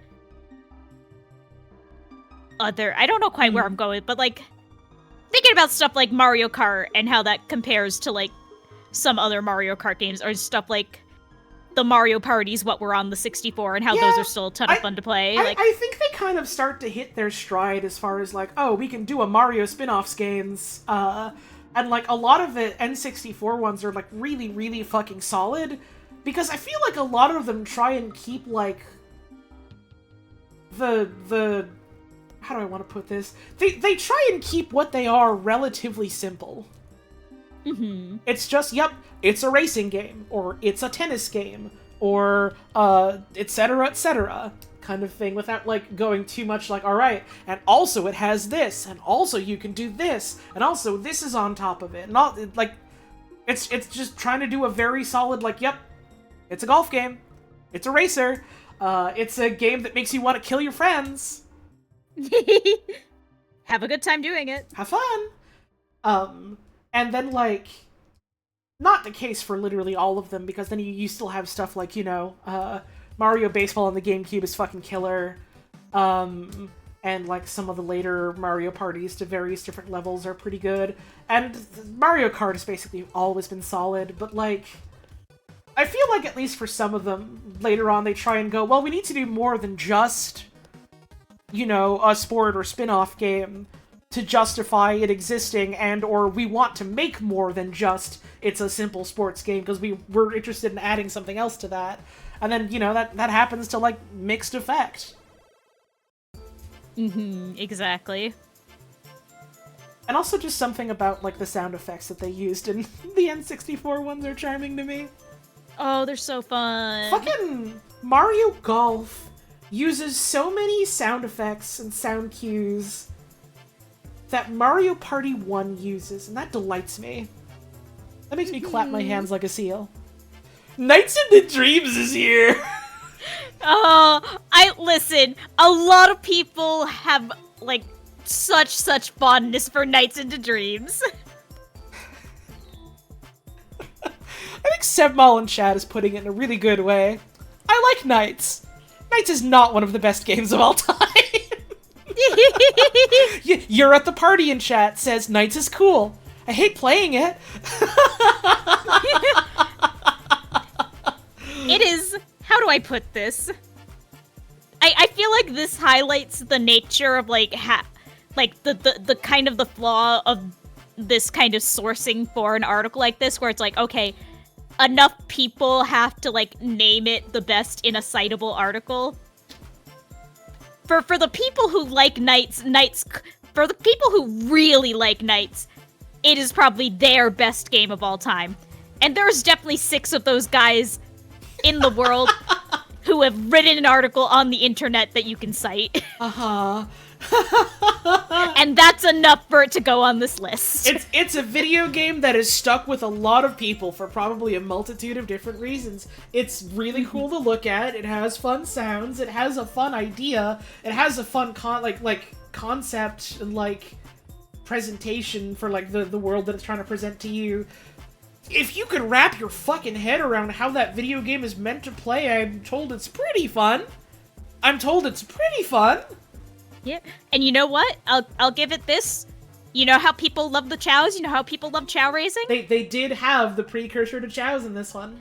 This is where that technology started. They're Literally, doing pretty interesting things with that. Like people are like, oh, Balan Wonderworld had fucking Tims in it because of chows, right? No, Balan Wonderworld had Tims in it because this guy has been fucking obsessed with what if you had to raise a weird baby thing. And like, forever. He's like, this is a Yuji Naka joint, right? Oh, yeah. Yep. This doesn't play This anything is maybe like... the most hang Yuji Naka joint. on. Hang on. Someone in chat, people in chat keep going, no. This isn't anything like Balan because it doesn't play anything like Balan. I know. I'm still right.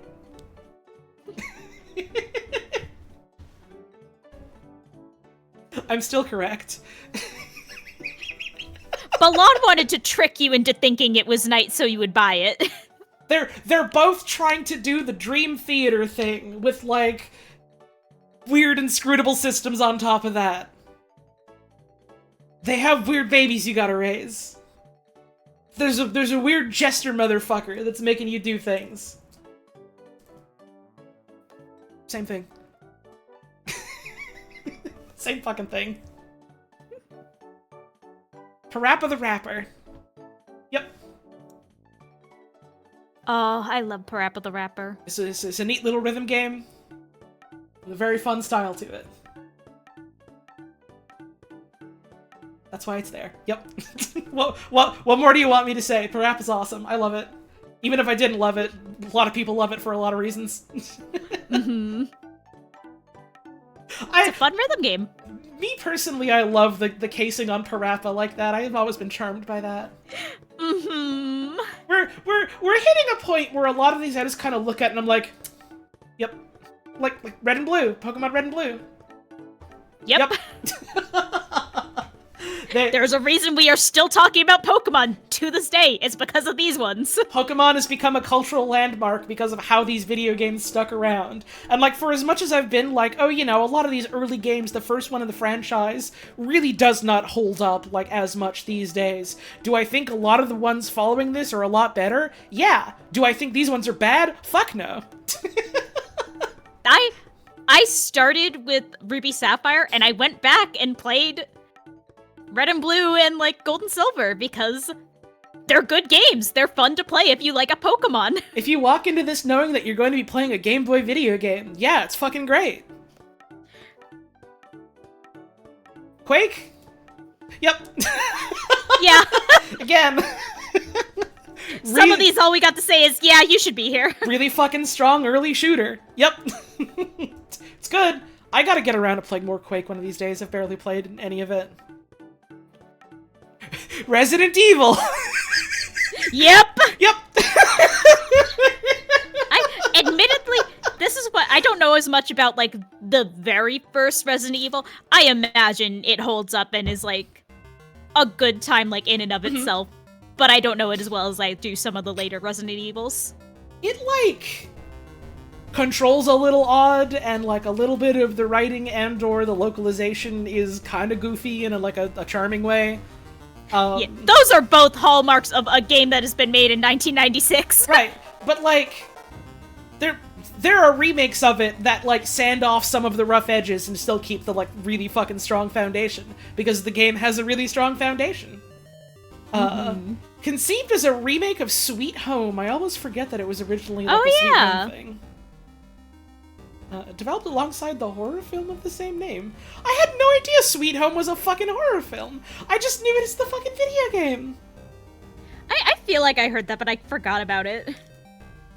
Never played Sweet Home. Yeah, Resident Evil's neat. You were almost a Jill sandwich. Look out. Don't get sick. Tomb Raider.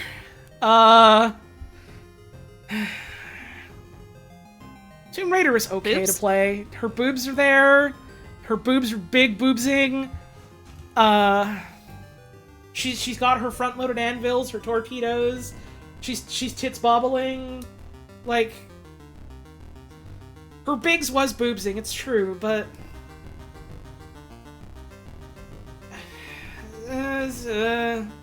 I'm trying really hard not to do too much of a George Woods. Honey, we're on 4 hours of streaming. I think you've earned a George Woods. Well, I made a couple already, so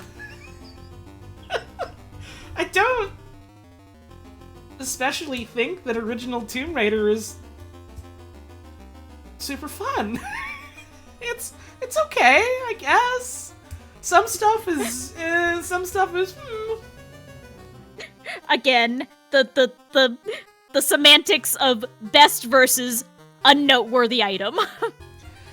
The existence of Tomb Raider led to the existence of that Tomb Raider documentary about how much the UK wanted to collectively have sex with Lara Croft. What? Please continue, elaborate. What? The what? I've never heard of that. It's called Lara Croft Lethal and Loaded. I'm not gonna fucking remember that, but I'll try. That sounds like a different kind of film about Lara Croft, if you know what I'm saying. Thank you to Emily and Half in chat for remembering the pregnant wife thing that George Woods talked about that one time, because I was mixing that up in my head with the really uncomfortable thing you said about Lara Croft getting breast cancer.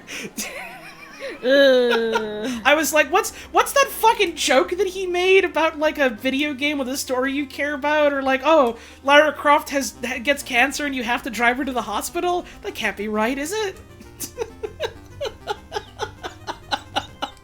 I'm a little delighted at the people in chat just going, what are you talking about? Nature is healing. You can look up gaming in the Clinton years if you want. You don't have to, but you can do it.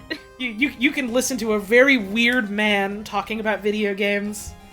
A very kind of insufferable man.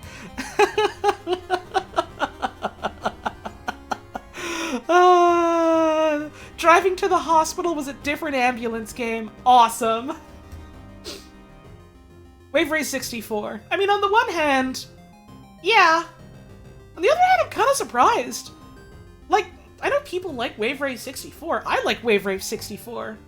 A lot of people really like Wave Race 64. I didn't realize it had that much of like a big following / group of people that liked it that much. Huh. That's quite a few, okay. Damn, yeah. Like, again, not a knock against the video game. I fucking love Wave Race 64. I'm surprised to see it on this list. I'm also surprised that I didn't see Original F-Zero. I thought Original F-Zero for the SNES was like a big hit. Huh. Alright, Wipeout 2097. Yep, it's another Wipeout. You like Wipeout? You want Wipeout? We did more, we did some different things in it, presumably. It's more Wipeout. You like Wipeout? You probably like Wipeout. If you don't like Wipeout, chances are you haven't played Wipeout yet. Unless you have played it and you don't like it, that's fine. We have reached the yup section of We this sure stream have. because Age of Empires. Yep. Yeah. Probably one of the biggest name RTS games I can think of that is not Warcraft is Age of Empires. People are always thinking about Wololo. Wololo. They love to do that to you. They do it to you. RTS games is one of those genres that is like very much kind of fallen off in terms of like mass popularity. But like they're a very niche thing nowadays. They used to be huge. And now they're like they're a much smaller thing, but there's still some ride or die diehards around for them, which is neat. Yeah. It's always neat looking at like what games and like genres specifically used to be super big and then like over time kind of fell off in popularity. Oh, yeah. Sorry, what were you gonna say? That's a great question, honey. I'm sorry. Don't be sorry, my brain is like this. I know, but still. Symphony of the Night. Yep. Yep. What else can you say? Haven't played much of Symphony of the Night myself. Played enough to go, yeah, I get why people love this so much. We talked about this during Super Metroid. It is one half of founding a new subgenre of platformers. There's a reason why people call them Metroidvanias. It's because of Super Metroid and Symphony of the Night Castlevania. Yep. Yep. I'm interested in this. See, everyone always thinks of, like, Die Monster, Pile of Secrets, etc. For me, it's always... I'm interested in this. And... Dark Metamorphosis! And... As you can see, this is a PlayStation Black Disc. This game might just have some good sounds. It does. Diablo? Yep. Yep. Man, remember when people fucking liked Blizzard? Blizzard North. I'm looking at Blizzard North and I'm, gritting my teeth a little, given some of the stories that I've seen from some people in the Discord that have personal connections to Blizzard North. At least one person that watches my streams has, like, family members that worked on or were foundational to Diablo, apparently. Oh, I'm so sorry. Oh, God. Man.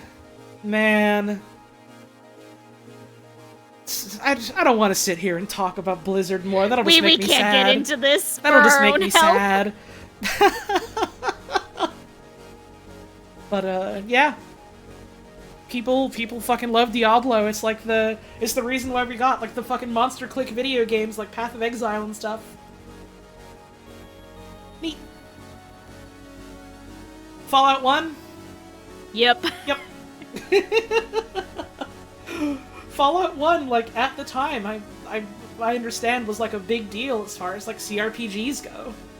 And, like, the mechanical, like, format and structure of them, and, like, the type of story you can tell in them that's more than just, it's a wizard game. Not to say it was the first one that was doing this, but, like, certainly it's a big name one that people remember for a reason. It is a specifically influential one, for very good reason. I still think it holds up pretty well. I still think Fallout 1, to this day, holds up pretty good. In terms of, like, playing it. It's a video game made in the mid to late 90s by a bunch of white nerd dudes, so, like, some of the writing stuff don't hold up so good. That's especially more so in Fallout 2, but less so in Fallout 1. I think, yeah, big challenges, Dan, I agree. Like, Fallout 1 holds up a lot better than 2. I think 2 is still interesting to check out, but I think Fallout 1 feels a lot more, like, tight and concise and interesting to play. What pisses me off is they have Fallout but no Wasteland. Here's the thing. I get what you're saying and I get what you mean. Was Wasteland as big of a deal in, like, publications talking about video games? Because that's the criteria for this list. That is what this list is. It's not like the art one where it's just something that someone can argue is the best. It's, can you have 6 or more citations of a person in a professional publication saying this is one of the best games of all time? I also feel like people were a lot more divisive about how much they enjoyed the act of playing Wasteland compared to Fallout. Mm-hmm. I forgot. Fallout began as a fucking GURPS thing. Ugh. GURPS is one of the most disgusting names for a tabletop system. It has an awful mouthfeel. The way it rolls off the tongue, it feels like something is coming out of my fucking throat in a damn ball. GURPS. Ugh. Oh, man. Oh, the GURPS. Man. Final Fantasy Tactics. Yep. Final Fantasy Tactics. Yep. They took Yasumi Matsuno, the ogre battle guy, and they were like, could you make us a game kind of like that, but different, and also it's a Final Fantasy label? And by God, they did. Tactics is fucking awesome, and it has a neat little story, and it has a really cool art style, and the original English localization is so fucking bad. It's, like, so fucking funny bad. Oh, man. Broth of Bean. Oh, man. The localization is so goddamn funny, and it's so bad. This is unfortunately, like, directly before JRPGs started getting, like, top shelf, respectful, thoughtful localization. They had to— oh, wait, hang on, we gotta go on break. Let's continue this thought when I get back. Oh god, commercial. They're making me play a damn commercial so they don't play a commercial in between me talking about Broth of Bean. I'll be back in a little bit. See you shortly.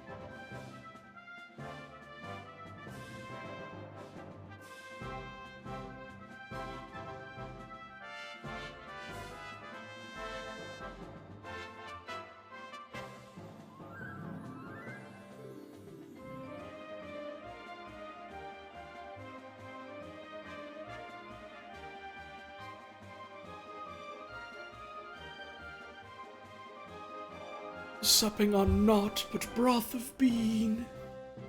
Oh, brother bean. Every fucking time I think about broth of bean, I think about that one gif of T. Hanos from Avenger, where it looks like he's saying ooh bean.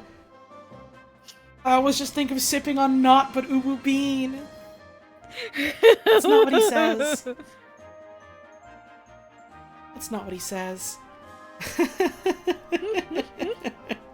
But yeah, Tactics. Very, very cool game. Really, really interesting, like, tactical combat. Fun, like, character customization and, like, party customization you can do. Real neat, intricate story, I'm told.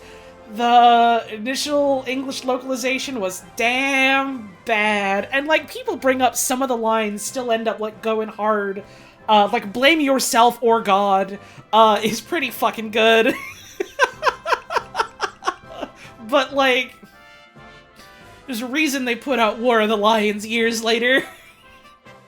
So that you could play the video game with, like, an actual story. Which is good, because everyone deserves to hear the story of history's greatest killer, the Great Rasmo. If you want to watch a playthrough of Tactics, again, I already shouted them out, a Raving Loon, I want to say a couple years ago, did like a whole playthrough of Tactics that I binge-watched, and that was a ton of fun. Good time. Good time. That playthrough specifically is why I will never remember him as Ramza. He is Rasmo. He is the Great Rasmo. That's his name now. Rasmo. His canonical name that they gave him when they made the video game is Rasmo. It's not Ramza. They got it wrong. Final Fantasy VII? Folks, Yep. You're not gonna believe this. Yep.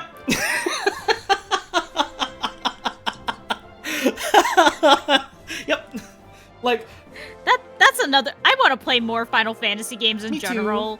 This is definitely one that's on the short list. Like this one in 9, especially 9. I have a soft spot. I for want what I've to seen play of that this one because I want to play the remakes, and the remakes hit harder if you have played the original because they are playing off expectations related to the original. Yep. Which I will be honest, I know people have a lot of feelings about that. I find it really exciting and interesting. That's really fucking cool. To go like, yeah, here's us like going back to this old game with like a new coat of paint and like, you know, new voices and bigger budget action scenes that we can put in now that it's like on better technology. Surprise, what if it's different? It's cool. It's cool. It is a neat way to explore, especially like after years and years of traditions of games being remade in a very straightforward, we're going to do the same game but bigger and sparklier. Mm-hmm. It's interesting. It's cool. It's neat. I like that. It's neat. This Cloud Guy's sword is way too fucking big. It's not realistic. This game's never gonna catch on. I was literally home recently, seeing my family, and my little sibling was playing the new episode of the remake. Uh-huh. And my mom walks through and she's like, "Oh, his sword is very big. How can he carry that?" I love her.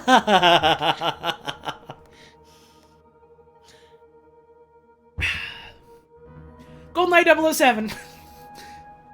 Yep.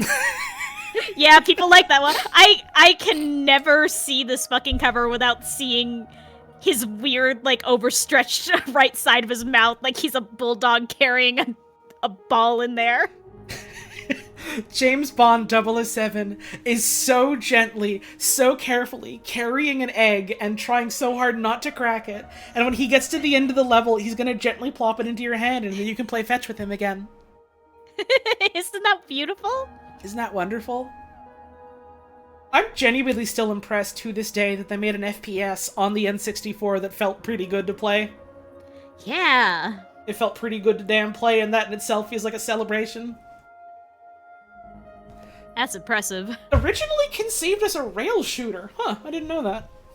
Interesting. I think I heard about that. Interesting. Hang on, I have to pin a message in chat.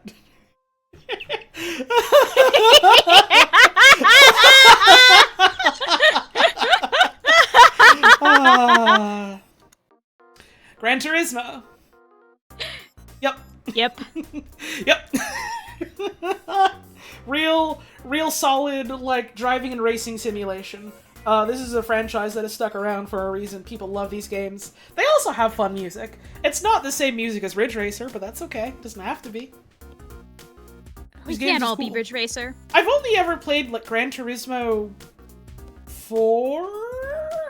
And, like, I don't normally really fuck with, like, simulation racing games. I really liked that one, though. I really liked that one. Grand Theft Auto. The first one, though? The first one, though?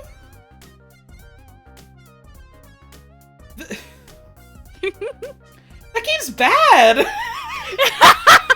No! Like... This is...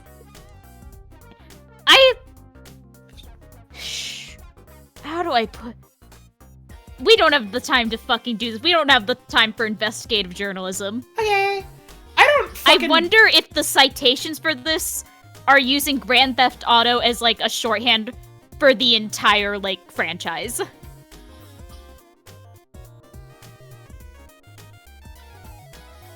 Don't think so. Again, we do not have time to go into all these citations and look for Grand Theft Auto and see if they're talking about the original game or Grand Theft Auto is, like, a broad, like, discussing the franchise. I think they would probably be talking about just the game itself. And also, you do notice that there are only specifically 6 of them here. That's But- also true. I don't fucking like GTA as a franchise. I've never fucking liked any of their damn games. I get why people like them, and so I understand, you know, why they get the rave reviews that they do and why they would appear on a list like this. Grand Theft Auto the first one? Come on, man. Come on, man. Quake 2? Yep. Yeah. Yep. I get it. You liked Quake? What if more and better? What if we had a BFG 10K? What if we had a super nail gun?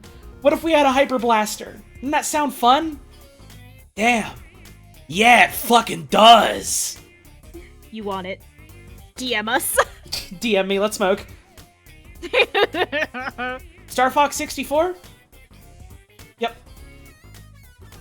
That's a very solid little space flyer rail shooter game. Yep.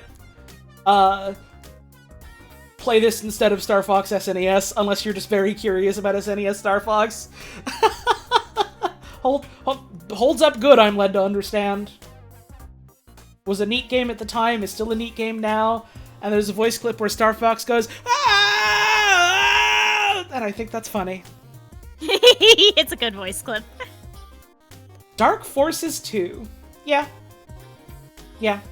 Yeah, people really like that one. Listen, I really like Dark Forces 1, but there's a reason people tend to think of the other Jedi Knight games and Dark Forces 2 instead of that one. MSN Gaming Zone. Online gaming was hosted by the MSN Gaming Zone. Let's go. I mean, it was the late 90s. Uh-huh. Also, Dark Forces 2 is cute to look at because they've got, like, the polygonal-ass 3D models instead of the sprite type things. I know this is, like, just another, like, of the era thing. Like, games just look like this. It's so charming that there is no lighting. All the lighting is baked in. That's how they had to do it. Exactly. It's funny. It's cute to look at for me. This guy looks like a toy. He looks like a rag doll. My action figure fell on the ground. We had such a fun day slamming you against the wall on the floor, and I let you down like that in that pose, and I play with you later. Like a seal. I threw you down and said, my guy got shot, and then I had to go grab another guy because you were shot, and then I went and picked you back up later because Tekken you got 3? alive again. I don't know enough about individual Tekken games, but I suppose that makes sense. People love Tekken. People love the third version of any given fighting game. Makes you think. Makes you think. Total Annihilation. What the fuck is this? What the fuck is this? It looks dope. What are you? What is this one? Never heard of this one. It's a classic RTS, apparently. Okay. I'll take your word for it. I've never heard of it. Cave Dog made it. Ultima Online. Yep. Yeah. This game is, like, often and constantly lauded as being, like, one of the premier old-ass MMOs. I never played it. I don't know a damn thing about it. But, you know, I guess this is the polar opposite of Sensible World of Soccer, isn't it? We finally found the opposite. Was Ultima Online fun? I don't know. You're asking the wrong woman. I don't know enough about any Ultima game. This was, what, 1997? We were 3. True. Baldur's Gate. Yep. I think people know this one. People know Builder's Game. Developed by BioWare, which I always forget. Oh, yeah. Fucking BioWare did this one. Published by Black Isle and Interplay. They're doing a CRPG, but this time it's set in D&D and uses D&D rules. Second edition AD&D rules. D&D was admittedly a very different beast at the time. This game was made by the same people who made Sonic Chronicles. No, it was made by the same company. I don't think it was the same people. It would be really funny if it was, but I don't think that's the case. I wish it was the exact same team, person for person. I don't think it was, but... It would be really funny. Probably not true. Would be really funny. Would be really goddamn funny, yeah.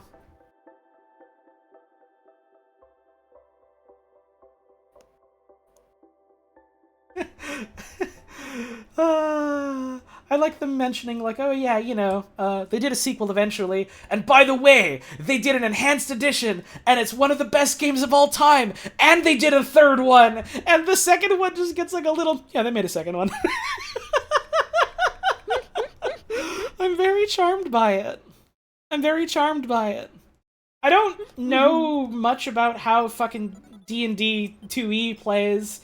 I've always wanted to play Baldur's Gate because I want to play a fucking old, grimy-ass CRPG. I want to play that shit. It's needed badly. You were telling me you wanted to, like, go through all 3, yeah? Yeah, it'd be fun. Have I ever heard of Thako? Yeah. Yeah, I have. That sounds made up. No, it's, what, to hit armor class 0 is what it stands for? It's a whole damn calculation about how you do hits and damage in old-ass D&D. My understanding from what I remember is that people don't like it. People generally don't like it, and that's why they never did it again, basically. I see. Crash Bandicoot Warped. I really love that neither of the first 2 Crash Bandicoots got on here. That's very funny to me. You're the Crash Bandicoot knower. This is the best one of the original trilogy. Like, Okay. full stop. This one's fun. It has a lot of different... It builds on everything the first 2 did. That's the little baby T-Rex. Don't worry about him. What the fuck is that? It's a little baby T-Rex. Okay. What the fuck is this? That's the tiger. I can't remember his name, but he's Coco's friend. You ride on him. Okay. What the fuck is this? That's Motorcycle. Oh, okay. But yeah, this is like, it builds on everything. It's fun story, fun gameplay, lots of different gameplay modes. You get to play as Coco, so obviously it's the best one. What the fuck is this? That's Cortex, but he's a cop. Oh, let's run him over. Okay. We should. Let's beat that guy to death with hammers. I get it. Okay. Oh yeah, this came up. Did this come up in Yeah, it came up in VHS because of the Donkey Kongs. Crash Bandicoot in particular is famous for having a completely different Japanese design because this was like off-putting to Japanese audiences, so they made him cute. I vaguely remember that. Yeah. I've never played it. The only Crash games I've played are ones that I've had Crash fans insist to me are the bad ones, so that's fun. Yeah, you played, I played Wrath of Cortex and I played Twin Sanity. And Now, Twin Sanity is one of my favorites, but it is a bad game. I just hated loved it. it as a kid. I hated it. I didn't enjoy playing any of it. I hated it. I played a ton of it. I have a soft spot for it. Wrath of Cortex it's not as bad as people say. It was the first one after Naughty Dog stopped doing them, so it gets a bad rap for that. It is not a good game, but it's not as bad as people insist it is. I thought it was okay. I played one of the Game Boy Advance ones as well. Oh god. I don't remember which one. Cactus Fantastico, fun fact, the entirety, and I mean the entirety of the Crash Twin Sanity OST is a cappella. We can't I'm keep not talking joking. about Crash Bandicoot or we're never gonna move on. We need to leave! Dance Dance Revolution. Yep. Yeah. Yep. Moving on. Fallout 2. Sure, yeah. Again, yeah, I get it. I think it's a little weaker than Fallout 1 nowadays, but it was a big deal because it was another Fallout, you know? Mm-hmm. I can see it getting on a lot of that year's like, oh my god, this game lists. Mm-hmm. Followed by Fallout 3. Grim Fandango? Yep. Oh, I gotta play that too. Yep. Shit's good. I fucking love Grim Fandango. I'm going to... It is one of many games where I'm like, I need to schedule out time to be obsessed with it. Let's play it. Let's play it together. We should! Let's play Skeletons. Let's play Skeletons together! I love Grim Fandango. It's awesome. Half-Life? Yeah. Fucking Half-Life? I don't know, man. That shit's never gonna catch on. The fuck do you want me to say? It's Half-Life. It is... I mean, it's no Portal. Well, no, because that one came after. I just like Portal. I know you do, hon.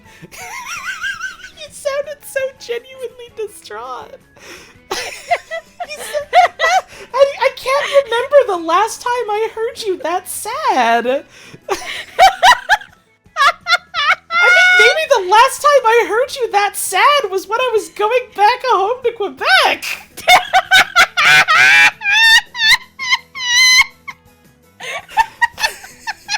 I love you. Are you okay? I just like Portal. I know you do, hon. I know you do.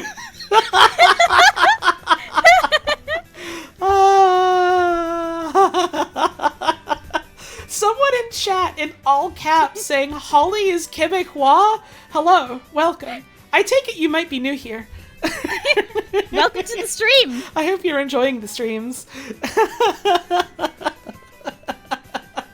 We've done multiple bits hinging on Holly being Quebecois. Hi.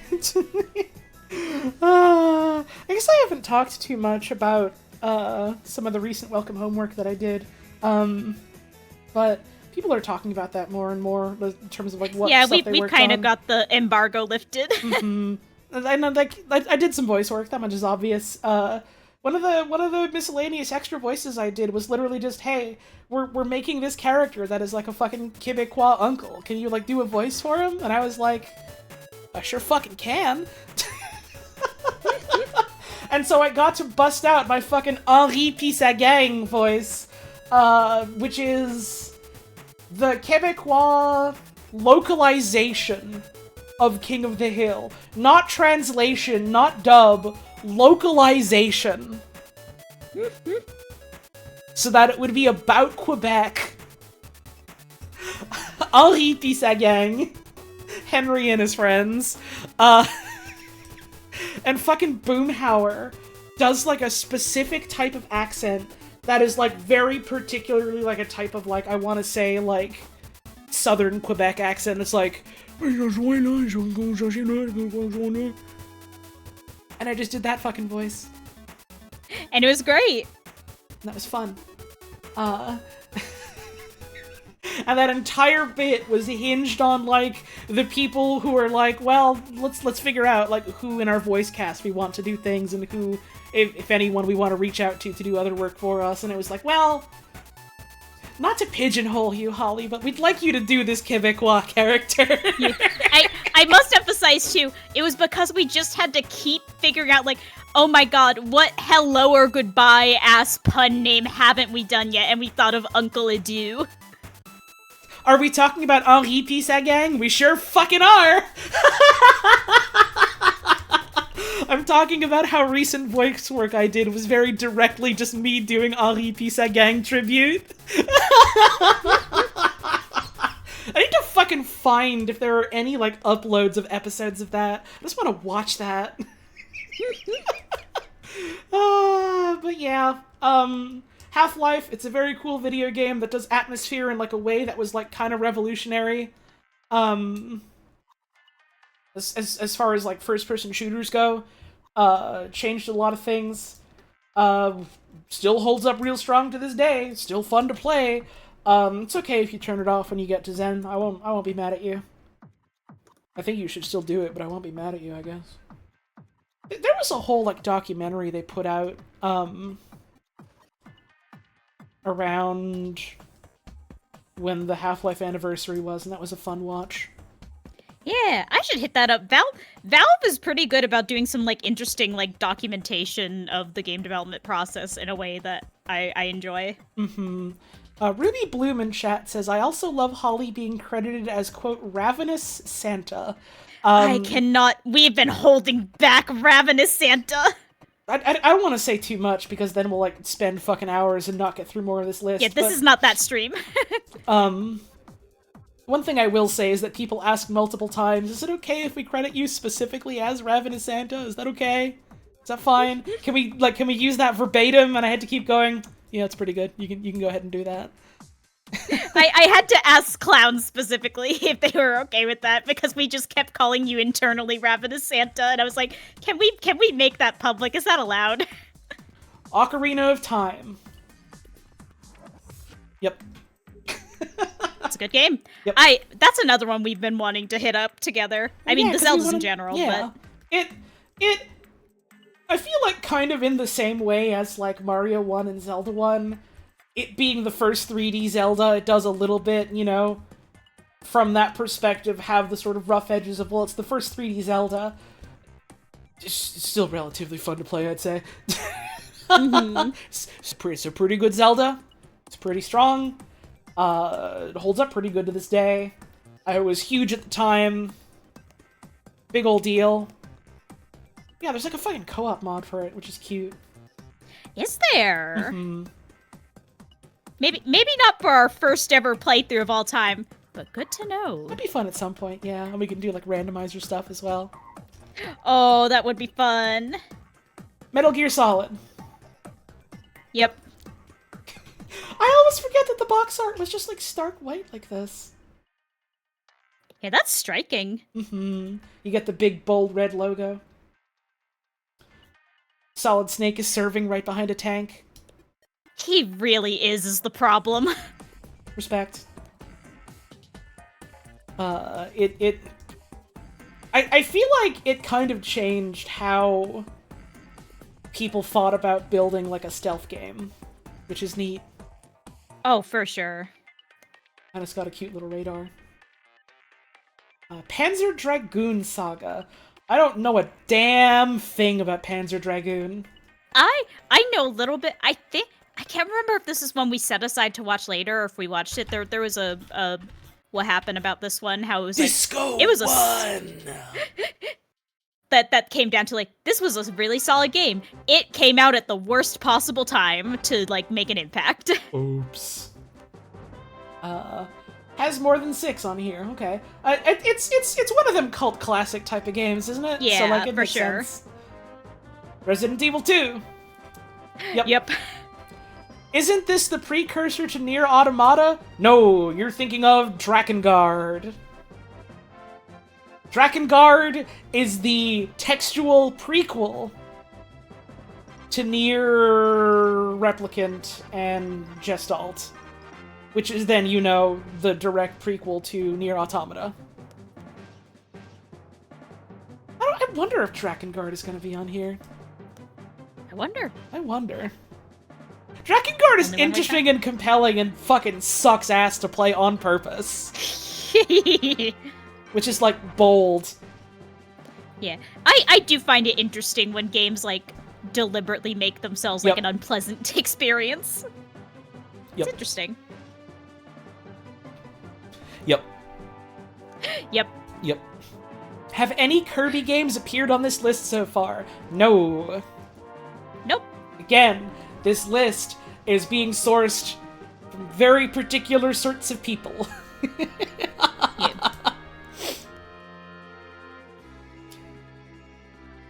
Soul Calibur. I don't know much about Resident Evil, so I don't have much to say other than people like them. They're good survival horror. People been playing those games. Soul Calibur. Yeah, People like Soul Calibur, yeah. yeah. Soul Calibur 1, I've heard good things about. The legend will never die. A soul still burns. Also, didn't barely any Kirby games exist by the late 90s? There were quite a few. There were quite a few by 1998. Yeah, that started on, like, Game Boy Original, which was early 90s. Mm-hmm. By this point, I think fucking Crystal Shards was out. Yeah, Oh, I love Crystal Soul Shards. Calibur 1 was a big deal. Soul Calibur 1 was a big deal. Like, it still makes me a little sad that Soul Calibur has kind of fallen off in terms of, like, its popularity. I hear Soul Calibur 6 is cool as fuck. But, like, not really many people play it nowadays. Mm-hmm. Soul It's Calibur- not quite the juggernaut. Soul Calibur 1 was huge, and Soul Calibur 2 was, oh shit, this is the one that has Link in it! And then in terms of, like, again, not saying anything about the quality of the games, because I can't judge much of that.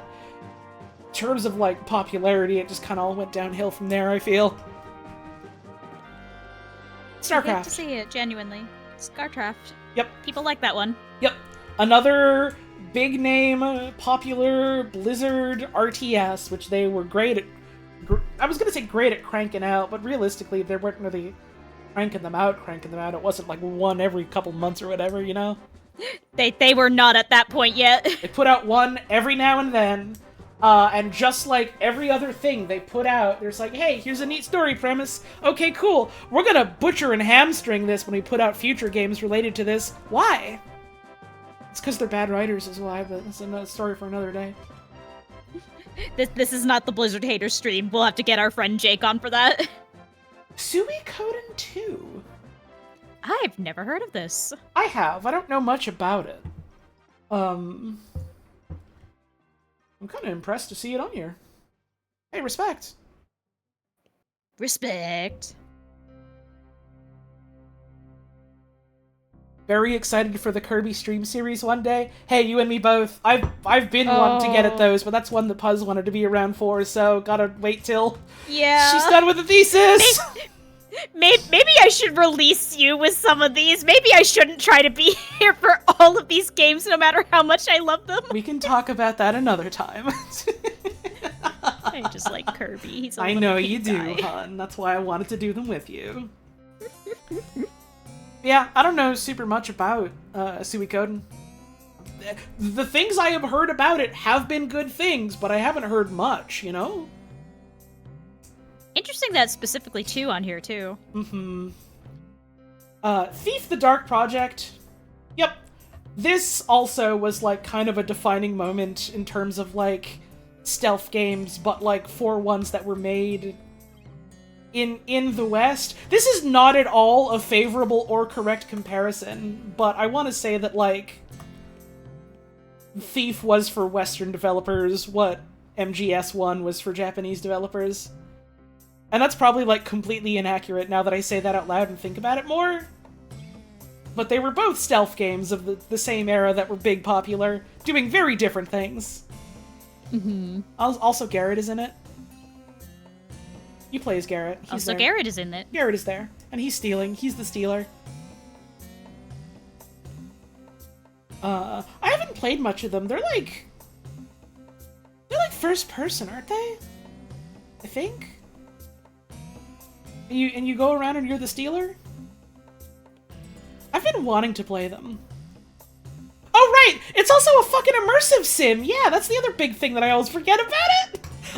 Damn! I literally, very vividly am having memories of talking about fucking Thief with multiple people at multiple points in time, and it gets brought up that, yeah, it was a fucking very early example of an immersive sim, and I always fucking forget that. I'm always like, oh yeah, fuck, it was. I've barely played any M-Sims. I want to play System Shock, and I want to play Dishonored, and I want to play the new Prey. Well, it's not new by nowadays standards, but it's, you know, the newer one they made. I have so many thoughts about Prey and its story for someone who's never fucking played it. I think I've heard interesting things about the new Prey. Mm-hmm. It's a neat little video game from what I remember about it. I'd like to get my hands on it. Age of Empires 2. Yep. We talked about Age of Empires already. I feel like 2 is the More one and I hear better. people talk about more. Yeah. EverQuest. I don't know a damn thing about EverQuest. Mm-hmm, same. This fucking screenshot? That's a very funny screenshot. Large man, okay. Homeworld. Homeworld's an RTS? I don't know this one. Oh, right, it's like one of them sort of like 3D space RTS kind of things, right? Ah. EverQuest is like RuneScape but for grown-ups? That's not true. RuneScape nowadays is RuneScape but for grown-ups. You see the player base of old school RuneScape? It's like white bodybuilders from England in their 30s and 40s these days. Who could do to have some cultural sensitivity training.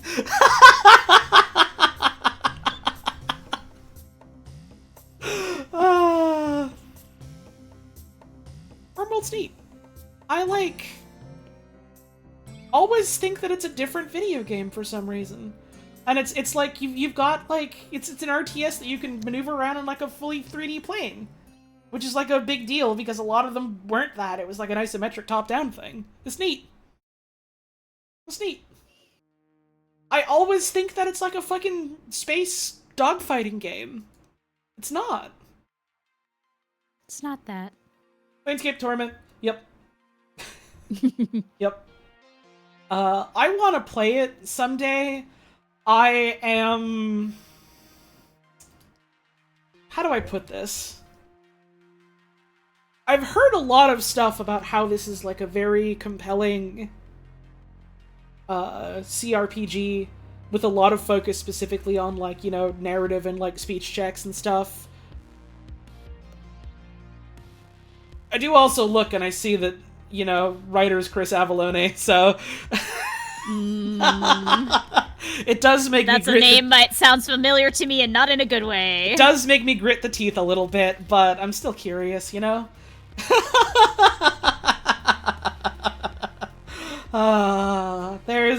There's a reason why Lonesome Road is my least favorite Fallout New Vegas DLC, and it's because that's the one that Chris Avallone wrote, I think.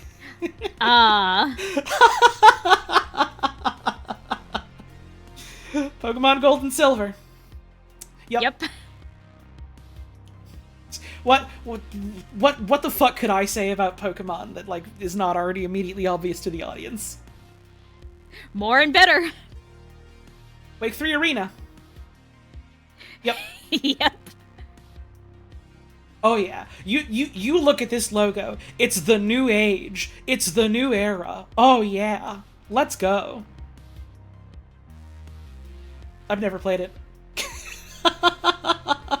You thought you were alone in hating Lonesome Road? No, quite a few people don't like Lonesome Road. I got so excited about Ulysses being a central character in it, because Ulysses is like a cool concept for a guy, and was like cut concept from the original game, that had like, you know, this whole mystique around him, because it was like, oh man, he's like the guy that was gonna be in the original game but wasn't. I wonder what he's gonna be like. And it comes out and I find him fucking insufferable.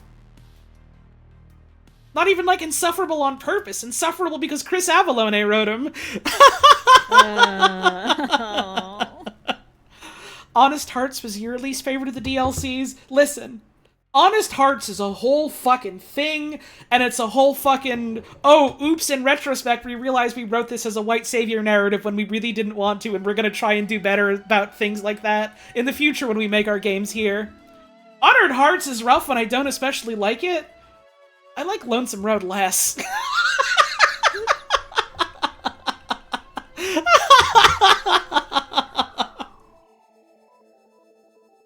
Not keen on it. Not keen on it. Chris Avallone was why Fallout 2 wasn't as choice as Fallout Original? I don't know if I'd say that. I don't know if I'd say he was the one sole, entire, only factor as to why I think Fallout 2 does not hold up as well as Fallout 1. Maybe it's a factor. I would have to play it again to really get a smell for it, but...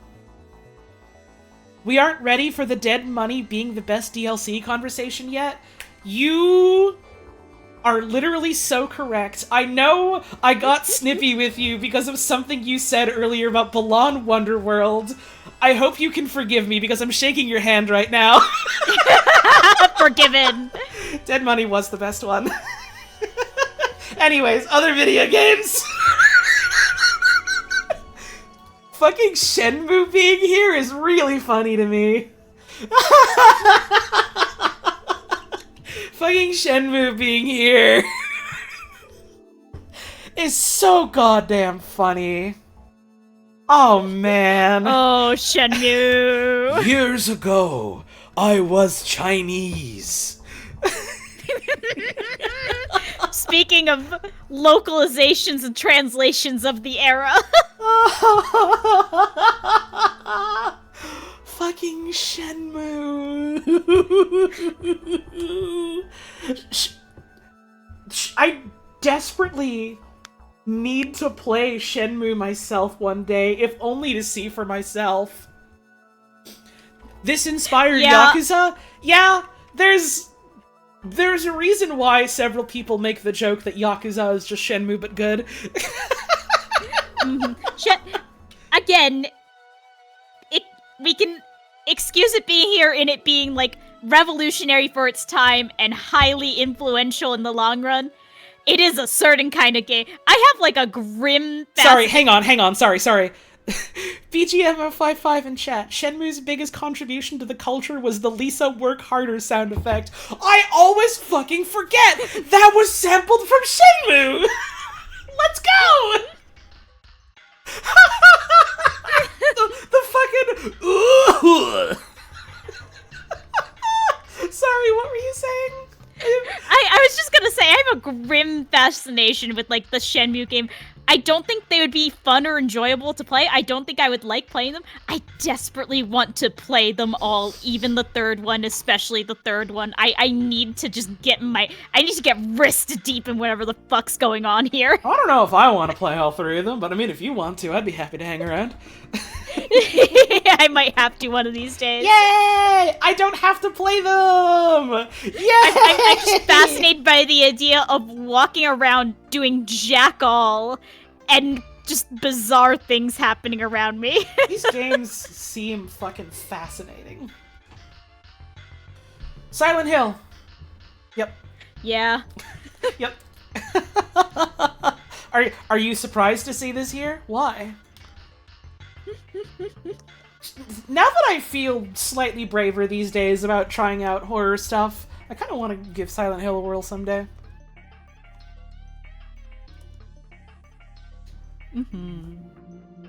System Talk Shoe. Help. Talk to that system. Shodan is in this one and people like her. She calls you a worm, a disgusting beast, and I know at least a couple people who got a boner about it. It's a cool game, I've heard. I haven't played it. Visual novel about computer life! Ah! Personally, don't stand behind the Shenmue Yakuza comparison very much. They're going for very different things and have more different than they do in common. That's fair. I haven't played them myself, so I'm mostly just going on what other folks say. I think there's enough there that I understand the comparison, but they are ultimately doing very different things, yeah. One of System Shock 2's level textures are the insides of one of the developers. Like a fucking colonoscopy pic or something? Huh. Okay. I've never played it. I've heard it's fun. People like it for a lot of reasons. I want to check it out someday. It does have a computer life just like Portal, and I like Portal, so maybe I should play it. Unreal Tournament. Yep. Hey, did you know? Unreal Tournament was developed by Digital Extremes, the makers of Warframe. Did you know? They made this one. That's part of why a lot of the guns in Warframe, at least like early on, feel like some fucking Unreal Tournament ass guns. You thought it was Epic? It was both of them. It was Epic and Digital Extremes. They both did it.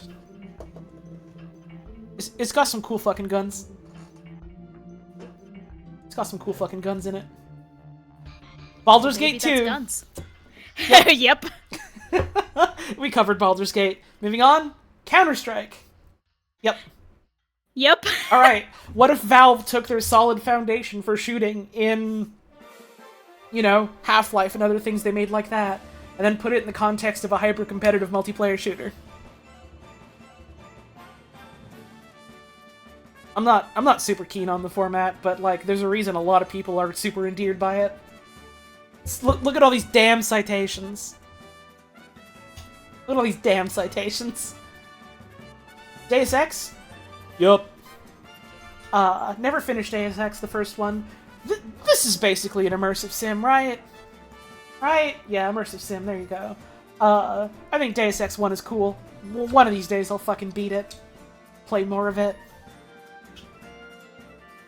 Diablo 2. Yep. We talked about. Jet Set Radio. Yep. Yeah. Yep. I think Jet Set Radio is an example of, like, a game like this taking off and, like, being endeared to people who think of it so fondly and love it, sometimes in spite of the way that it controls and handles and plays. Because a lot of people I've talked to recently have been like, oh man, yeah, Jet Set Radio, great fucking game, love that one, it's so cool, it's a bit of a pain in the ass to play. Yeah. But just everything about it, like, how it feels is so strong. And, like, basically everything else about how this game is helps it stand out as, like, an experience that people really, really, really fucking like. Even if, like, some of the gameplay chafes, you know? Exactly. That's one of the ones where it's like, oh, you know, people have some mixed feelings about how it plays, where I'm not scratching my head about it being here, because it's like, yeah, because it also fucking rules! Because it kicks ass expeditiously. Majora's Mask. Yep. Yep.